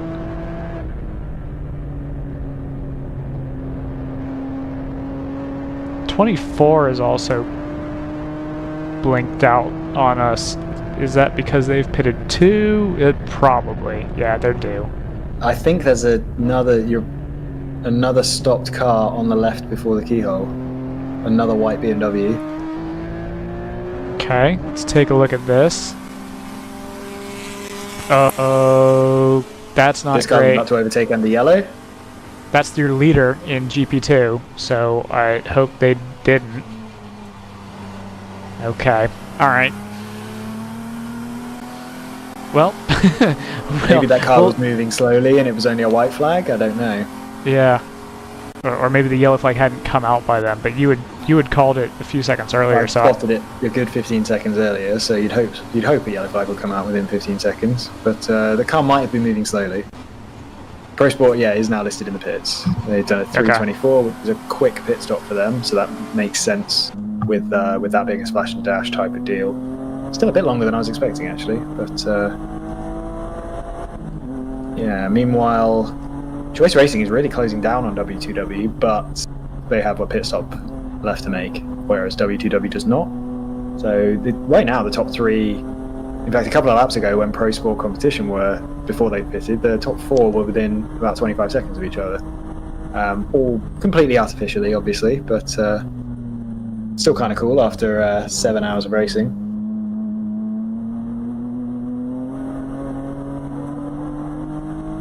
Yeah, this is. Kind of cool, I believe the top 4 is going to be the one to win at this rate. This is the 348 that's ahead of us in the 110. I believe that's looking to put a lap gap in between them.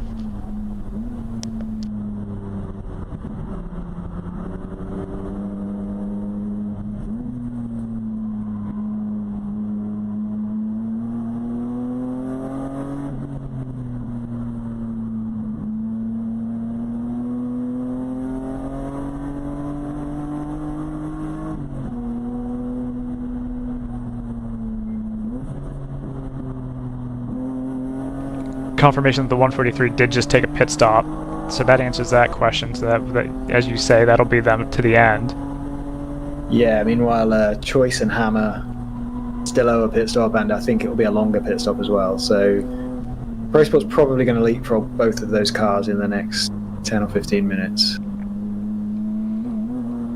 242, which is the other car that we had noted that it's also a pit stop.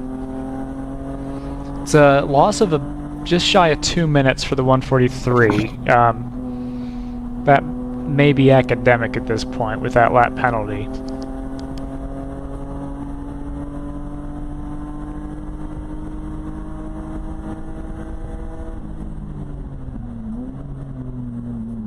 Team ACP Tangerine Associates have had 3 laps in a row that have been well off the pace and no pit stop marker. They're also not due a pit stop.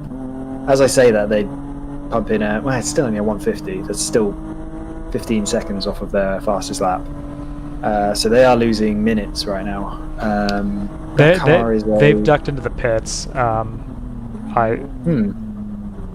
Just now. So I think they've had several issues in a row, and now they're coming into. I was going to say it's not just a pit stop. Even though the pit stop marker hasn't come up, we know that happens with that car a bit late. But Yeah. There's clearly some issue because there's been 4 laps in a row that have been off pace, which actually at their last pit stop was pretty long as well, so they're obviously struggling with some sort of issue.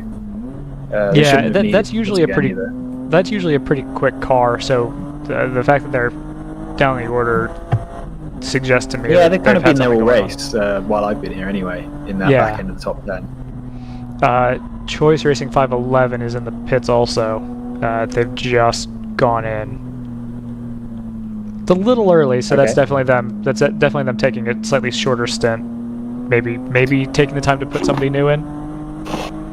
Well, they're in danger of being leapfrogged by Pro Sport, so maybe they've decided their only chance is to get out the pits in front of Pro Sport and try and hold them off.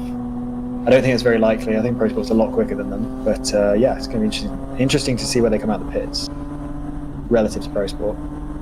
It's getting close to. I wonder what that car was that was stationary. That may have been the number 9 actually. The car that was stationary on the run into the keyhole turn. Yeah, actually, it did look like one of the newer M4 GT4 cars. Sorry, M2. M240. Yeah. So then the M2. Is it CSR? That car's not listed as. But it looked like a modern M2, and it's a 2020 M2 that Tandrine's associates have. So yeah, that makes sense to me. That's the 01 has temporarily moved up into second. They're another. Yeah. But obviously, with under an hour to go, they'll pit in about 12 laps or fewer. So they'll obviously need one more stop, but it'll be a relatively short one. 143 back in the pits. Slow lap for Pro Sport there. Is that what you just said? 143 back in the pits? Back in the pits, yeah. Okay, well that's an issue, yeah, because their lap time is a 45.9, which is an in-lap kind of lap time, so that makes sense. What doesn't make sense is that this is their 3rd pit stop in 25 laps, and that car can go 45 laps on fuel. It's their 2nd pit stop in 3. So yeah. Let's see. 511 we're waiting on to finish their outlap, so that's a little longer. Or at least it feels a little longer. I don't know. Time's either going way faster or way slower than I think. I'm not sure.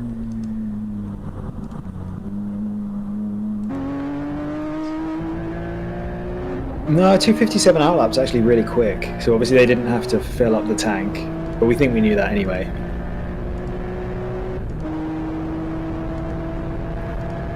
Okay, yeah, I'll accept that. They hadn't crossed the line yet when I said that, so I was a little concerned that they were just hanging out. So the interest now is going to be Hammer Motorsports have been running within 10 seconds of Choice Racing forever. So there's every possibility that they've got some reason why they can knock 10 seconds off of their pit time here, or bang in some fast laps. So that's going to be the race to track now. Hammer, we're expecting in the pits. I think you said 12 laps. Yeah, it should be down to 11 now. Yeah, it's 11 now. Okay, at some point in the next 11 laps. So let's keep an eye on those comparative lap times, and then we'll see what their comparative pit stops are like and where they come out relative to each other. But that will be the race for 2nd place now. 134 has fallen behind that's Big Mission, the car that we saw stopped under the Acura bridge, is been overtaken by the 348. So has been overtaken by the 348 and the 350. So they're they and the 147 for ART. It'll be a matter of really which one of them, if either, are able to fix whatever mechanical issues they're dealing with and come back out into the fray for 5th. And might not make a huge difference, especially with drops and all that, but there have been times where these USEC championships are coming down to drops basically, and you go back to like count backs to best fifth results and things like that. So, yeah, we'll see somebody come out and try to scramble for that position, or they'll decide to call it a day with under an hour to go and fix up the car for tomorrow.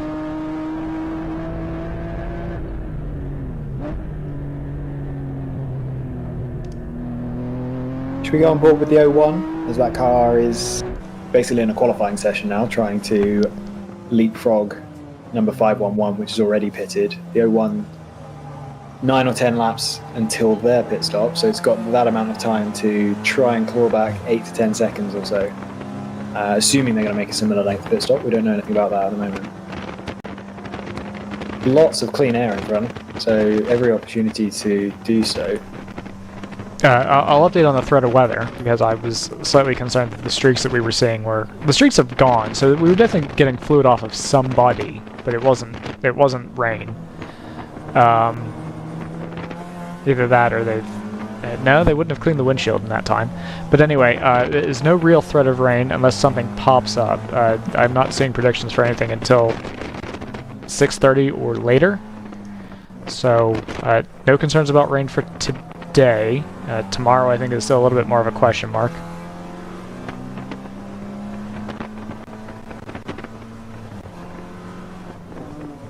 What car was it that we think we saw overtaking under yellow? It was one of the class leaders, right? Yeah, it was a 525. So that car, I think that car has a significant lead, doesn't it? It does, yeah. So even if it loses a lap, it's actually not going to be an issue in terms of winning the race. Pro Sport, by the way, has done a lap after their latest pit stop. 4:11 is a normal length pit stop lap, but considering that they pitted 4 laps previously, yeah, something going on there. So that car's dropping away from contention. There's a big gap between 3rd and 5th, which is odd because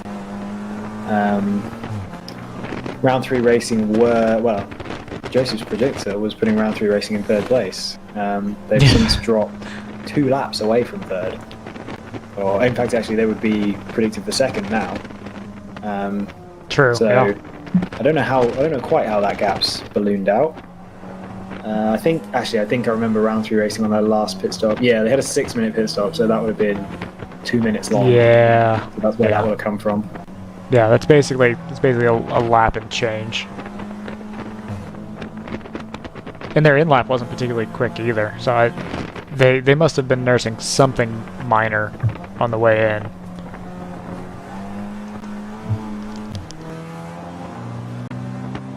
I think I've noticed Hammer Motorsport has been consistently faster than Choice Racing. Whether it's no, I should actually check lap times before I say that. 2 laps ago, Choice Racing did a 36.8. So again, they're just trading lap times. No indication right now that Hammer are going to close in that 8 seconds on the track. But yeah, the intrigue is going to be from the length of their final pit stop. 2 very different cars, so who knows how much fuel they have left to add. Driver change on the 110, put it in gear and back out into the lane. Battle for 4th, which is where Pro Sport competition has ended up, is actually quite close. They've got 21 seconds behind and then another 23. That's to the Tons of Gas Motorsports car and then the round 3 racing car. But I think those cars are... Actually, no, I was about to say they're in order of pace, but round 3 racing appear to have put their fastest driver back in the car because their last lap was a 35.1, proving to me that they've done a 34.6 a few laps ago as well. So that proves to me that there's nothing wrong with that car. Their position dropping away from a pretty likely win, frankly, is going to be down to losing 2 minutes on their last pit stop, losing a lap to what we assume was a steward's decision, and then driver variability. It's dropped them from 1st to 6th. Yeah, it's kind of an unfortunate They might have series of time to things. catch Tons of Gas for 5th,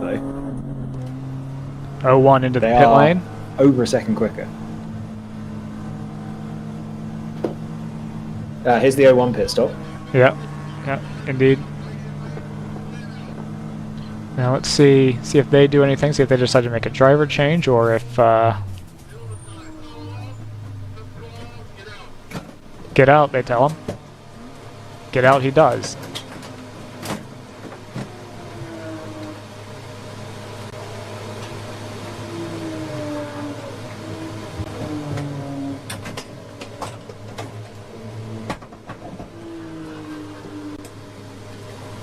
.2 seconds now in the gap from 5th to 6th.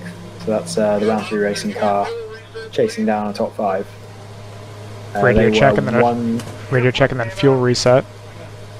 They were 1.2 seconds faster on the last lap.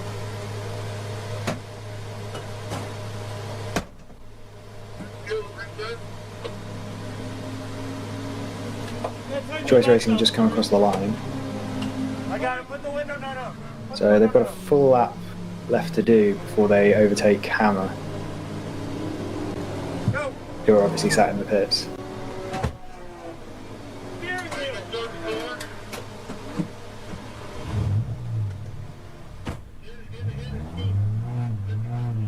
A little bit of a delay, waiting to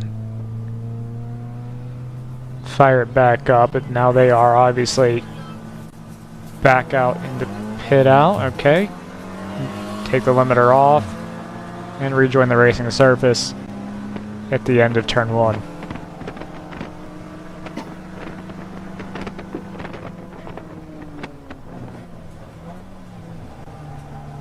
Sorry, I think I'd kind of hadn't taken into account that Hammer had already crossed the line while in the pit. So I think when I called Joyce coming across the line, that was them taking the position. So I think we're going to find that as Joyce come around next time, they'll be in 2nd. And what do you think? Was that 25, 30 seconds? I don't know. I'm also waiting. I'm going to wait a couple beats until. I'll let this lap play out for the 01 before I run projections again. That'll be the last time we run projections for this. See if we've got any surprises in store. I think we're done with pit stops, so I really don't expect any. Any overtakes at this point would be on pure pace. I don't think we'd expect anybody to come in at this late stage. Yeah, I think I agree. Choice Racing have come across the line in 2nd.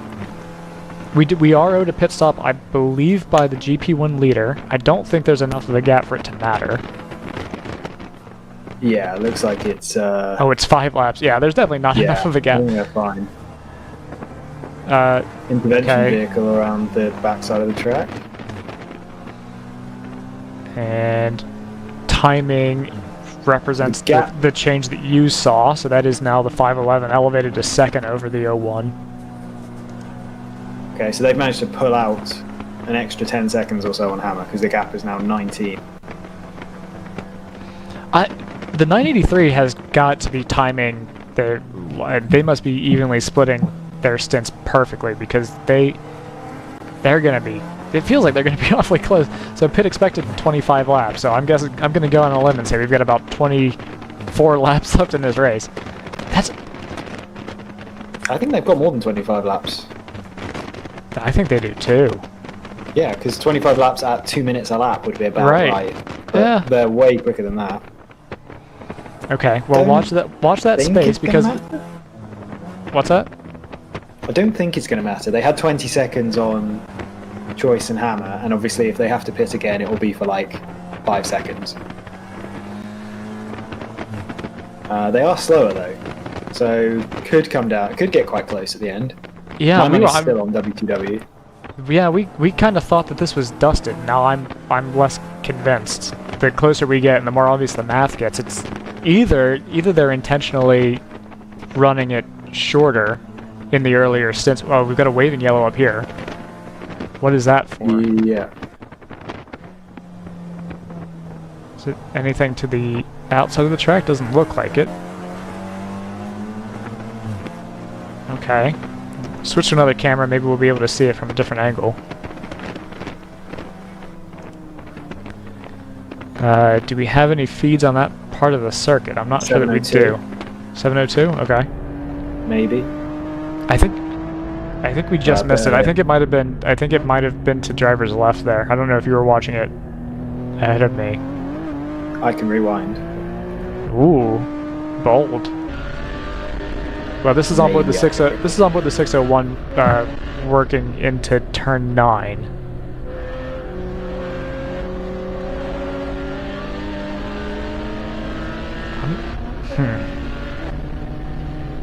I don't see anything from the 702 last lap.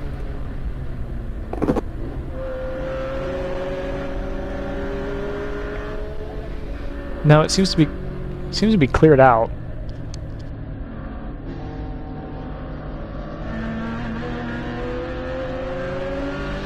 Whatever it was. Okay. So I think it's time to run some predictions because I don't feel like I know what's going on with the lead. Like I said, either they've been intentionally running those stints short or they're in a little bit of a bind at the front of the field. So I don't know. Yeah, I mean, I think there's a chance they have to pit again, but I don't think it's going to lose them the lead. What did you say the gap was? I think it was in the region of 20 seconds. I wasn't really keeping much of an eye on it. 'Cause I wasn't expecting them to pick. Before their stop, you mean? Before Choice and Hammer stopped. Okay. I thought you were saying currently, and I was like, there's even a drive-through would do that. No, they're a lap ahead, more than a lap ahead. Okay. But yeah, they've got 20 odd seconds plus the Choice and the Choice pit stop. So if they make a pit stop, that will eliminate the Choice pit stop. Choice is faster. Well, they weren't on the last lap, but they have been in on average. So yeah, if they have to pit again, it will be relatively close. 601, by the way, is second in GP2. So be pretty confident that they're going to play this a little safer than they might usually to avoid a contact penalty. So let's see, any interesting surprises in this version of the projections? Not really at the front of the field. So the projections are solidly pro 983. So that would be that would fit into your hypothesis, Scott, that even if they do have to make another stop, which I think based on the data that we have, we would assume that they are. Even based off of that. In the pits. What's that? Is Pro Sport in the pits? They've just done a 49.3. Yes, they are. Okay, yeah, and they've just lost 4th place. They're gonna lose 5th place pretty quickly after that. 348 has just come into the pits. Aston's having to pit every like 5 or 6 laps. Yeah, round 3 racing have now moved into 5th place. Okay, so round 3 back racing are also significantly quicker than Tons of Gas ahead of them, so there's going to be a race for 4th before the end, I think. So predictions real quick. Let's knock this out before we get too far into anything. So 983 we still 983 we still project to win based on the fact that we assume that they have another pit stop, but we assume that they've got enough in hand that it won't matter. So that's another situation where if they don't have a mechanical issue, they're in good shape. 984 is in very good shape to win GP1, as we discussed. I think there's something like a 5-lap gap between first and second there, and the podium positions also don't seem to be in much question. So barring a mechanical for any of them, it'll be 110 Thunder Bunny in second, and 348, which we're on board with now. And that was an awfully quick stop, so they did not need a ton of fuel to get to the end here. And then in GP2, 525 is it's gonna be tough to dethrone them. They're gonna need a problem. I mean, this is very much theirs to lose. That'll be the 601 of round 3 racing behind them, and it's looking like the 508 for WRL Motorsport in pretty good shape to finish up the podium in GP2. GP3, it's looking like the 15 of AOA Motorsports, followed by the 605 of Round 3 Racing, and then the 93 of TC Klein. I don't think that's changed since the last hour. So most of these podium positions are pretty stable at this point. I would not expect any big changes unless somebody gets a penalty or runs into some other issues. Yeah, the only change I'm looking at that is very likely, and I think your predictor agreed, was the 702 passing the 24. Let me look at that. I'm curious now. Now that you've said That's that. 4th place overall. Yeah, I did agree with that. Yeah, 702 over the 24. And lucky for us, we have Even one with this more camera revision. with 702. Ooh, you're right.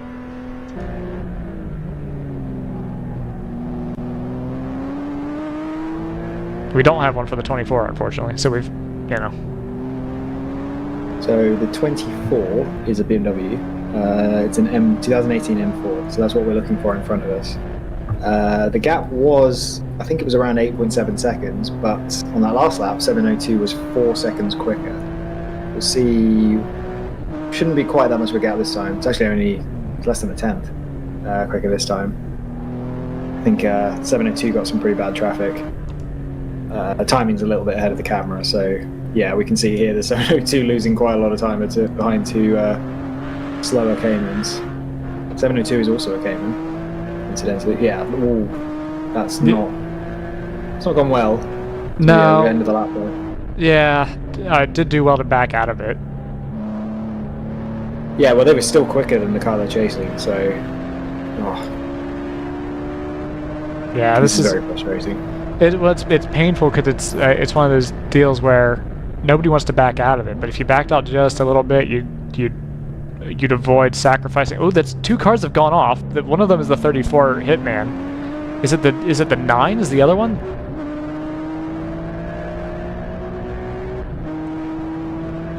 There's definitely been a coming together there. Pro Sport have not yet completed another lap, by the way. They're down to 7th. As the 702 finally clears that traffic. Let me. Okay, so we're missing the New Light car. I don't know if they've pitted.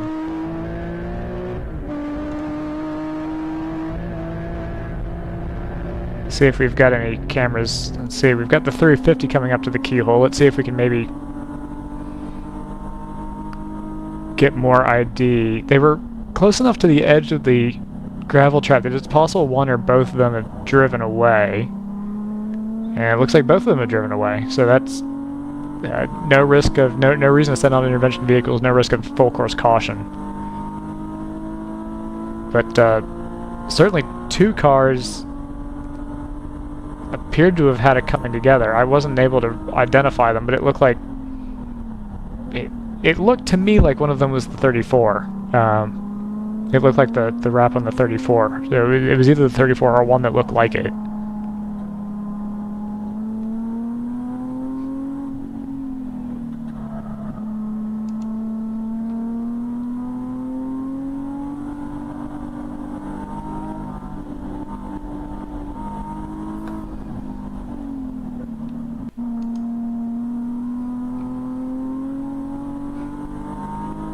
Penny, for your thoughts?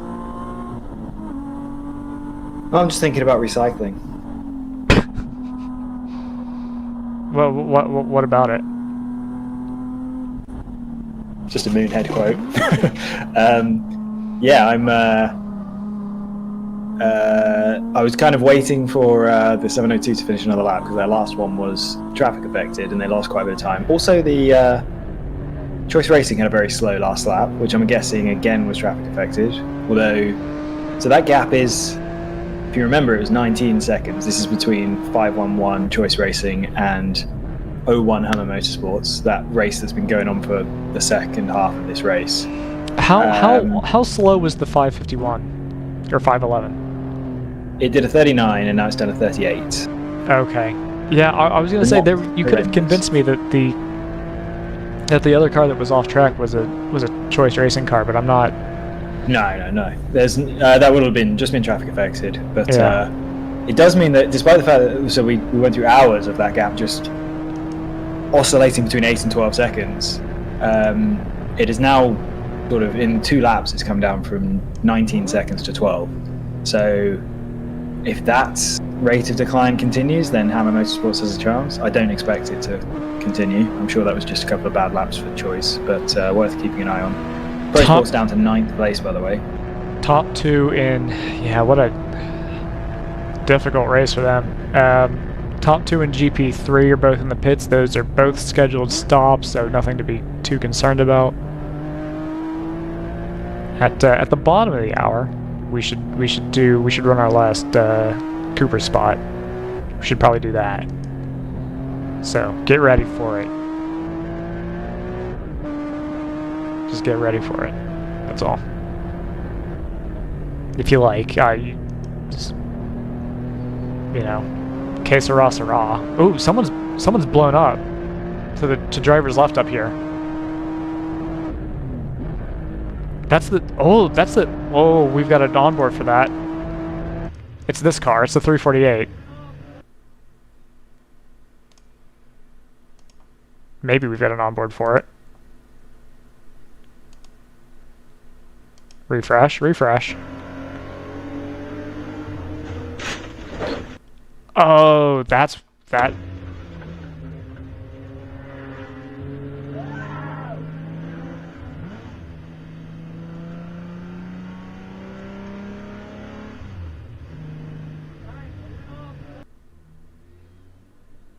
Okay. Wow. Lot to unpack. So, and that's the end of that. So I'm guessing that they've shut off the electric on that. Or shut off the electronics on that. Just shut it off and maybe try to restart it. But basically, the 348 ran wide over the crest of turn 9. Really easy to do. Overcorrected. Sounded like bottomed out, maybe hit something, and so maybe what we saw, that plume of smoke, was maybe an oil line or something else. Probably not an oil line, because you would have expected a lot more fire, I think. But something is askew on that 348. And I don't know if we've made it into the pit stop. I don't see any more smoke around the track, so and no disabled car, so they've definitely made it back to pit lane, unless they're circulating, and I'm not sure that they are. Chattanooga. Chattanooga. Yeah. Yeah, I just saw them stopped on the entrance to the keyhole. Oh, so they continued. Oh, sorry, I didn't realize that. So they've continued, kept going, and then wait, how long ago was that? As you were talking, the 702 was going past that part of the track. Okay. And I'm live on the 702, so it's right now. Oh, I see that. Sorry, we're on board with the 601. For some reason, I've confused my round 3 cars.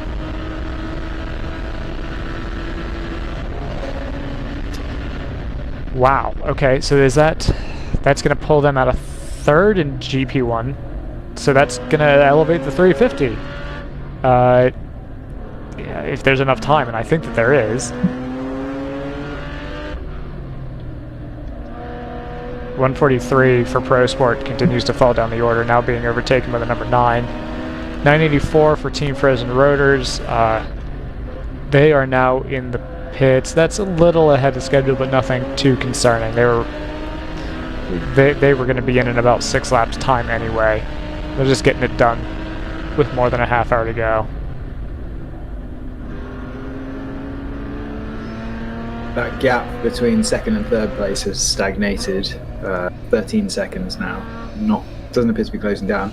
However, if we can go on board with the 702, they are right behind the 24, and we're under yellow. That's a shame. There's that white BMW in front of us. There is that is 4th position, and we're on board with the 5th position car. Timing says we're under yellow. Yeah. There's a little bit of a delay. Yeah. Ooh. No, that's still fine. There's no yellows being displayed at this point.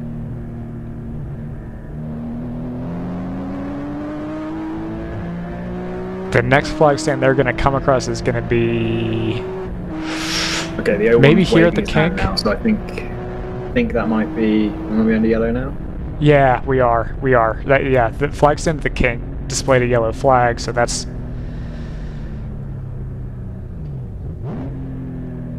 going to be that. It's a little bit of a...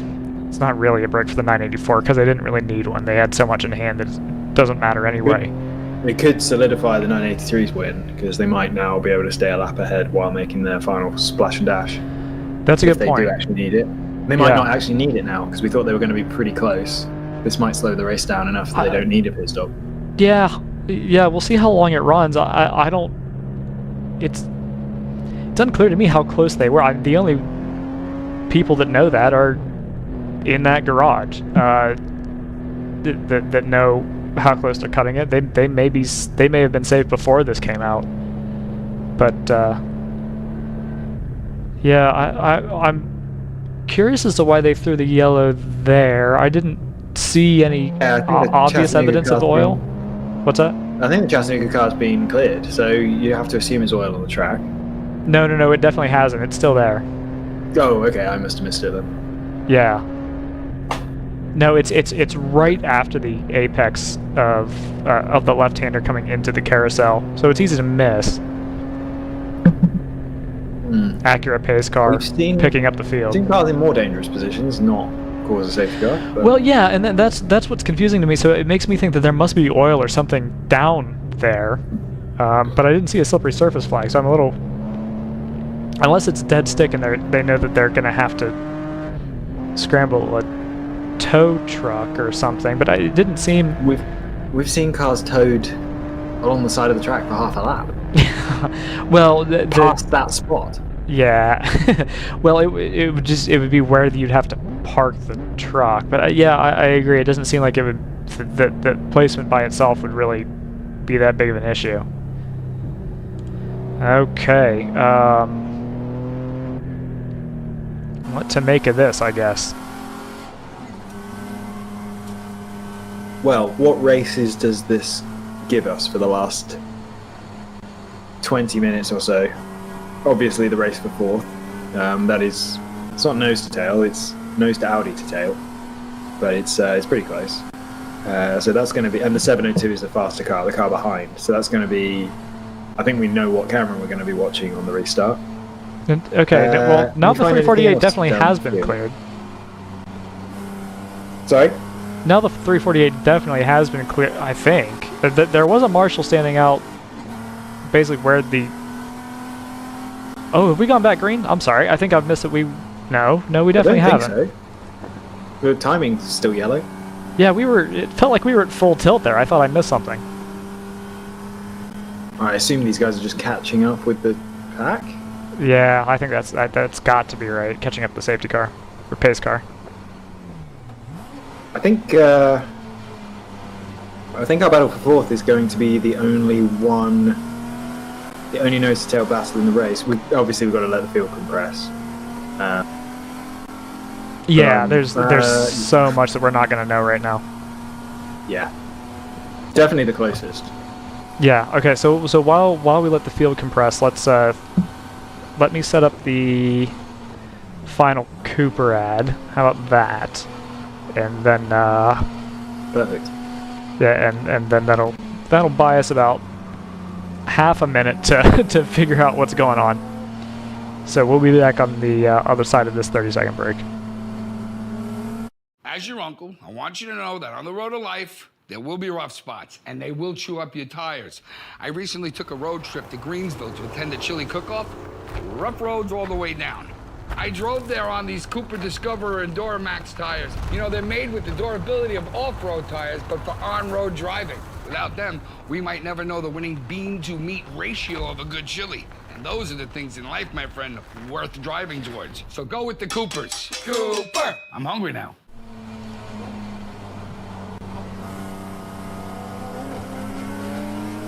Back under pace car conditions, field reforming. Under half an hour to go now on the Saturday race at Mid-Ohio for the World Racing League. Recovery vehicle is being sent out with scrubbers. That seems like an indication to me that we have something down on the track that needs to be cleaned up. Okay, further evidence that my brain is absolutely not working today. Completely forgot about the race for second, of course, which is going to close up now. So that race where Hammer Motorsports has been somewhere between 8 and 20 seconds behind Choice Racing for the last 419 hours, that will become, well, however many cars are between them. It was a 13-second gap, so I imagine there's half a dozen cars between them. But yeah, that's going to be pretty close. And we've got an onboard camera with the 01 as well, so should have a pretty engaging sprint race to the finish here with two nice potential battles. Can we get an idea here? Oh wow, there's a bit of a stack up. What car are we looking for? We're looking for the 511. The 702 is actually right behind this. It's the next car in line. Ah, okay, of course. So we're on board now with the 702. Right ahead of us is the 01, which is the third place car. Ahead of that is the 24, which is the fourth place car that the 702 is racing. You can see the number there. So the 702 and the 24 are racing. The 01 is in the middle, and the 01 is presumably a few cars behind the 511. I've got the gap at 9 seconds right now under safety car, which it's clearly distended a little bit. One car every second. Yeah. Do we know what color the 511 is? If it's like its team car, it's a kind of a burnt orange and black. I don't know that it is. I don't want to say that for certain. I thought the 51 was grey and red, or grey and orange. Yeah, I think we're describing the same car. Can we go on board with the 350? Because I see that's the car in front of the 24. Hold on, I'll come back to that. I've got to refresh that feed. Oh, hello. Yeah. That's the 601 that we're on board with. Or no, I'm sorry. 702. We're on board with the 702. I thought I'd switch over to the 601. Can we go to the 350? I have to refresh it. YouTube is unkind sometimes. So I can see the 350 is ahead of the 24, and then there's a BMW in front, but I don't know if that's the BMW we're looking for. We're looking for the 511. He's keeping a very respectable gap, which makes it very difficult for us to ID these cars. Quite. There I have we go. a feeling the 511 is white, but If wait, you say that's so. the 24? That's the doesn't make 24. sense. Well, it's there. Unless that was the 242. Possible. The 24 is definitely right in front of the 01. We've seen that a dozen times. Oh, There's wow, a that's quirk. confusing. Oh, It's not yeah. the 511, put it that way. Yeah, actually, okay. I'm gonna cut back to this one. You can kind of see this. So there's two, there's two 24s ahead of us. It's like watching an iRacing oval race where everyone's put custom numbers on. Yeah. So actually, okay, it's actually a good point that you've stumbled into, which is basically that sometimes what will happen is some of these teams are not don't typically run in the same events with each other or as each other. And so, you know, one car will be 24 and the other car will also be 24, and so basically to deconflict them, they just add a digit on one side or the other. Right. I don't know if that's what's happened, but I wouldn't be shocked. Either that or we just can't read numbers, which, given your state, plausible. I blame you. All right. Unfortunately, I think we've just lost the Hammer live stream. Yeah, altogether, Just actually. horrendous timing. Yeah, what's happened there? What's happened there? That's a real shame. Let me make sure they haven't gone live on YouTube. Sometimes, I don't think this is in play, but sometimes you can run into a runtime limit with YouTube streams. So, possibility. Well, they're on Facebook. That's what I meant. I meant Facebook. Okay. I'm going to YouTube.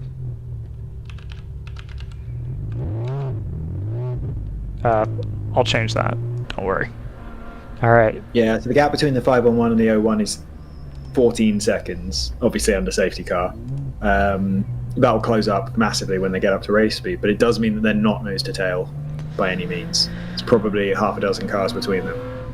The O1 hasn't had enough of a pace advantage for me to think they can clear all the cars in between and catch that car, but we'll have to see how things go. Anything could happen in this absolute mess of different classes on a restart with 20 minutes to go. Yeah, I was we're gonna have a lot less than 20 minutes to go, I think. Okay. I'm trying to get a sense of how many. Oh, I see what has to happen. I'm gonna leave race here up for a minute so that try to get a handle on how many cars are actually still running, because it feels like we're in the ballpark of 30 cars still on track. Maybe not much more than that. We started the day with what, 56 it looks like.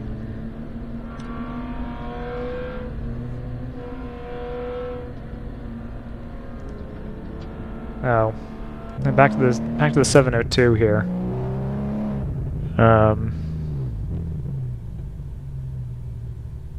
Yeah, I'm just thinking about the fact that we're basically dealing with a 30 or 40 car accordion effect. I don't actually know how far we are behind the leaders, but based on how aggressive the accordioning is, yeah, the 702 we're on board with is about to stop. Yeah, the traffic jam is going to stop in front of them. Very strange. Oh, there's a lot of smoke on this part of the track actually, through Thunder Valley. It's going to be, I say smoke, that's going to be dust. So the 702 driver, if you get rid of the tower, is about to get pretty exasperated, I think. I guess there's a lot of oil down on the track. That's what's going on here. Yeah, that's what it is.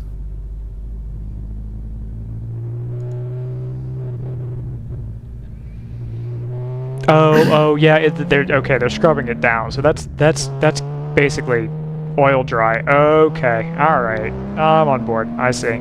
So that's exactly then why they threw that, because he's left a trail of oil basically right into the apex of this corner. Yeah. Okay. So I mean, it's going to take a good 10 minutes. So we're not going to get much running here at the end of this race. No, it'll be a little bit of a sprint. If anybody's holding anything. Stop again. Yeah. What? I hope everyone's paying attention. I know. The two things I'm worried about in situations like this, when you've got these giant trains, are people running into the back of each other because you're checking gauges or something, or trying to address a radio question, or you just destroy your clutch. Yeah. So, and it seems like you say it seems like we're gonna be going for a while longer. You said we've already been under yellow flag for 10 minutes now. Is that about right? We had less than half an hour to go. So yeah, I'm about not sure 27 minutes maybe. Yeah, it's in the region of 10 minutes. Yeah. Now there's no funky wave round processes. There's no, there's none of the sort of IMSA delays. So once the incident is clean and recovery vehicles are off the circuit, and we may not even wait for the recovery vehicles to leave the circuit actually, because the actual issue is being tended to. But once they've put enough oil dry down that they're satisfied that it's taken care of, and I guess scrubbed it away, we should be able to resume racing around most of the circuit basically immediately. We've had a number of pit stops in the top 10, but I don't think any of them are relevant. Nobody's going to shuffle positions based on them. They're all cars with lap gaps before and after them, at least in class. Yeah, let me see. Do we have any changes for position at all? I'm not sure that we do. Oh my god, the 17 has come back out of the pit. Remember, we've got about 20 minutes to go. The 17 for Core Motorsports has come back out on track after 3 hours in the pits. So, well done for sticking with it.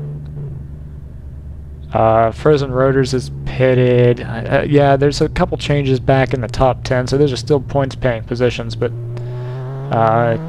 nothing too crazy. Nothing too nothing too notable. The 350 did about 15 minutes ago actually end up making that pass for position on the 348, so they've properly assumed that third in class. I think you might need to refresh this stream, Joseph. Unless it's my end that the broadcast is frozen. Fine here. Oh, Unless I've got problems on the upload, I think we're okay.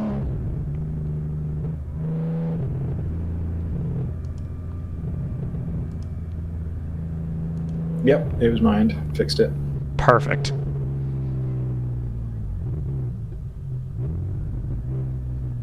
Yeah, I think I don't think we're ever going to get an answer to the question of whether the W2W car was tight on fuel or not. Because I think, 15, 20 minutes under safety car conditions is going to give them any buffer that they would have needed, really. Yeah, agreed. I also don't think it will. There's a small chance it would have mattered. I don't think they were slow enough that they were going to lose their advantage, even with having to make an extra stop. No, I think the prediction at least would have agreed with you. 525 is taken to the pits, is that right? Maybe we're about to see that.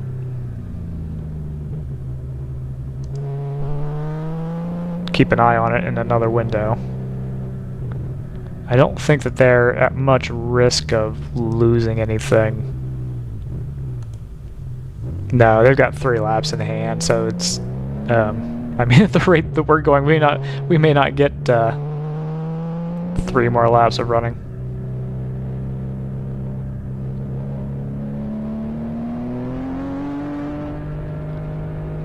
They're doing a great job of getting the track prepped, though. They put down the oil dry on that streak that the 348 dropped, and are we doing a wave around procedure? Kind of looks like we are. Was that the safety car that they just passed? Yeah, it was. But yeah, they've done a great job of getting the track, the oil dry laid down. Looks like they've scrubbed away most of it. So we should be getting close to green flag conditions, I would have thought. Except for the fact that we've just done a wave around, which is going to take 5 laps for everyone to catch back up. I don't know if it'll be quite that long. The safety car seems to routinely go slowly enough that we'll probably get it done in 2. Yeah, fair point. It was going extremely slow.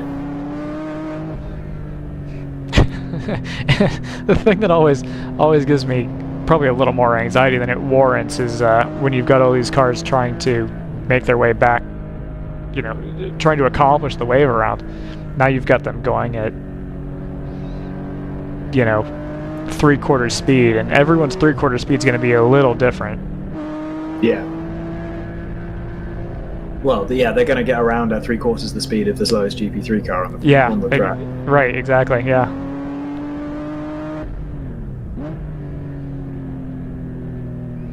But it would be good for these cars to get, losing and gaining temperature probably isn't that big of a deal for these cars, but just to get back into the flow of driving around this track.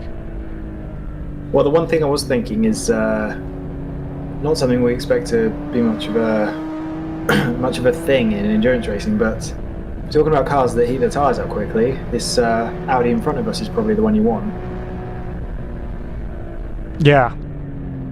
And it's going to be a few cars behind second place, so we'll have to watch and see how quickly it manages to get off the green flag, past the cars ahead of it. What's going to be interesting is that it's got a car ahead of it that is in the same class and also running towards the front of the field, so it's pretty quick and really motivated to not let him past. So I think this 702 camera could be interesting. You could see some fireworks. Yeah, particularly if that Audi does heat the tires up a few corners quicker. We have unfortunately, I think, lost both of our streams that were on Facebook. Yeah. So that would be the 525. That's going to be your. Oh no. I don't like the look of that.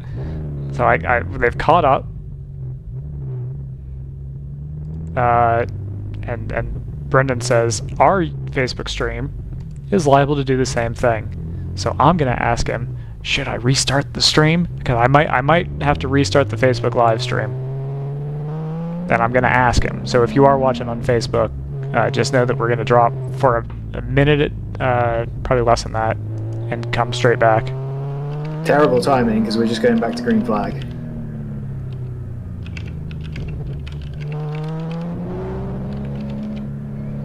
Ooh, this is a mess. Yeah, on board with the 702.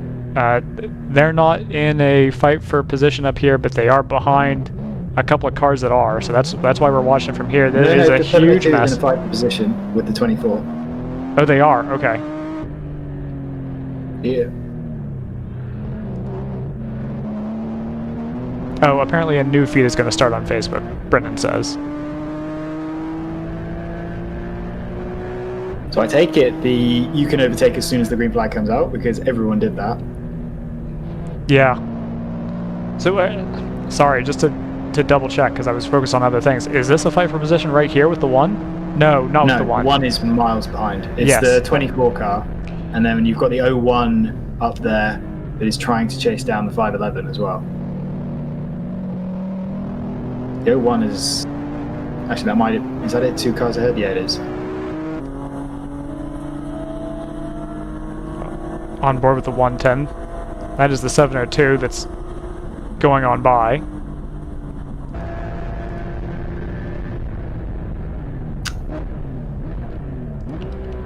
There's a slow Mazda, black car with a lot of aero.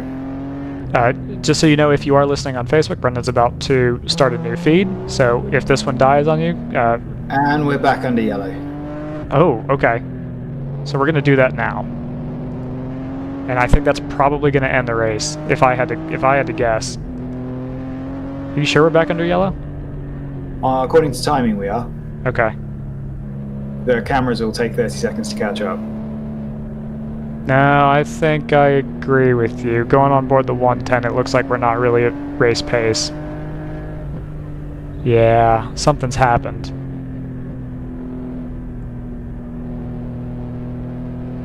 Now the question is where, and if that does end up being the end of this race, it's going to be a little bit of a disappointment because it was certainly heating up for some of these higher points paying positions. Yeah, there's confirmation, double yellow flags at start finish.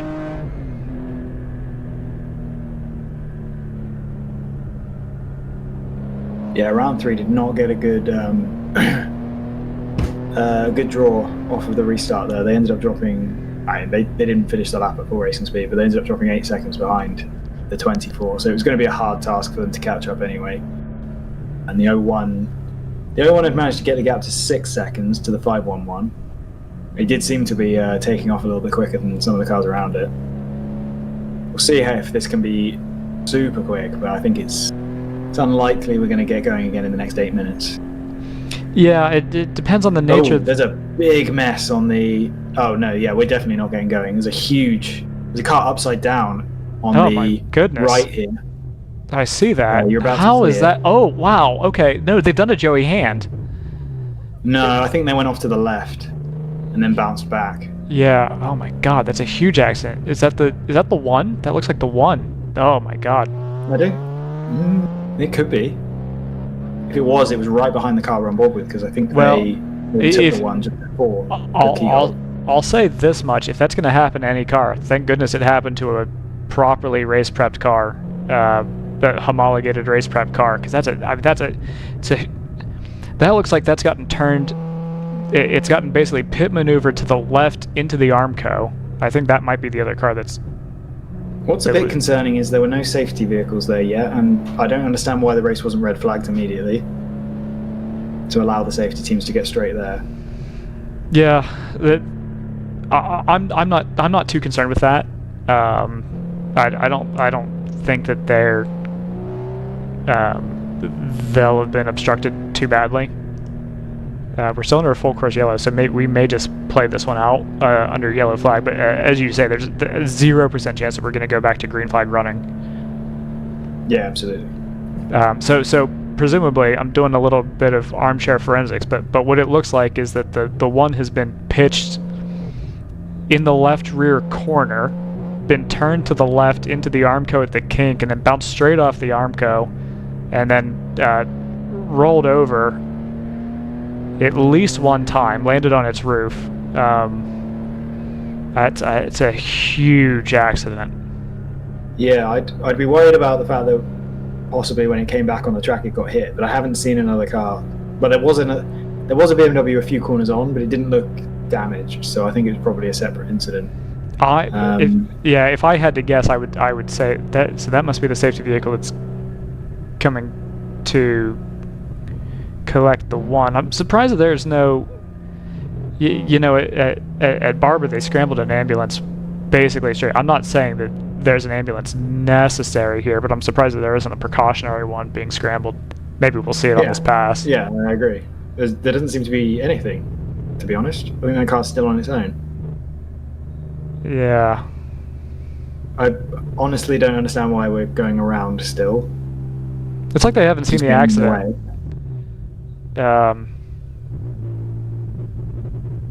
Yeah, I mean that is not to rubberneck, but I think it's important to see. The car's still on its own. There's no one there. Yeah. I hope the driver's out. Well, they're probably not. It's pretty rare that, and not because they're injured, but just because it's kind of a tricky thing to extricate yourself, to unbelt yourself from a race car that's upside down. I mean, thankfully it's not on fire. There's no imminent danger to the driver, but somebody, I'm sure will be on the scene soon. But like I said, I'm surprised that they didn't scramble a medical vehicle just as a precaution. There was, if you were at Barber or watching Barber, you saw that there was a there was a collision where the trailing car coming into 5 over the brow into 5 lost the rear and not quite T-boned, but maybe 45-degree made a 45-degree impact with the car in front, and medical vehicle was scrambled pretty quickly at that point. The 15 is pitted. That's the leader in GP3. I'm not entirely sure why they've pitted unless they're bringing everybody in, but I don't see evidence of that yet. Checkered flag's out. Okay, yeah, that explains that. So that'll be the conclusion of the race.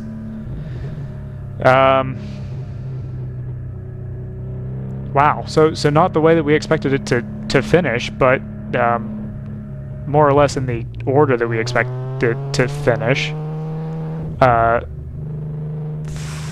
Thoughts on the condition of the driver in the number 1 car. No reason for concern yet, other than the fact that the car's on its lid, which is not a pleasant situation. Paolo Salvatore out of the car and okay, says Brendan, so that's good news.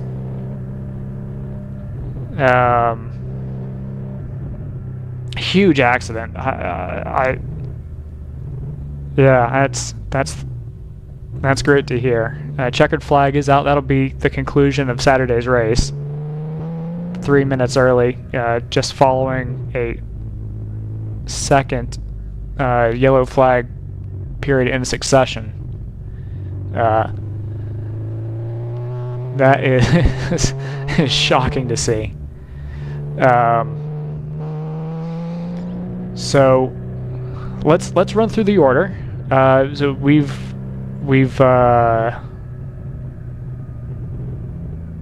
yeah. Yeah, that's got my heart rate up a little bit. Let's run through the finishing order here now that we have confirmation. Everyone, I believe, has gone through the finish line. So these will be, of course, unofficial results until scrutineering is done. Penalties are awarded or appealed.